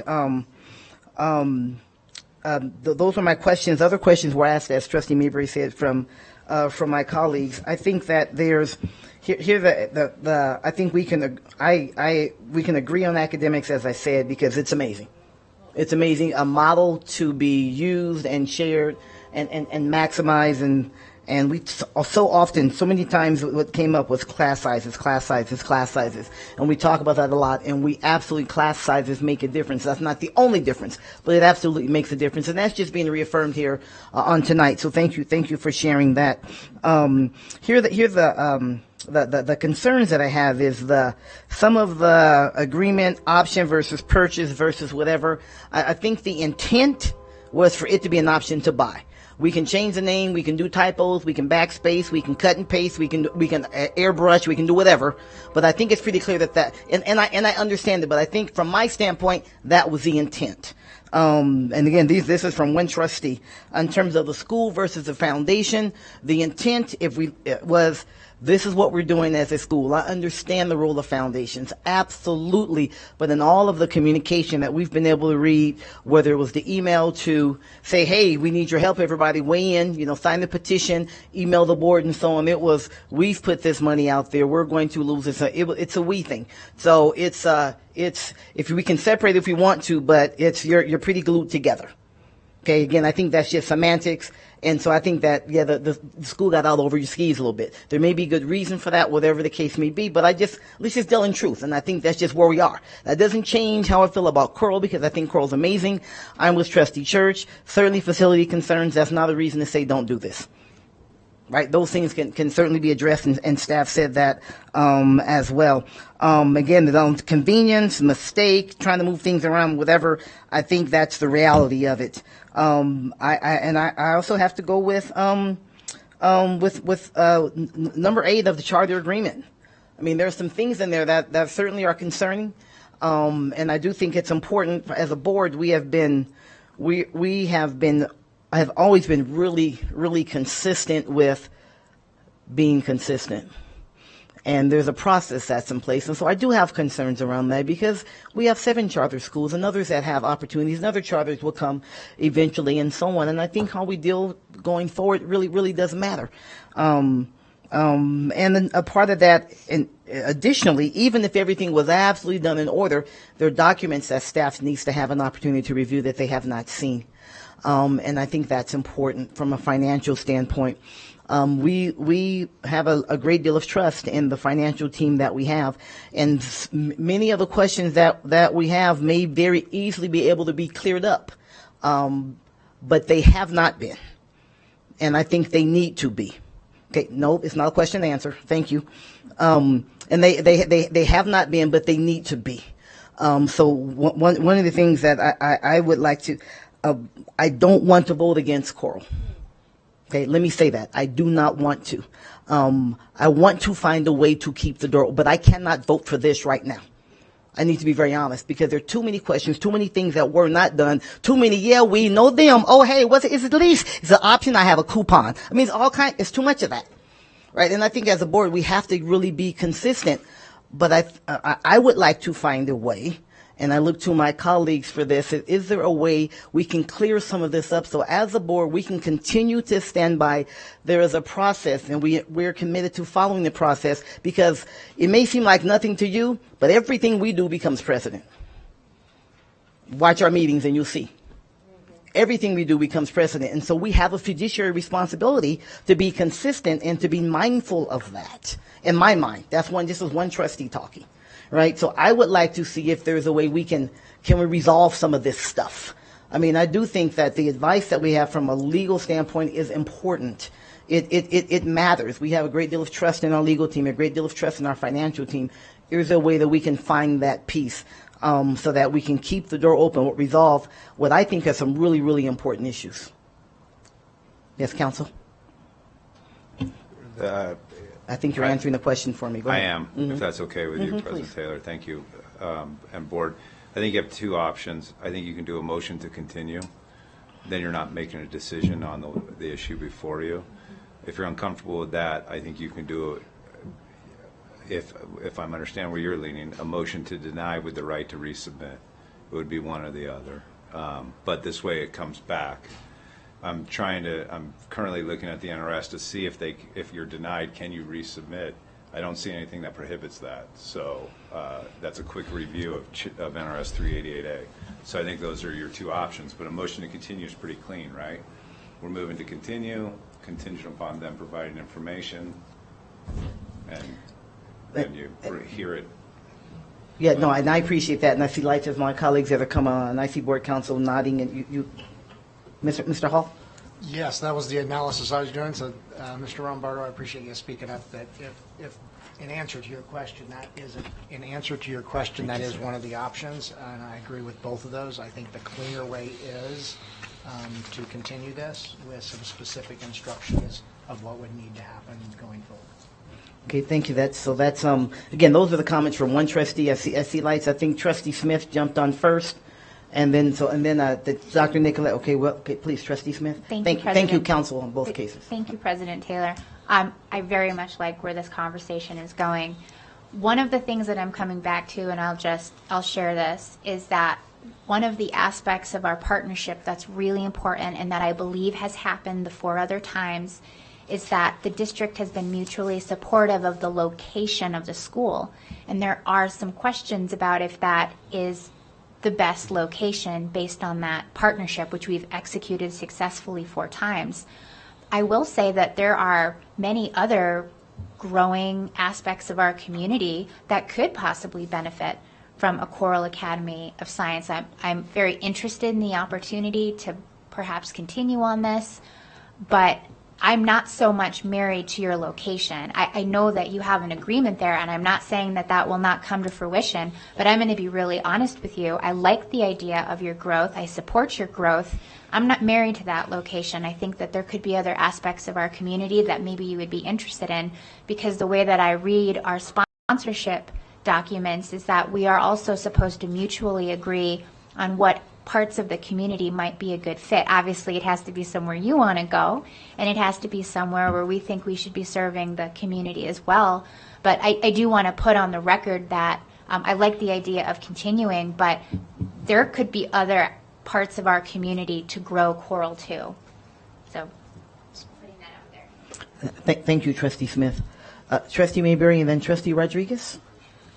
Thank you, Madam President. All good points, and I want to thank our staff who did their due diligence. You did your job, and I appreciate that. To Coral, I want you to be successful. I truly do. I'm glad that we can continue this and have more discussions. One of the things that I found, I guess the word would be a little bit of a shortcoming is, and I'll contrast it with Doral Academy's recent expansion. I know this is a state charter school, but their document was over 216 pages, and yours is about 25. It just for me, it lacks a little sophistication and thoroughness. So give us everything you have. Give us the contingencies and all the accurate data. Work with our team. I want you to be successful. I want this to happen for you. Okay. Thank you, Madam President. Thank you, Trustee Mayberry. Trustee Rodriguez. Thank you, Madam President. I guess as far as continuing this, I guess my main question would be for our staff is all their paperwork turned in? Do we have everything that they're required to give us? No. So Mark Mathers, my perspective is no, and we would like to see those documents, and we'd like to have access to the school's consultants. I mean, we've heard from some experts, and we didn't have that opportunity. So if we're able to meet, and if we can get those documents, that will help move this along a lot better. Okay, so I just want to be sure, because this would dictate a lot for me. So just understanding correctly, all the required paperwork that they're supposed to give us, we do not have. They haven't turned that in. So to clarify, it's a little bit of, so there's this analysis, and I think having additional documents would help. And then you saw in Section 8, there's our approval of the bond purchase agreement is also required. It's not just the purchase agreement of the facility, it's the bond purchase agreement. And the structuring of the debt is incredibly critical. And so I haven't seen any of the debt documents that I would like to see, and that could provide a ton of reassurance to us. So I hope that answers your question. Yes, thank you. Thank you, Mr. Mather. I think in our consideration as to how to move forward, then part of the recommendation as we begin to consider a motion is that any of the documents that staff needs. I mean, I think staff hears the concerns and desires of the board. We want to partner and move forward in this, but we just have to do it right. We must. We have a responsibility to do that, and that means meeting the requirements that are put forth. And I appreciate all of your team that you brought with you, Principal Fezzi. I do appreciate that, and for all of you for coming. But it's going to be difficult for us if you say one thing and ours say something else, right? Because if we have to choose, we're going to choose them. Just because we work with them all the time and they have that perspective. I think there can certainly be a meeting of the minds. I guess what I'm saying is there would need to be. There would certainly need to be for that in order for this trustee to feel comfortable in that. But I think that there can be. I don't think there's chasms apart. But this has to go forward in a parallel manner or it's going to continue to have bumps along the way. You've gotten from Mr. Hager, thank you, sir, for your willingness to say, hey, I'll give some more time, so it takes that urgency piece off. But my desire is that we as a board say we're going to keep that door open and give you this window to solve those issues. To solve those, I think it's critically important that staff gets to a better place. Madam President, we got the list from Washoe County School District Charter Division from Dr. Cooper, and we tried to just send all the documents, but we didn't know those are also satisfactory. But to us, so we did everything, we submitted everything. Maybe I appreciate that. So that means you need to start with the meeting. Okay. To see what is missing and what will be required to move forward in terms of that. Yes. Yes, Dr. Nicolette? I would like to try a motion. Please. With your help, of course. I move for a continuance of the Coral Academy of Science expansion project to include partnering between Washoe County School District and the Coral Academy of Science while adhering to charter contract agreement. A little sloppy. Okay, let's see if there's a second, and then we'll have a little bit of a discussion on that. I can second that. We'll have a second, Yeah, sure, motion from Dr. Nicolette, second from Trustee Mayberry. My question on this, as we have, go ahead, discussion, please. Yes. Is there a way we can see about scheduling it for our next board meeting and looking at July 26th? Can we make a continuance till July 26th? Well, the only reason I hit is because this is a time when staff goes on vacation, and so they may need a little more time. For that, I hear you, because we don't want it to drag on forever. Right. But I think it would. That might be a little difficult. But I would look to staff, because I want to be respectful. This is the only time they can get off, and so I want to be respectful of that. Erroneous. We have two, if I may, Diane Nicolette for the record, we have 2 August meetings. One is August 9th and one is August 23rd. That comes close to under the wire there of that September date that Mr. Hagar discussed. If I may, I'm hesitant to put a date on it because it goes back to being under the gun because of an agreement that we didn't agree to. And that does not mean that I don't support the continuance, but I have a hesitation about putting a date on it because we're supposed to be arriving at our best decision. And it forces us to be beholden to this sale agreement that we never agreed to. And it's this elephant in the room. It's making decisions for us when we have Section 8. If we could keep the date out of it, I'm in full support of the motion. Okay, then the motion still stands. Right now, the motion still stands as is with no date, so the friendly amendment was not agreed to. We'll continue. I will ask this in terms of the motion to staff. The motion as made, does it provide an opportunity for the information that you need to adhere to those things that we need to adhere to fiscally, legally? If there's anything that's missing as a part of the motion, then I would certainly like to hear from either of the three of you, fiscally, academically, legally. Those things are important to us at this point. But I'm sorry, before we do that, can I have Trustee Nicolette repeat the motion, please? Absolutely. Okay. You just read my mind. That's frightening, JJ. Okay, here I go. I move for a continuation of the Coral Academy of Science expansion approval to include partnering between Washoe County School District and Coral Academy of Science while adhering to the current charter contract agreement. Did you get that, JJ? Okay, great, thank you. Again, I want just before we vote, I'd like staff to weigh in to make sure that the motion, because I know the motion is what dictates how we move forward legally, and no, not academically. We know we're sound there, but fiscally, does the motion allow for that, which moves forward? Mr. Rombarlo, counsel. Yeah, my concern is the term partnership. We're sponsor, right? And the word partnership, I get that you want staff. Legal doesn't get involved, but you want staff to cooperate with Coral, and I think that's great, but they do that anyway. Partnership, to me, indicates that we're going to provide advice, and now are they going to rely on that advice? And if they rely on that advice to our detriment, does that come back on us?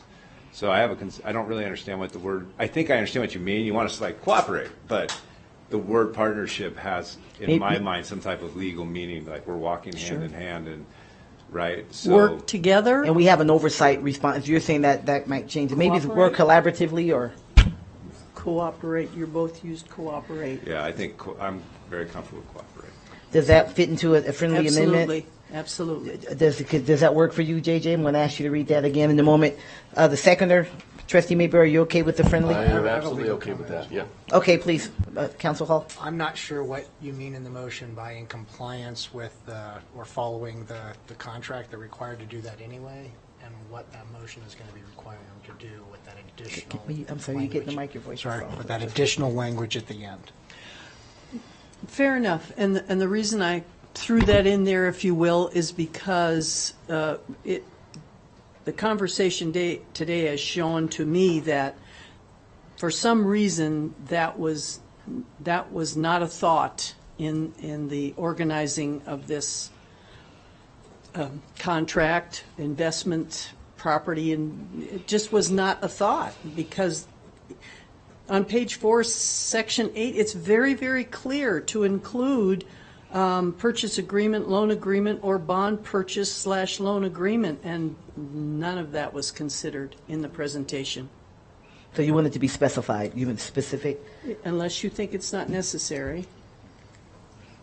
Yeah, I think including it could create problems for both the charter school and the staff, and that what are they supposed to do specifically to comply with that.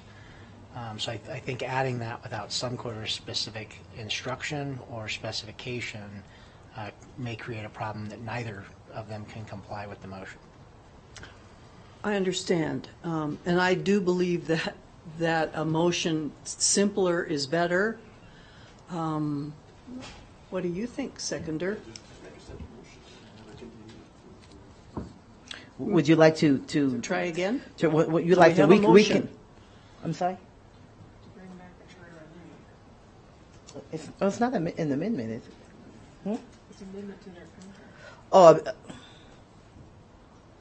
Okay. Say it in the mic, because I don't think I follow you, Superintendent. I was just saying to make a simple motion as far as to bring back their charter amendment. But we have to make a motion to continue this item. Right, but you can add that. That's what you're actually bringing back. Is that correct? May I insist? Why not just do, I don't know what number we're on. I apologize. Oh, 5.01. Motion to continue 5.01. We are required by law to cooperate. That's what we do. Just make it really clean and simple. Right. I mean, that we do. You know, we are required to accept their information and provide a fair analysis of that. If we are not, I'm sure, and I didn't catch my colleague's name from the bar, he will call us out on it. So, so we're supposed to do all this stuff anyway. So, just motion to continue 5.01, and we heard the deliberations. The staff heard the deliberations. They understand what you're looking for. Okay. So what we'll do is ask for withdrawal of the first motion, Dr. Nicolette and Trustee Mayberry. Sure. Okay, consider withdrawal. So we'll go to Dr. Nicolette. Second try for a motion. Absolutely. Thank you for your help. I can never do this alone. I so appreciate you. I move that the trustees, I make a motion to move that the trustees continue with 5.01. You know? There's motion on the floor. Is it second? Trustee Mayberry? I'll second. Okay. So there's a motion on the floor that the Board of Trustees continues agenda item 5.01. That's the motion, nice and clean. That the Board of Trustees continues agenda item 5.01. Do we have a second to that motion? We've had way enough discussion. All those in favor, please indicate so by saying aye. Aye. Opposition? Nay. Okay. The motion is carried. Let the record show it is 6-1. 6-1. Okay. Thank you, everybody. We appreciate it. Wait. We have. I'm sorry. The superintendent asked if she can make a comment at the end. I'm sorry. Well, first of all, I want to thank all of our families and our students and our teachers and Coral Academy administration for attending tonight's meeting. Obviously, since this is my last board meeting, it would not have been my druthers to have such an item on my last board meeting. But because Coral Academy is a good partner and we do believe in their charter, we did place it on this board meeting. So I hope you all understand how important this relationship is. And I will also say, as the superintendent of over 103 schools, our teachers and our principals in all of our schools, they work miracles every day. And they work in large classrooms. And they teach every child, English language learners, special needs students, gifted and talented students. Our teachers and our principals and our support staff do amazing work with the resources that they have. And so I want to thank our staff for doing their due diligence. I wasn't going to get emotional until later. And I also want to thank our board for supporting our staff, because they do their jobs in order for you to do yours. So thank you. Thank you, Dr. McNeil. Okay, again, thank you all for being here, and we look forward to next time around. Cross those T's and dot those I's, please. Okay, let's go. We'll go for a 20-minute dinner break. 20 minutes. We'll be back. Thank you. We're going to call this meeting back to order at the insistence of the outgoing superintendent, and her being pushy. I just want to make sure that it is reflected on her evaluation. That we're going to be submitting this evaluation on the 30th to be pasted in her personnel file. Okay, we're on to agenda item 5.02. Presentation to introduce the new logo. I was trying to find it too, man. It's like, it's not in here. I know. For Gerlach K-12 school, and Michelle Anderson is with us back from vacation, and Stacy Black is here. Well, I'm going to call you the principal of Gerlach K-12 school. Thank you for driving in. Ms. Anderson. My pleasure. Good evening. I actually had afternoon on my notes. So that's a sad thing. So good evening, President Taylor. You didn't see agenda item 5.01. I know. I blame you for that. I blame you. Good evening, President Taylor, trustees, Dr. McNeil, Michelle Anderson, Chief Communications and Community Engagement Officer for the record, and I'm here with one of my esteemed colleagues. I'll let her introduce herself. My name is Stacy Black, and I'm the Assistant Principal for the Gerlach K-12 school. And we are excited to be with you this evening to present the new logo that you will see for the very first time, even though you tried to cheat and find it ahead of time, for Gerlach K-12. I'd like to have Stacy start out by saying why we actually did need this new logo. So as some of you, but maybe not all of you know, in 2011, the Gerlach K-12 school went through quite a transition. And before that, it had been 3 separate schools, an elementary school, a middle school, and a high school.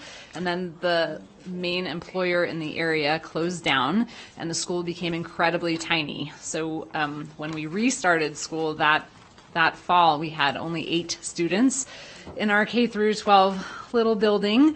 And we have grown and gotten bigger. The employer, the mine started operations again. The population of the school started to go up. Our staff has grown since that time.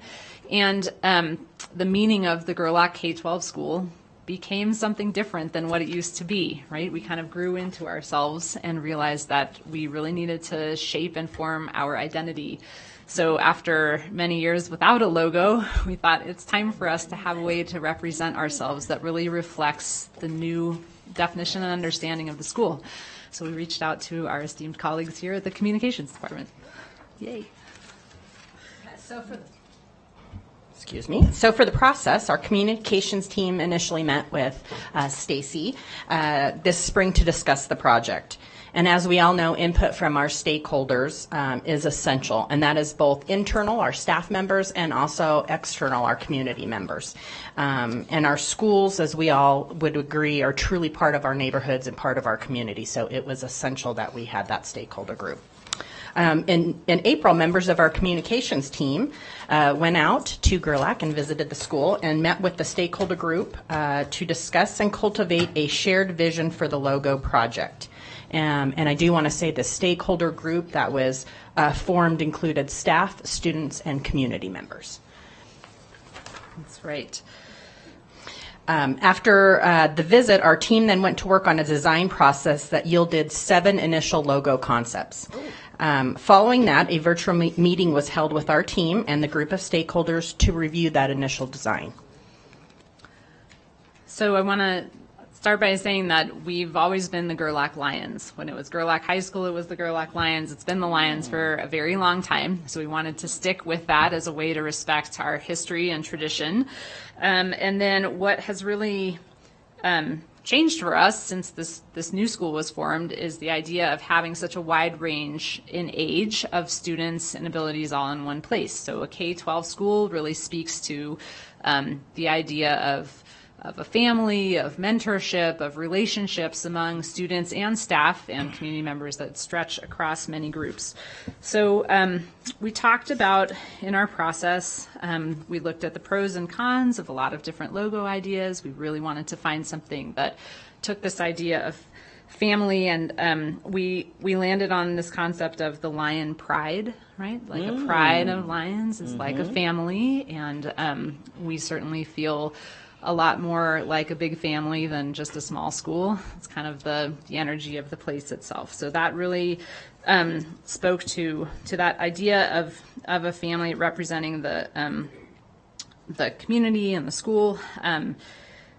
The other piece of it is just kind of looking at pride in our community, and I think that's really important and essential. So sometimes people talk about Gerlach as this like, oh gosh, that's kind of sad, way out there or alone. And I think people who live there feel differently about it, that it has a lot to offer. It's a very unique setting. And there's a lot that you can accomplish in a small school and in a small town that you might not be able to in a bigger place. So we wanted to highlight pride that we feel in our community and also the idea of the family sense of pride.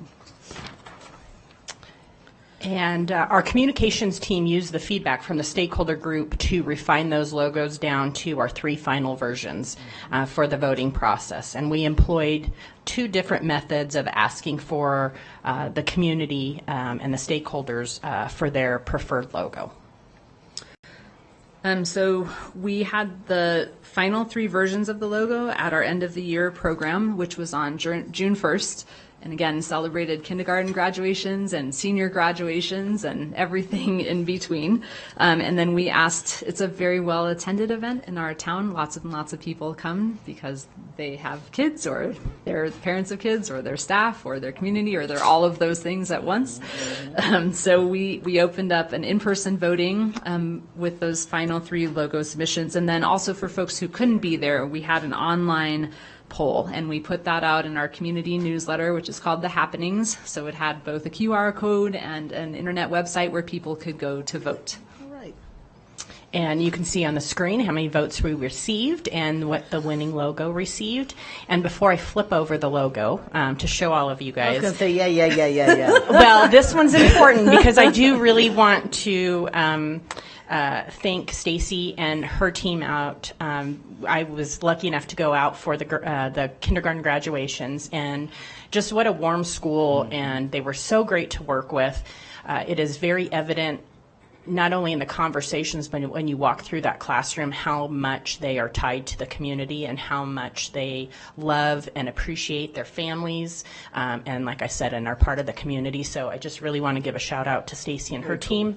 And then I also would be remiss if I didn't compliment my own team members. Melissa Gillis, who couldn't be here this evening, our graphic designer that you guys have met several different times. She's amazing. And then Chad Hartley, who is a newer team member, but has been in our community for a long time. He took the lead on this project with Melissa, and I think he just really knocked it out of the park in making sure that all of our T's were crossed, I's were dotted, and we really had the engagement that we wanted. So I would be remiss if I didn't say that. Okay. And so without further ado. Awesome.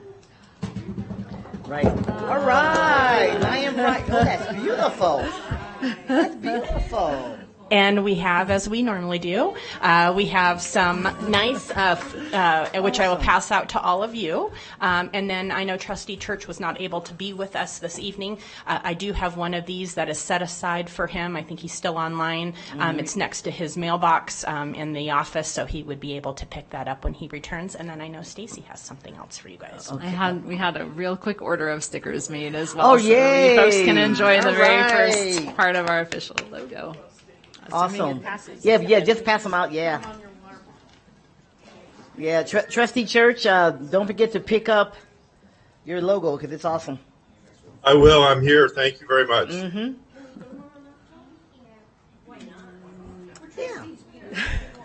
Yeah.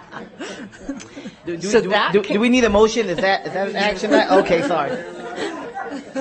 So that concludes our presentation. Awesome. If I may ask, Stacey, what's been the feedback of the decision? And so we were not allowed to announce any decision until we presented to you, and you folks decided that you're in favor of this logo. Once you have said that, we will be taking it back, and it'll be in the next issue of the Happenings. It'll be all over our school, and we'll get to welcome our students back in August with some really awesome swag. This looks really good. I really hope people are excited about it. I think they will be. Melissa and Chad were amazing. It was really a group effort, and we had input from kindergartners all the way through high schoolers on what they wanted. I love and what that you their got 69 votes. That's pretty cool. Madam President.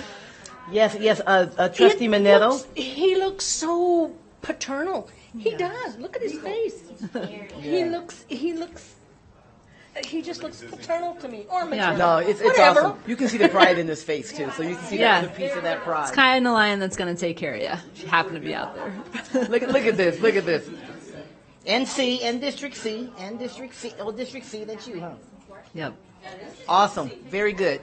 This is awesome. Thank you, and thank you for the stickers. Thank you. Thank you for the stickers. Great job. Absolutely. I hope the community there is. I hope they're very excited. I hope they're proud of this. And really, I mean, 46. You got 46 votes, right? I did. Yes. Yeah.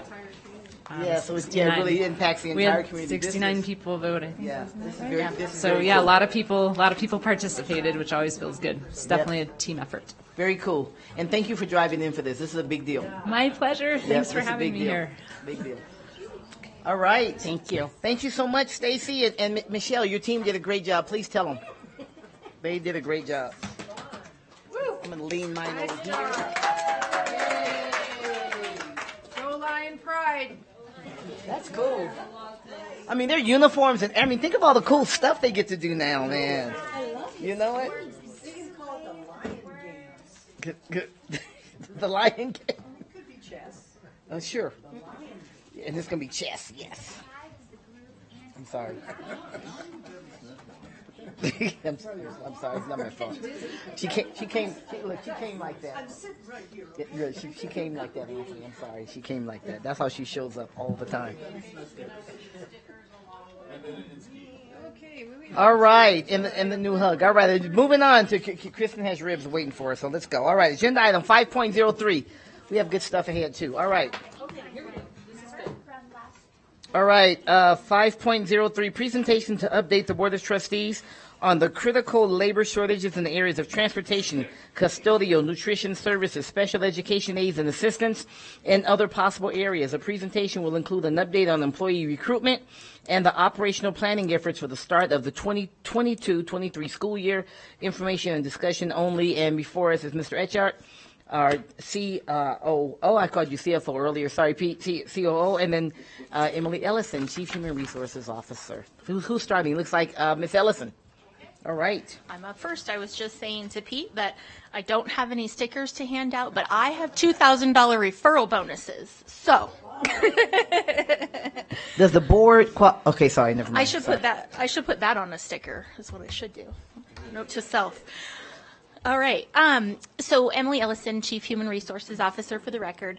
Mr. Etchart and I are here today to provide an update as a follow-up to many meetings that we've had over the last couple of months related to critical staffing shortages that we're feeling in what I have come to affectionately refer to as the Big Four: transportation, nutrition services, housekeeping, special education aides, and assistants. And so we're going to start tonight by providing a little bit of information on our recruitment activities, and then Pete's going to spend some time digging into transportation for the upcoming year. So with that said, just to refresh those who may not be up to speed, you all took action at the last board meeting in order to implement a critical shortage compensation adjustment framework and package for our ESP employees. And the punchline or the short story for that bullet point is that we are able to provide compensation increases to many employees in the Big Four areas that we're talking about. We did some restructuring and reorganization to increase the number of hours and benefits opportunities for our special education aides and assistants. We've provided retention bonuses in our Big Four areas, and then we also, you all were able to approve and provide for one-time differentials for our ESP employees. So we are leveraging that in many, many ways, including obviously an extensive recruitment effort. You've probably heard our radio commercials or seen our TV ads or seen something in print or passed it on a billboard. But really the message to the community is, we've heard you, we've heard your feedback, we've done what we can within the resources that we have available to us, and there are really some great opportunities that you should consider. So included in those recruitment efforts are many of the things that we've talked about in the past, including in-person job fair or hiring events. We just had one this last Saturday that was pretty successful. I think many of you were in attendance, so thank you for stopping by. But we did secure approximately 9 more bus drivers. They're kind of in the process or they're ready to go. We had 8 housekeeping folks, we had 9 nutrition services folks, and then we had 25 individuals that were interested in our special education paraprofessional roles. So again, yep. We just need to applaud that. That's awesome work. That's awesome work. Thank you, and a huge shout out to the talent acquisition team. They are on the streets all day, every day, doing everything they can to get our name and opportunities in front of people.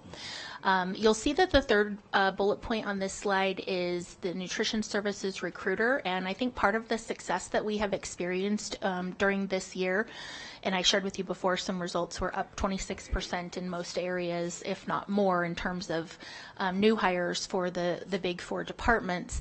But a big component of that has been the addition of dedicated resources to support recruiting. And so we were able to repurpose an allocation that we previously had and turn one position into 2 on a short-term basis. And I also have now worked with Pete and his team to identify some funding to implement a nutrition services recruiter. And so again, I think it's been my experience prior to coming to the district as well that you really do need to have a focus, and it's very difficult to recruit across such a wide spectrum of opportunities because we're talking about everything from entry level to highly, highly specialized roles.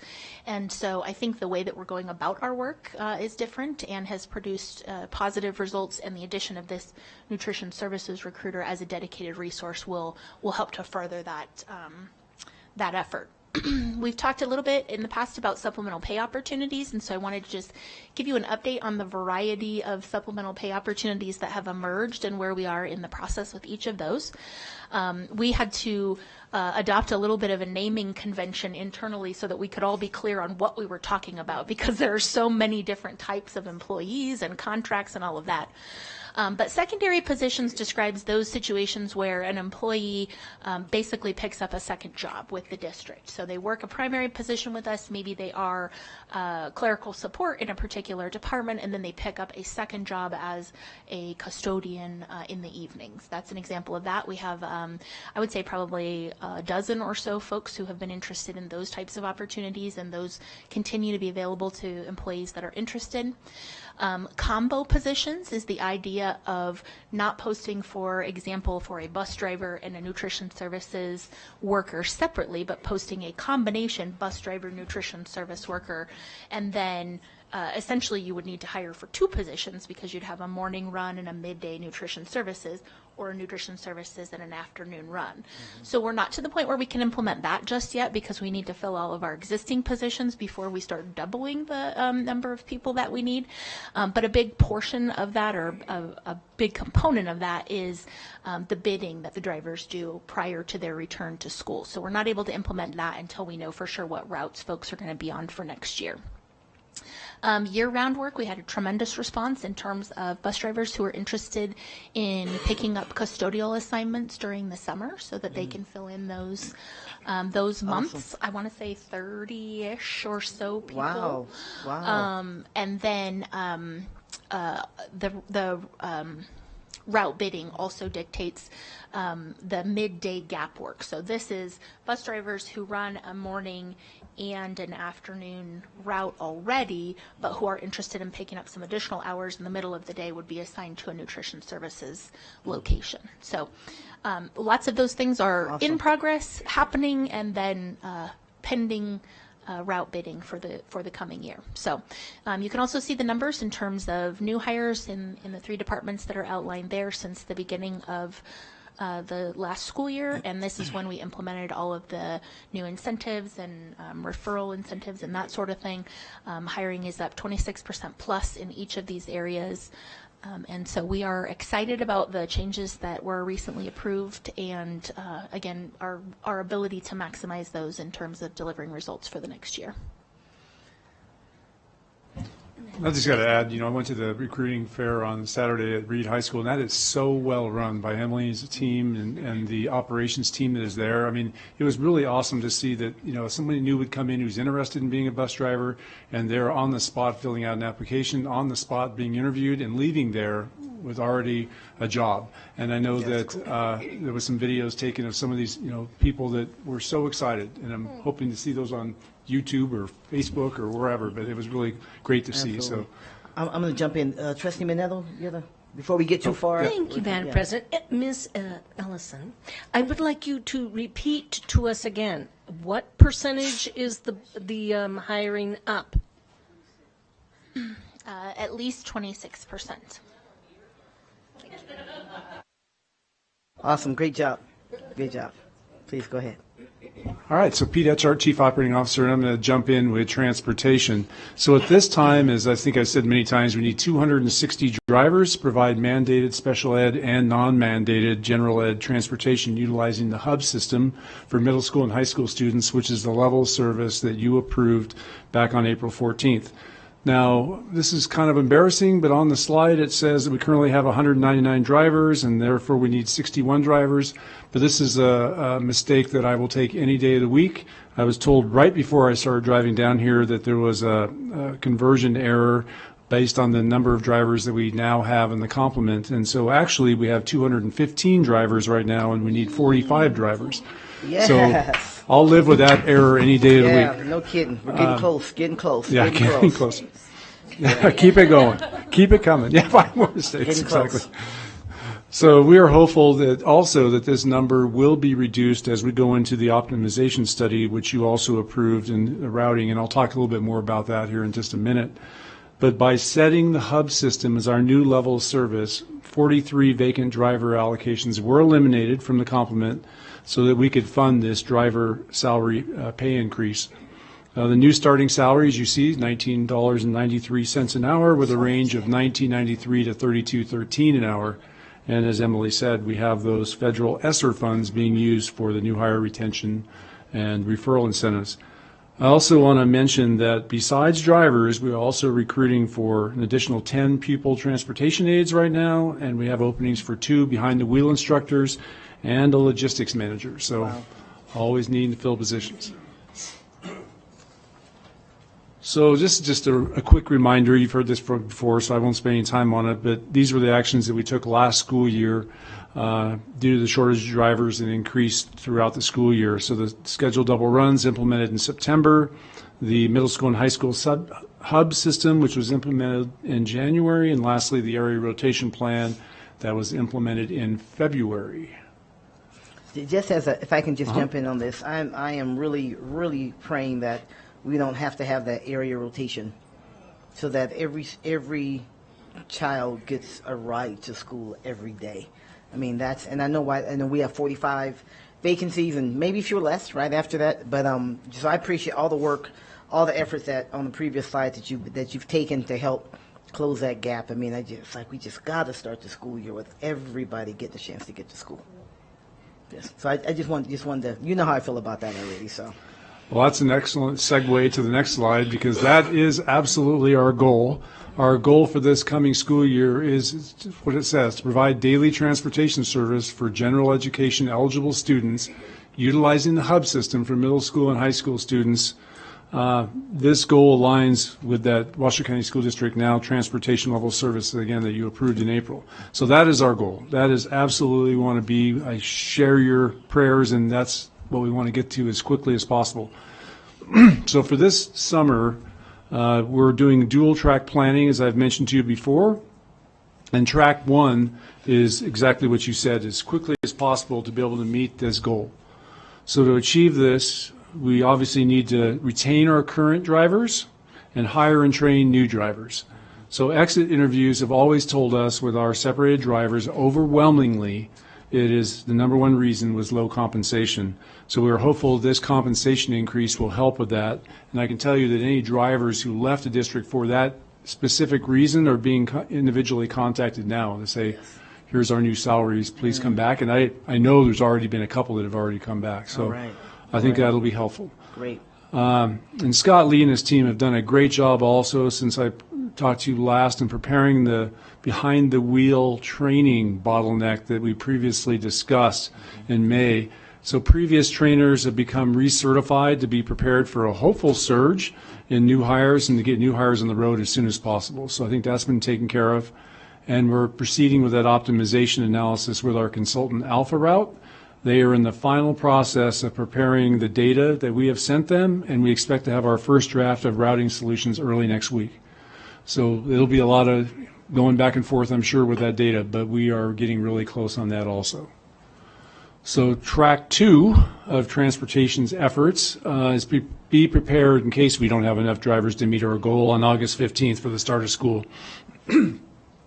So as we discussed before, we are working on a weighted area rotation plan option that would utilize the attendance and hardship data that we acquired from last school year to utilize our available resources, obviously in the most prudent and effective manner that we can. So heat maps are being developed right now so that we will know what neighborhoods experienced the highest absenteeism when transportation was not available. Student scanned attendance data is being cross-referenced with the school attendance data and eligible rider list to create these maps. And I've already seen the preliminary ones, and I think it's going to be really useful information for us if we have to start the school with the area rotation plan. And so we can get back to our hub system. But I think what it's really going to tell us is which neighborhoods are the most impacted. And so that we can make that prioritization list so that we know as drivers become available, which neighborhoods we have to hit first to get them back on a daily basis. So that is underway. And the last thing is we're also looking at the possible utilization of the scheduled double runs. If you remember, we did that last year, as I mentioned. And that means that mostly in the afternoon where a group of students would have to stay at the school while we take one group home and then we come back and get the second group, take them home.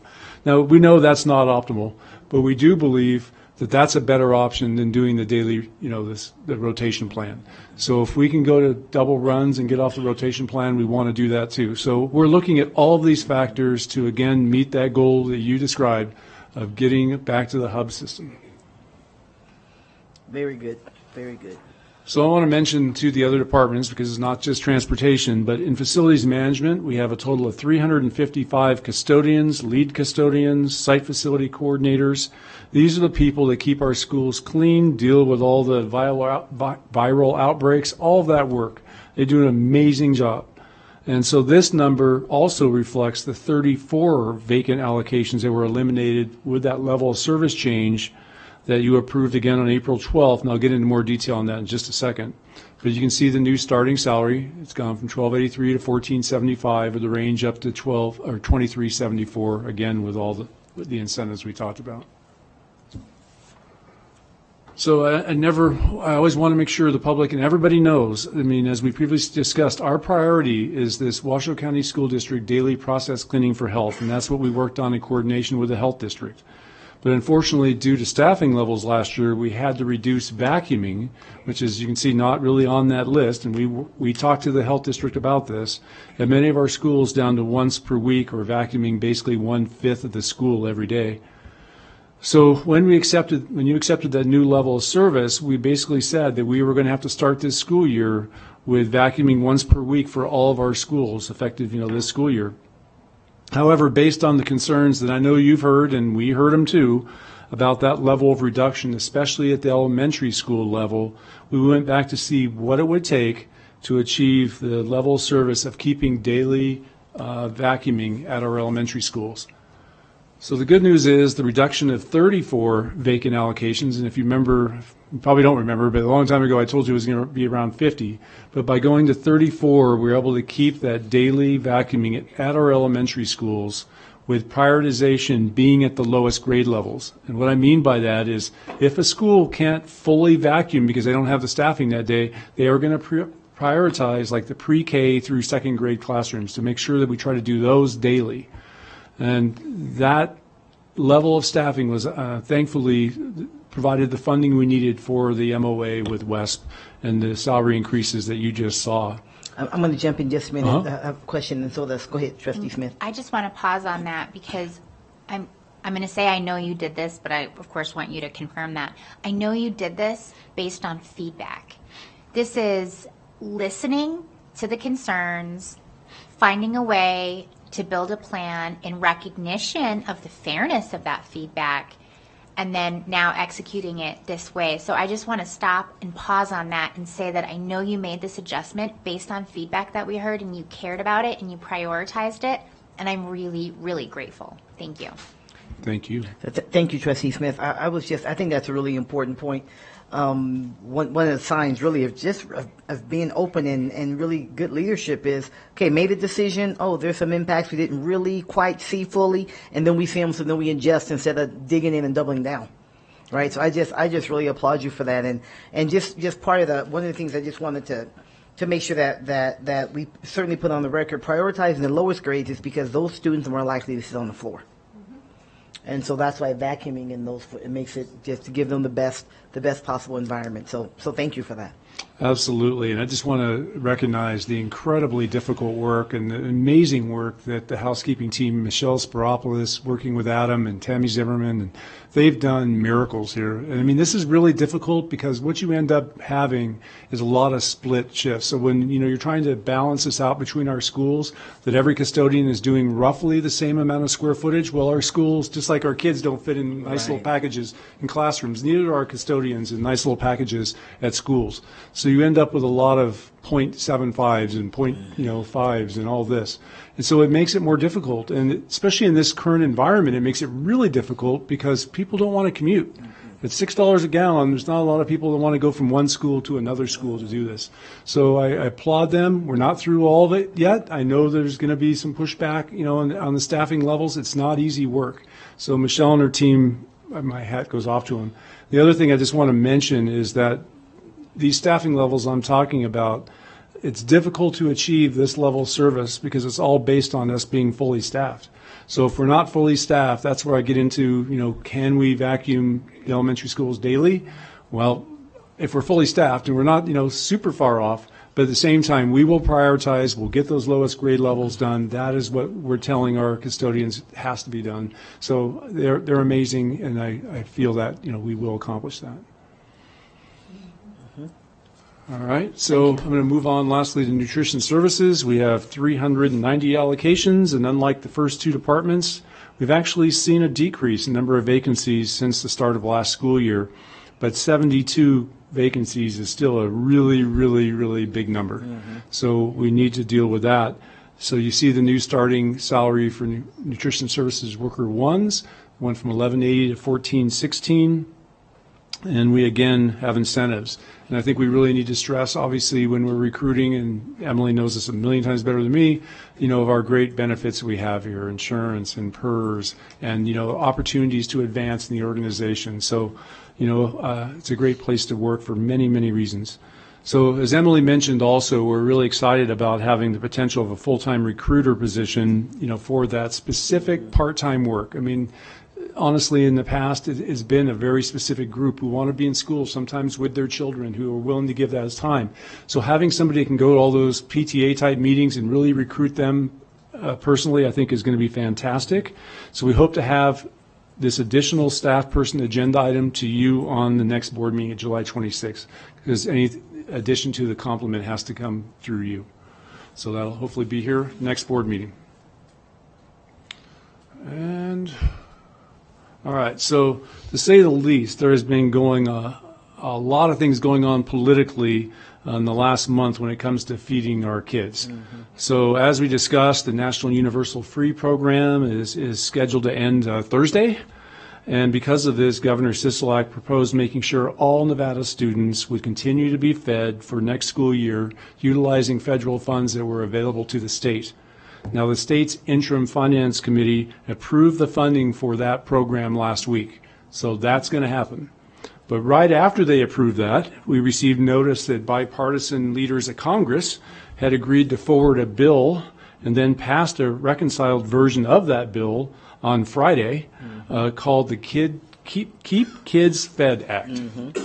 So I won't go through all the details of the bill, and it's probably changed since I sat up here. Right. But what remains in the reconciled bill is an increase to the federal reimbursement rate for lunch and breakfast meals, in addition to the inflationary adjustment we always get. So I think we're in really good shape financially in nutrition services. That is not the issue.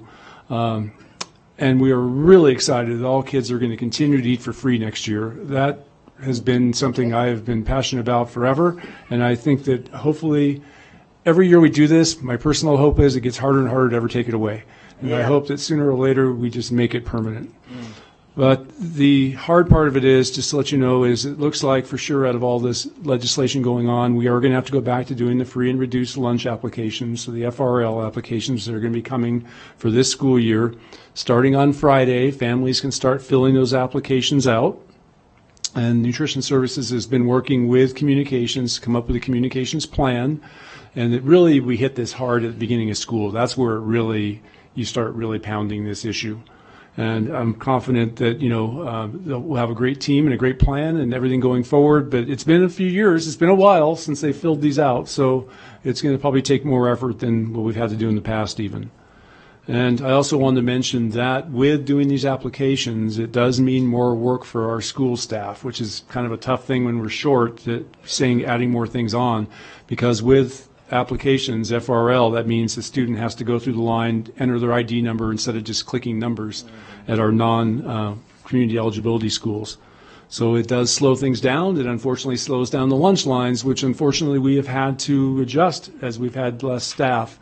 And so that's kind of a double whammy a little bit. But as needed, we're going to continue doing what we've done last year, a condensed menu, reduced number of serving lines, very limited catering services. But until we can start ramping that staff up, and once we do, we definitely want to bring all these things back as soon as possible. And with that, Trustee Smith has something. And question, just to clarify, so why do we have to do the applications if the meals will all be free again next year? Yeah, thank you for that question. The way it works is that the state is going to be paying that difference between what the federal government will pay. They're going to pay the difference. There's a different amount of money that's paid for a free student versus a reduced student. And so that means if no applications were filled out and everybody just says we're free, that means the money the state's giving us would run out that much faster. So we're hoping to have that money last as long as possible. The other thing that happened in that bill that I was saying got reconciled is the federal bill was basically getting rid of that reduced student. It was taking reduced and free and making it all free. Unfortunately, there was a threat of a filibuster in the Senate, and because of that threat, they decided to keep the reduced status in there. If we didn't have the reduced status, I'd be instantly going to the state saying, does that mean we can get rid of applications because everybody's free? But I don't think so, because the paid students also were charged differently. So if you're paid, reduced, or free, that's how the money is paid back. It's too bad that's the extra work, though, especially now, but... Yep. And basically, that's it for me. Anyway, we'll be back at our next board meeting on July 26th to kind of give you an update. And by then, we really have to have our transportation plan, because by then our classes will have been filled. We'll know pretty much how many drivers we have to start the school year. We'll have the optimization study completed. We will be kind of telling you at that point how we're going to start school. Okay. With that, I'll take any other questions you may have. Well, I don't think we have any others. This was just for information, so no public comment. Thank you very much. All right. Thank you. All right, Emily, I know you're staying. All right. Thank you, Mr. Itchard. All right, on to agenda item 5.04. 5.04 was no, here it is. Okay. This is presentation and possible action to approve and or recommend amendment of a memorandum of agreement between the Washoe County School District, the district, and the Washoe Education Association, WEA, providing for payment of an add-on differential in the 2022-23 school year in the amount of $2,500 for educators returning for the school year, and in the amount of $1,500 for educators hired for or during the 22-23 school year. And this is for action, and Ms. Ellison is before us to go through some of the details. Thank you, President Taylor, members of the board. This MOU or MOA, as compared to the last one that you all reviewed, is much more straightforward. We've got 1 page versus 6, and so my presentation won't be nearly as extensive. But we know that educators have faced an incredible strain over the last 2 years, and we know that that's had a significant impact on morale and retention. We also know that our educators are experiencing the same labor market pressures or competition for their talent that many other employees are, as they are feeling the economic pressures that we're all feeling from inflation. It is more important now than ever that we attract and retain educators as we prepare for the upcoming school year. And so with that in mind, we worked with you all and our business office and our Teachers Association, the WEA, to implement these add-on differentials in recognition of the hard work of our educators, and again with the goal of retaining them for the upcoming school year. We understand that one-time compensation is different than ongoing compensation, and we very, very much wish that we were able to recommend an ongoing compensation increase, but between vacancy savings and savings identified within ESSER's funding, this is what we're able to offer, and we're hopeful that it signals to employees that we understand compensation is a concern, and we will look to address that in fiscally responsible ways whenever we can. So the memorandum of agreement provides for $2,500 for employees who are active at the end of the 21-22 school year who return. They would receive $1,000 in September and $1,500 in December. And then new educators that, or I'm sorry, not just new educators, but educators who are new to our district for the 22-23 school year would be eligible for a $1,500 payment in December of 2022. Those hired after December 10th would be eligible for their payment in June of 2023. Like I said, this is one-time monies that we're utilizing vacancy savings, and I believe Mark Mathers talked a little bit about it in his budget presentation, but also some savings that we've identified in ESSERS. And we are hopeful that you all support the recommendation to provide this this compensation to our certified unit. And then, of course, we will be working with the other units in which we have settled contracts in order to bring forward similar proposals for your consideration. Okay, we're going to go to Trustee Rodriguez. You know, before we have comments, why don't we have public comments? Before we have board deliberation, let's have public comments. The board received an email from Phil Kaiser. Thank you very much, JJ. Okay, Trustee Rodriguez? I'm ready to make a comment and a motion. I will say that I'm glad, one, I'm happy that we're able to come to this agreement, and I know that teachers have been through a lot, and I know that this current board and this leadership of our district stands behind our teachers, and there's still more work to be done, but I think this is a great step forward, and hopefully shows that our educators that we're behind them, and we hear them. And with that, I'd like to make a motion. Please go right ahead. Thank you, Madam President. I move that the Board of Trustees approves the agreement between the Washoe County School District and the Washoe Education Association, providing a payment of an add-on differential in the 2022-23 school year in the amount of $2,500 for educators returning for the 2022-2023 school year, and in the amount of $1,500 for educators hired during the 2022-2023 school year. There's a motion on the floor. I'll second that. You have Trustee Mayberry second, and we'll have discussion. Trustee Church, I see your hand up, sir, and then we'll go to Trustee Smith. Thank you for Ms. Ellison. So I just want to verify this is a 2-year payment, and then it ends at the end of that period. Is that correct? Thank you for the question, Trustee Church. Actually, this program is only for this year. And so individuals or employees who are returning from the past school year into the next would be eligible for one amount, and new employees hired during the upcoming school year would be eligible for another. But the MOU is slated to end at the end of the 22-23 school year. I want to essentially make a statement or discussion. I don't think we've paid enough attention, as I've said many times before, to the housing issue. A number of articles came out recently on the housing issue, and this is important. We do want to support it, and if we have the funds to do it, that's wonderful. But I guess we'll find out in a year or so if it's working, and if we still have vacancies. And of course, the new superintendent may have different opinions, and welcome those different ideas. But I'm inclined to vote yes, but I'm also just saying for the record, I think we absolutely have to address some of the housing issues and research for housing and that kind of a thing. So I'll try not to beat a dead horse, but thanks for listening. Thank you, Trustee Church. May I comment? Well, please go ahead, Ms. Ellison. Yes, Trustee Church, I think those are important comments, and I think something that I haven't had the opportunity to share before is that of all the people in the district, I'm probably most aligned with you in terms of wishing for those types of big benefits for our employees, whether it's housing or daycare centers or medical facilities. I think that an organization our size and with the commitment level of our employees deserve things like that. So I don't want anyone to come away with the impression that I don't agree with you that those are important benefits or pressing matters.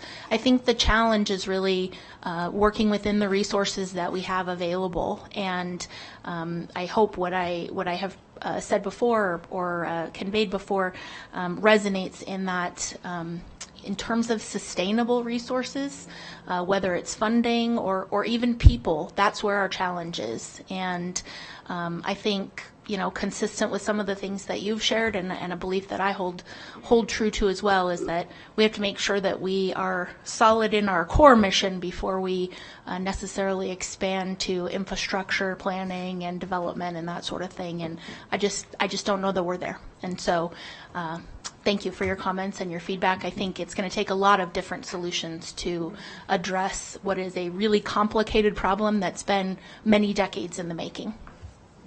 And if I might then respond. Sure, go ahead, Trustee Church. Yeah, and thank you for your comments. And if I count the math right, this is about $10.7 million that it would cost the district, and the employees deserve good compensation, especially with the inflation rate. That said, one thing I want to put on the record, every time I mention housing, I get these emails that say, oh, you want to put us in trailers. No, I want a smorgasbord. I want a variety of options, especially for new hires and the hard to fill positions, special ed, STEM, bus drivers, et cetera. So I just hope we can look at that down the road and address that. So thank you. Thank you, Trustee Church. Trustee Smith? Thank you, President Taylor. I'm so pleased with this. I know we've got teachers listening to us right now, and so I want to say thank you to the WEA for being champions with this. I want to thank Emily and her team for this. Our teachers deserve this and so much more.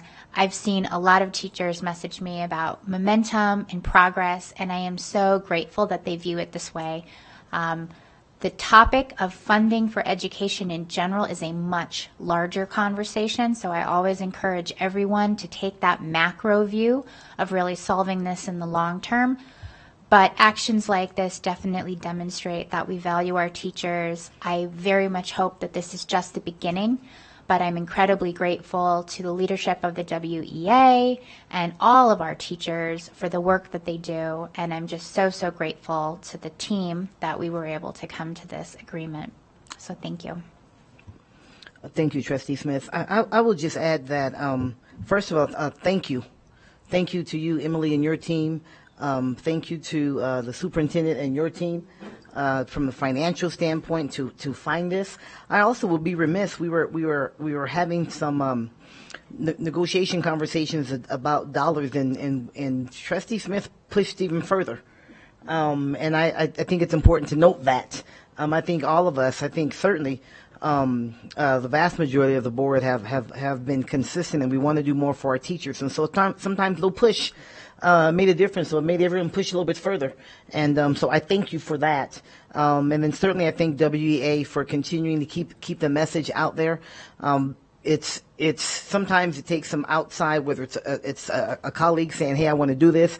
I mean, we all talk about it. Trustee Rodriguez talks about it all the time. I don't think there's anyone sitting at this table right now who hasn't said, I want to go on record saying I want to pay our educators more.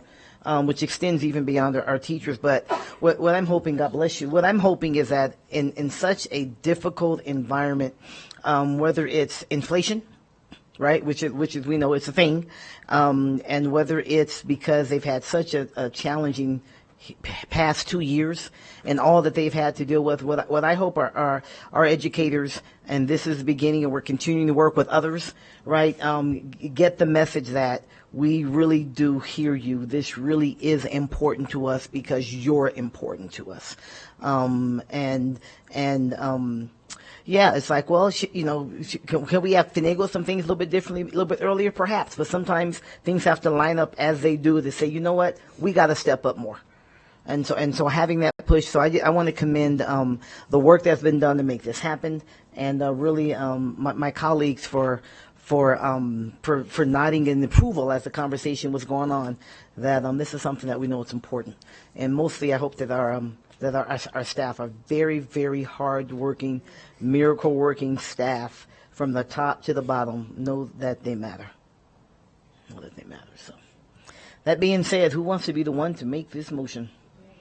Oh, yeah, I already have it. That's right. My bad. All right, that was discussion. How do I miss Joe? Okay. All right. So all those how about this? All those in favor of the more, all those in favor of paying teachers more signify so by saying aye. Aye. Any opposition? All right. The motion carries. Let the record show it is unanimous. Nice job, Ms.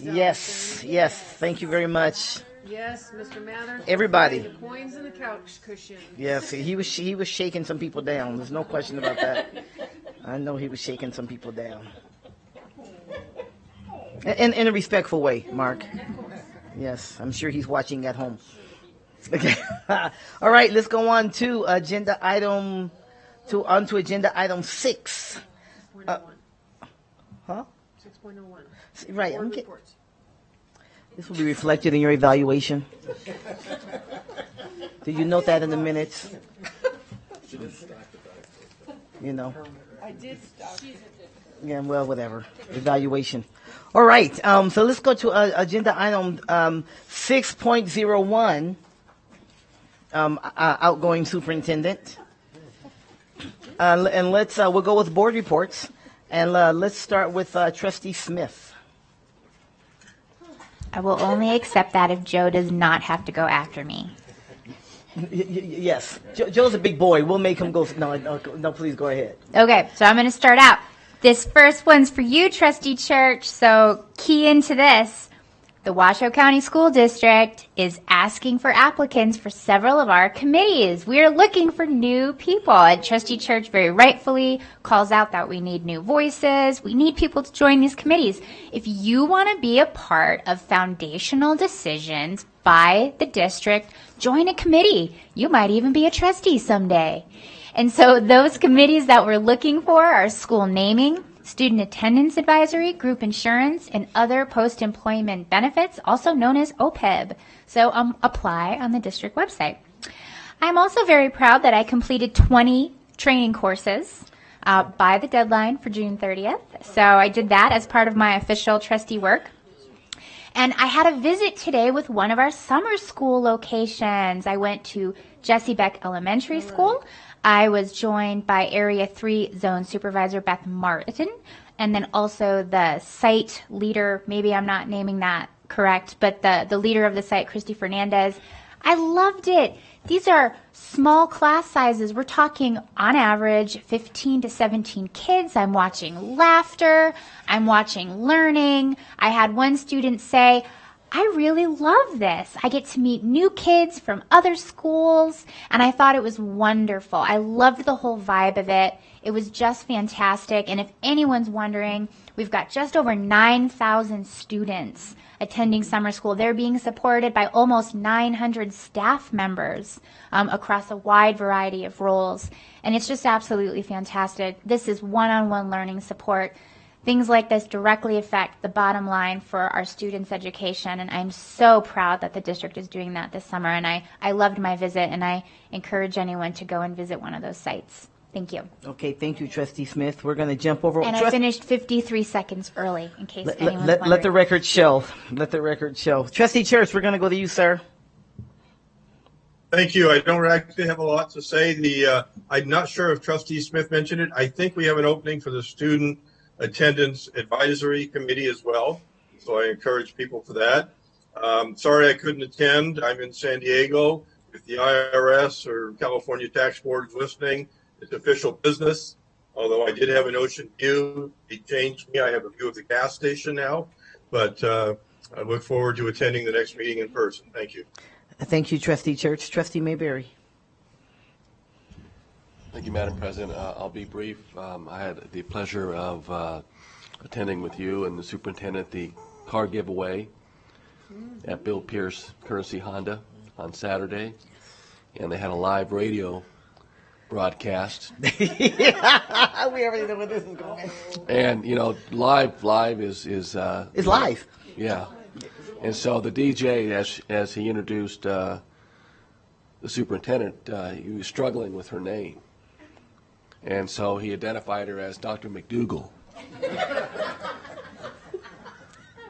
And so I had to get that out. So Dr. McDougal, you will be missed. Yeah, please let Dr. McNeil know she'll be missed too. Dr. McNeil, just do it. All right, thank you, Trustee Mayberry. Drew from Minot High School actually won the car, a brand new Honda Civic. Yes, yep, $22,000 car. Yes, Dr. Nicolette. Yes, I will cease with the fun because this is really important work. How many minutes do I have? So I had the opportunity to attend with Trustee Minetto the Nevada Commission of School Funding, and the meeting materials can be found on that website. I strongly suggest that you go find those meeting materials because the agenda was filled with important information, things like, tax structures that are very complex in Nevada, and you can never know enough about them because they're so complex. But I was there to provide public comment regarding the DETR, what do we call them? The decision structure for 21 different types of employees in Nevada.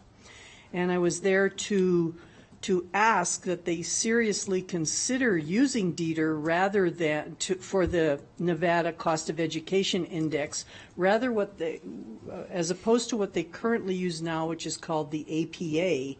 And it's an older study that is just a small sample of occupations in Nevada. So it's really not a very broad and deep, and it doesn't really represent what Nevada employees and employers are experiencing right now as it relates to our per pupil funding, our pupil-centered funding plan.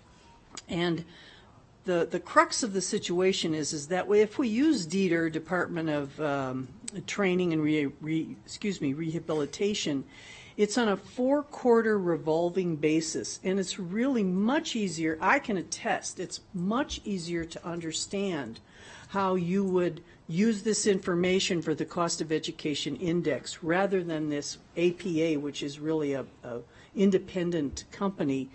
You can understand it much easier, and it will fare better for us. And there was a lot of discussion. The good news is that there's going to be a special meeting following July 4th. And so as we look forward to continuing this discussion, it would probably be very helpful, and this is apparently supposed to be a Zoom meeting, it would be very helpful if we provided collaborative, coordinated public comment, because this is really very important to Washoe County, our students, and our schools.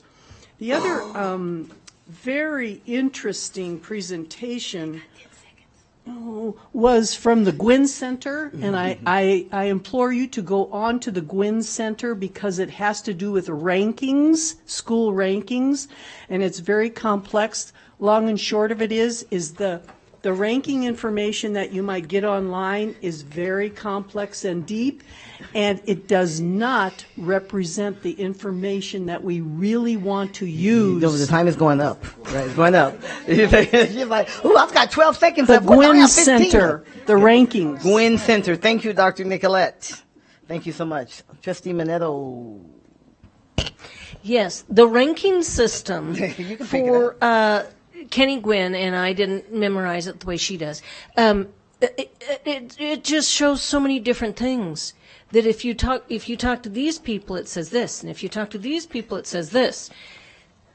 Oh, geez. Oh, my time is clicking.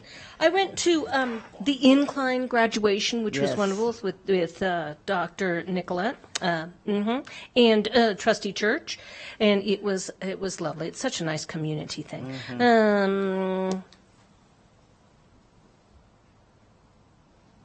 It's hard to interpret data is basically what it says.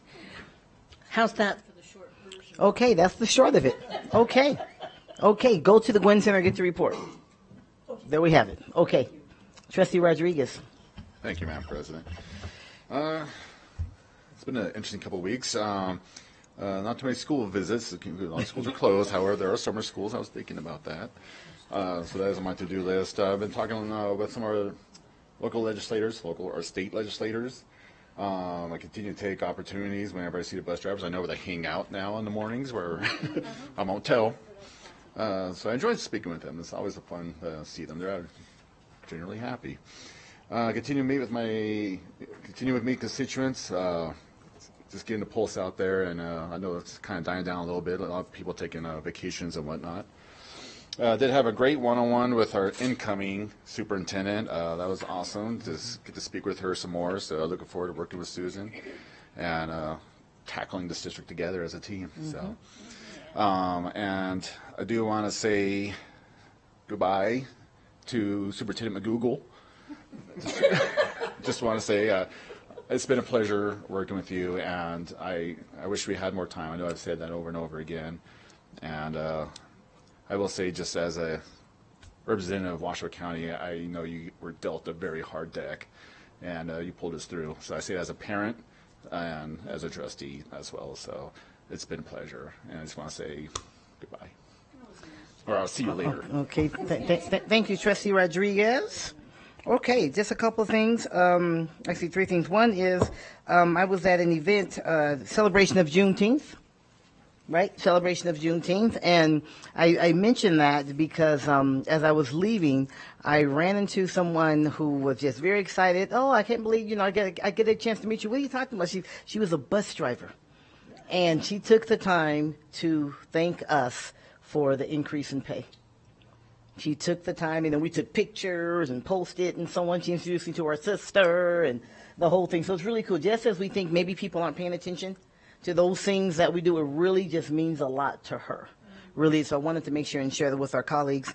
Also, the state law requires now that there is a parent representative from the Washington County School District as well as from the Clark County School District on the NIA, the Nevada Interscholastic Athletics and Activities Association. And so we're doing a process internally to select. That person needs to be selected by the beginning of September.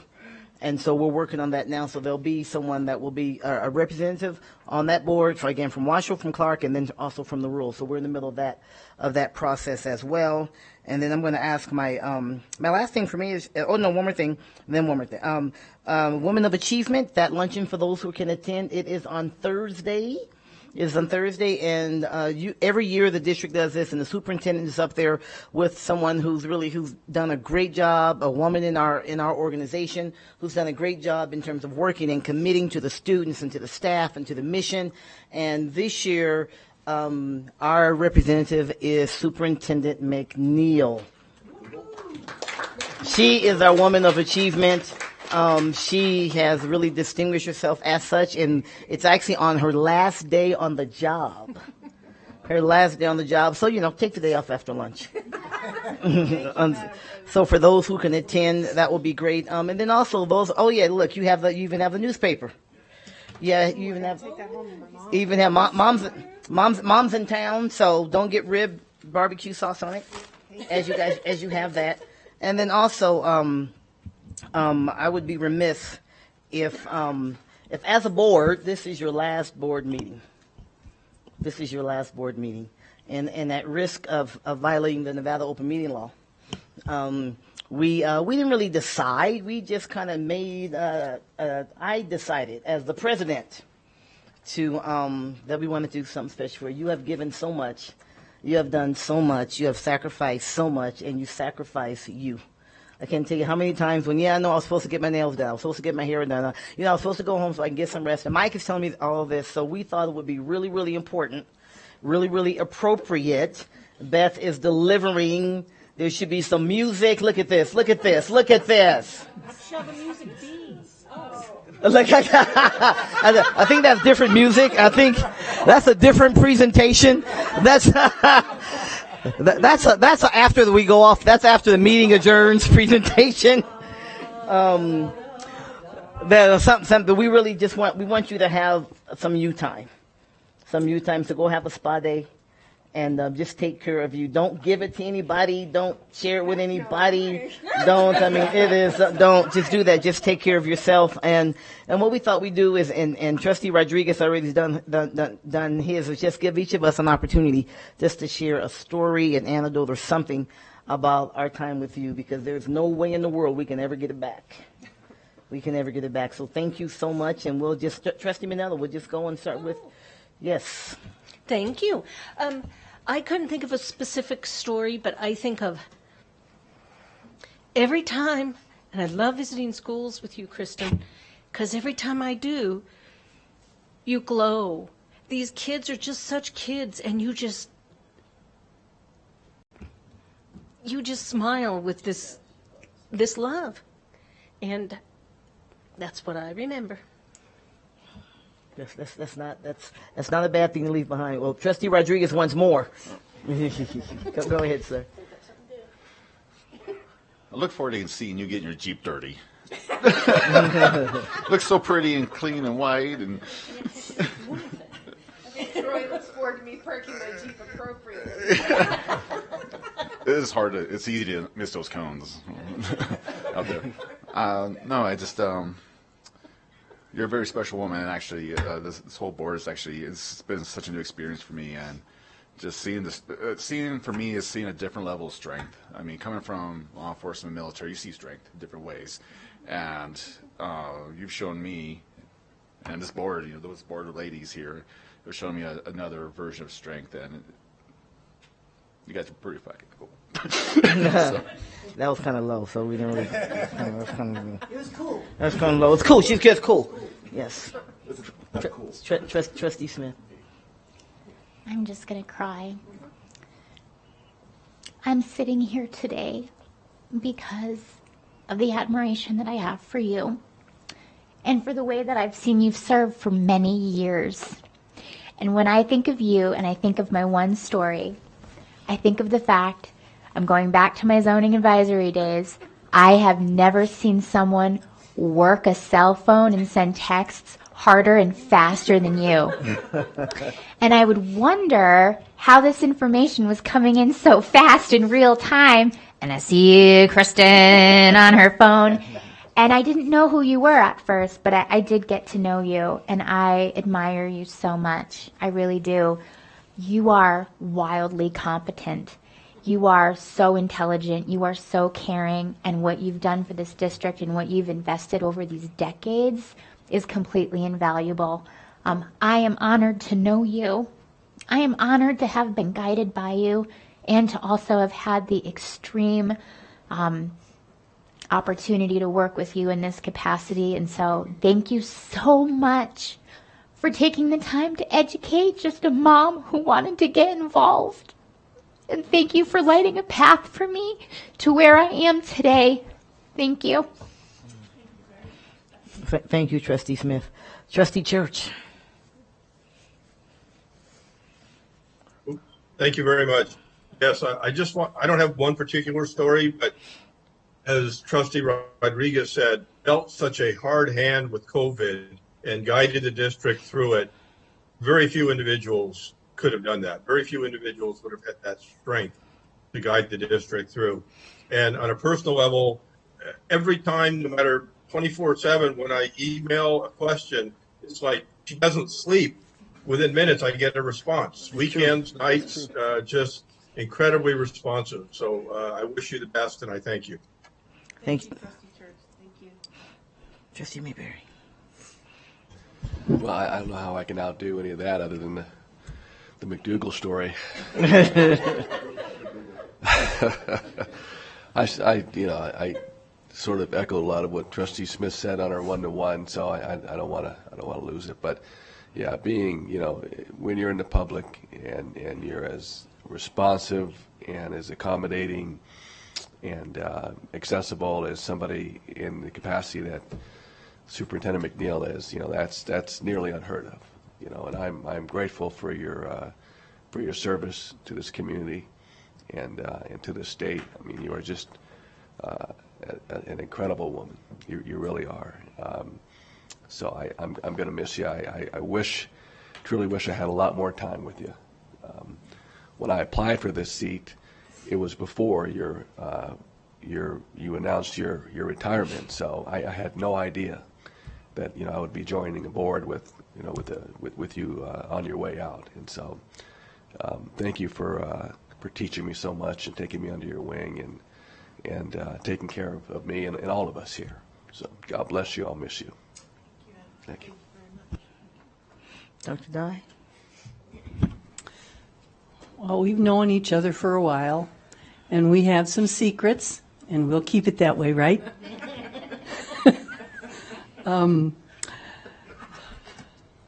Kristen, you have grace, you have guts, and you have grit. And I have always felt that when I ask a question, you will always give me an honest answer. You don't always know it off the top, but you will find out and you will get back to me. I'm with Trustee Church. I mean, I try not to email you at odd times because I don't want to bother you, because I know you're there and you're ready to help. And I appreciate that. And I'm so happy for you and your family that you are going to start a new chapter. I can't tell you how happy I am.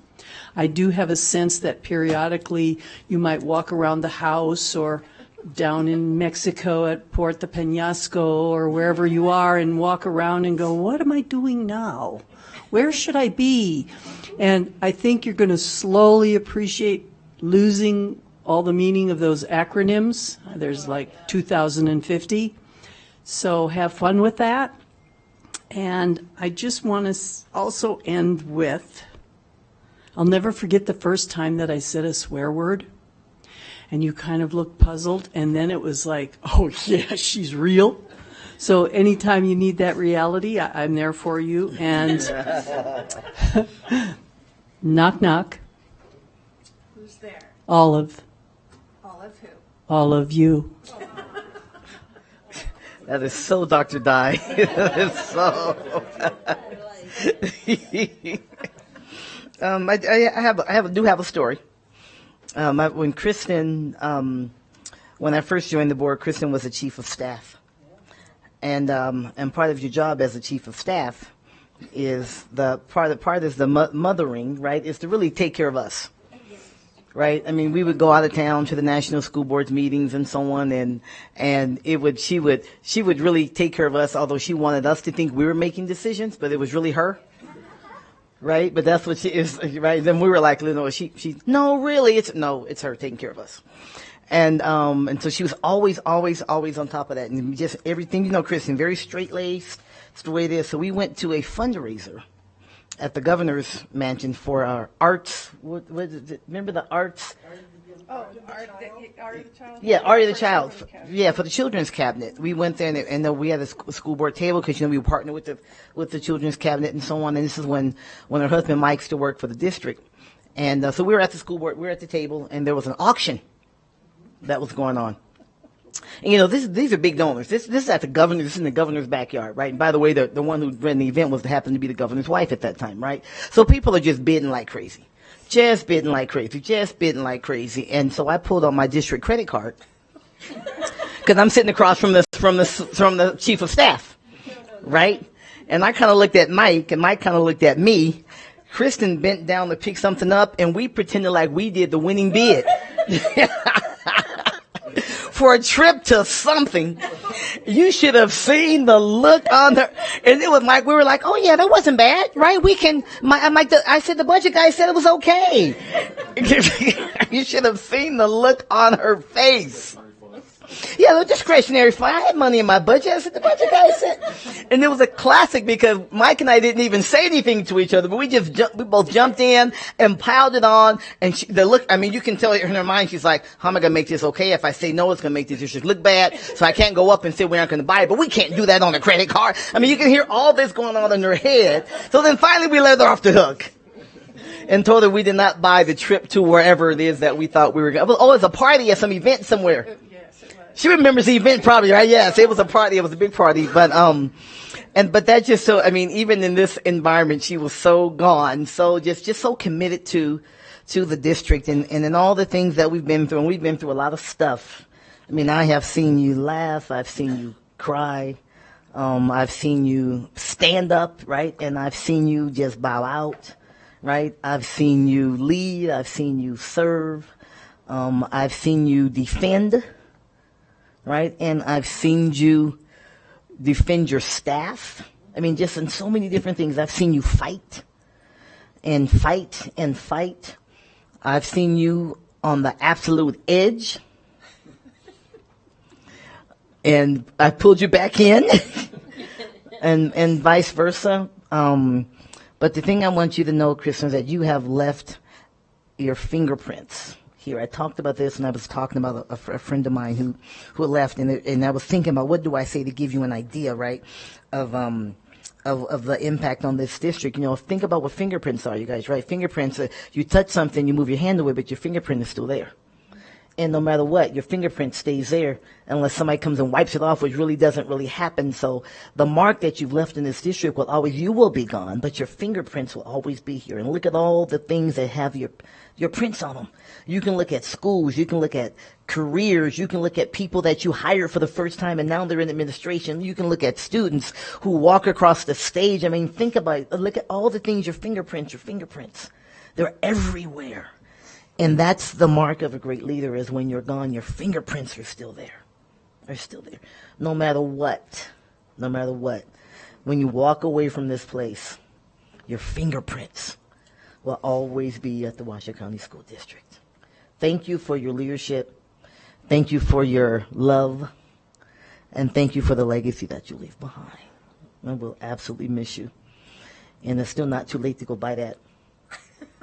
We can still go out. And yes, it is. Yes, it is too late? Yeah, their P card's closed. Okay. No, your P card's closed. Mine is still good. Thank you so much. Thank you so much. Yes.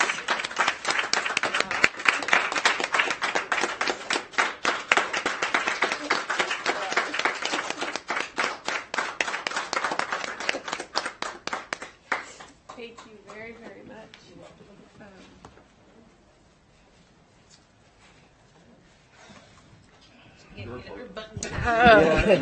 Yeah, I'm sorry, your mic's off now. You're done. You think and you think and think about what you're going to say, and there are so many words that I need to, that I want to say, and I look out in this room, and I have been in this room a long, long time, and I have been with boards that made decisions that transformed this district and were impactful to students and our staff. And I just want all the trustees, the ones that we have served with, the past trustees, the work that you do for public education means so much. Means so much to our children and our parents and our community. And I want to thank you all for doing the tough job that you do. And President Taylor, we have been through some times. And I don't know if I could have gotten to this point in my career without your counsel. We have had some very late night and very early morning conversations on the phone, and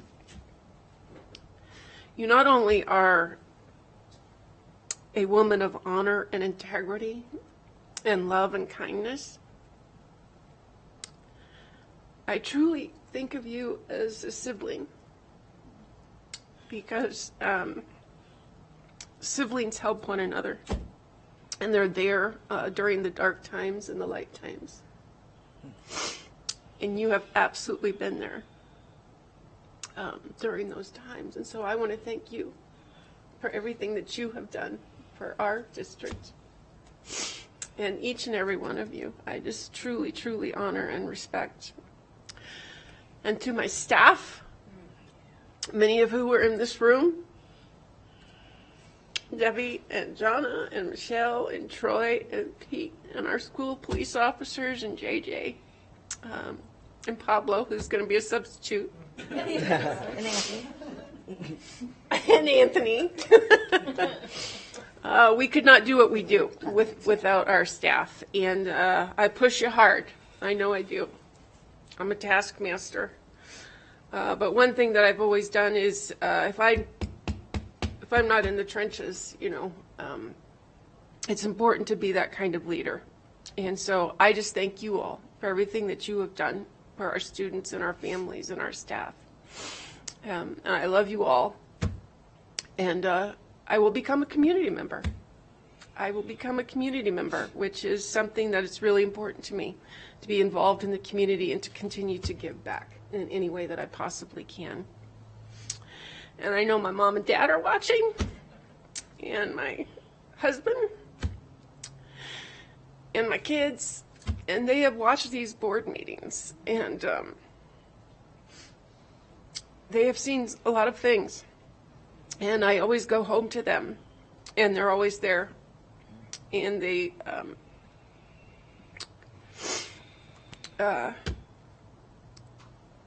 they're always there with the word to keep pushing and keep doing what you're doing.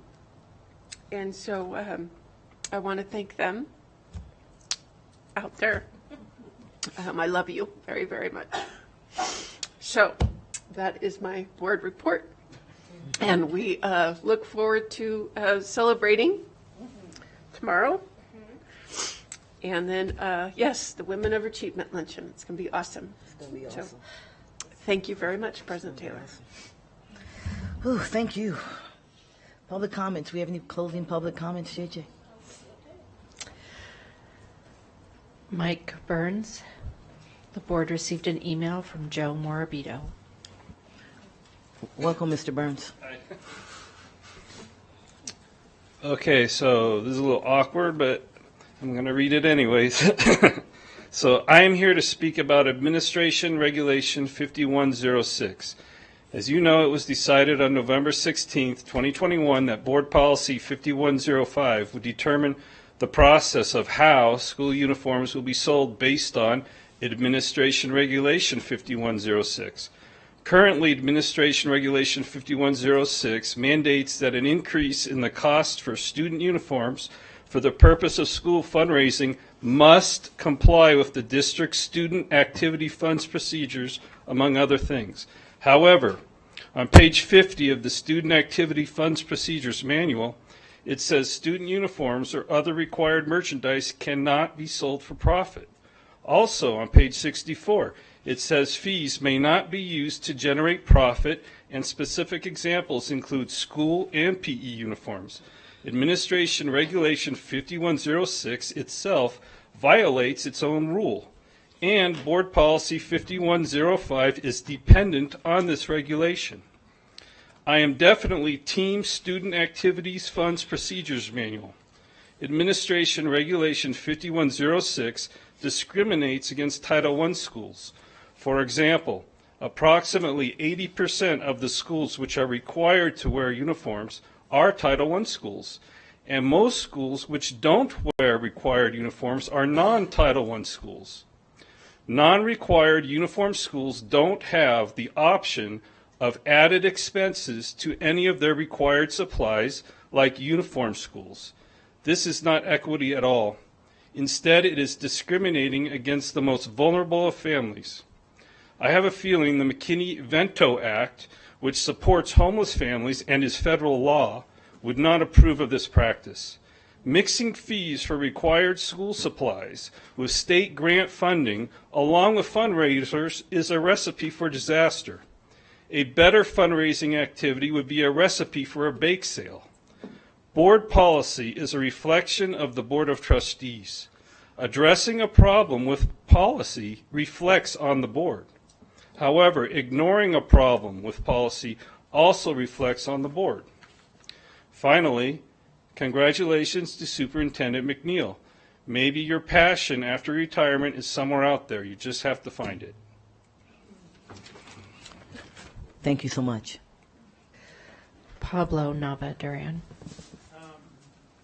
I wanted to say thank to the gentleman over here about the equity issue. So I think we need to fix the equity issue on the school uniform. I know mentioned that more than 80% of Taiwan school are required to wear school uniform to school. That includes Smith Ridge Elementary School, and then Venture Elementary School. They're all Taiwan schools. So, in most of middle school,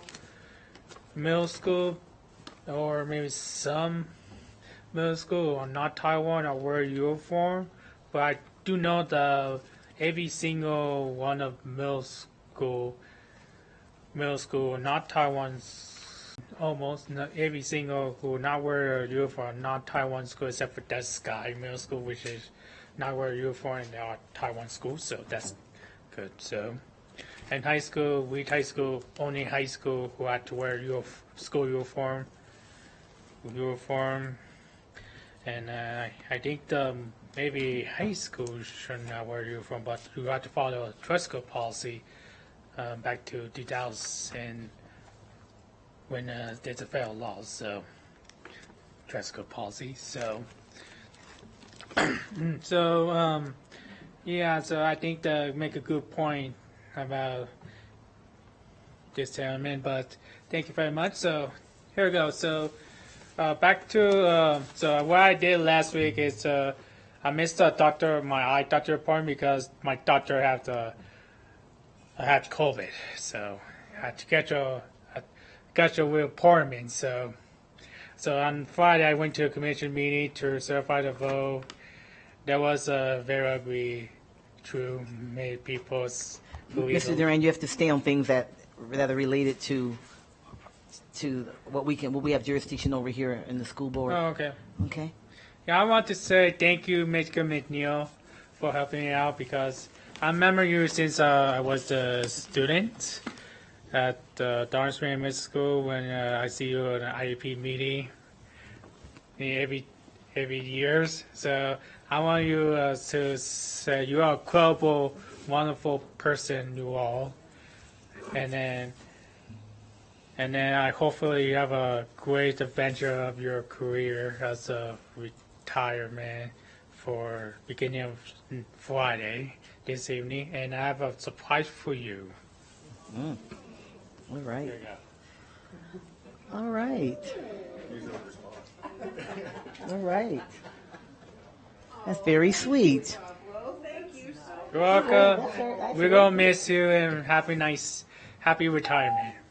Thank you, Mr. Duran. All right. Any more public comment? Yes. Jonah Acoin. Principal Jana Acoin, welcome. Thank you, and congratulations to the trustees in the election and President Taylor and all of our retirees. All right, Dr. McNeil, listening to all those stories. So I just wanted to come and thank you for what you have done here in Washoe County since 1995. So we showed up for the same job interview. I was after you, but you showed up before me, which is odd, right? That's so and we were waiting, and we were waiting, and we're waiting. And so we start talking, and I said, gosh, I wonder if, did we get the date right? And she goes, well, when I called to verify yesterday, we were still having. I'm like, who is this Of course, person? right. You called to verify an interview? Right. All right, so then it started, and I just wanted people to know that you've always led with your heart, your determination, and your brilliance. I've talked with many of your colleagues, me being one of them, and you have incredibly high expectations, but you don't have any higher expectations than you have for yourself.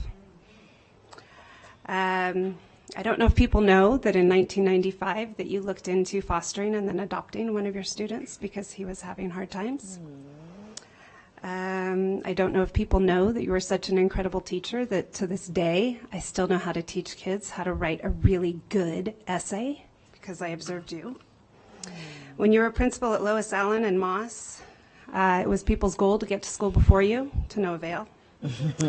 Watching you fight and work with grant funding to the era of Heath and Peath. I hope they don't see that. Heath and Pedro, when they saw your brilliance and they saw that you were just so valuable that they kept creating positions because they needed you by their side. I want to thank you for your grace and your professionalism these last 3 years. Your unyielding advocacy for all children, making decisions that weren't always popular but were right. And they were always in the best interest of students. As an administrator, I always tell my teachers and my kids, you represent me, and I represent you. So when people see us in the community, that's what they're going to think about our school. I want to thank you for representing us. You have done an incredible job. You've done it with grace, determination, and always love. So thank you for leading by example, and I look forward to hearing from your future adventures. Awesome. It's awesome. Awesome, very cool. That's all. All right, what a great one to end on. All right, everybody, we have a little bit of off time, and we'll meet here again July 26th. It'll be our first meeting without Superintendent McNeil. We're adjourned.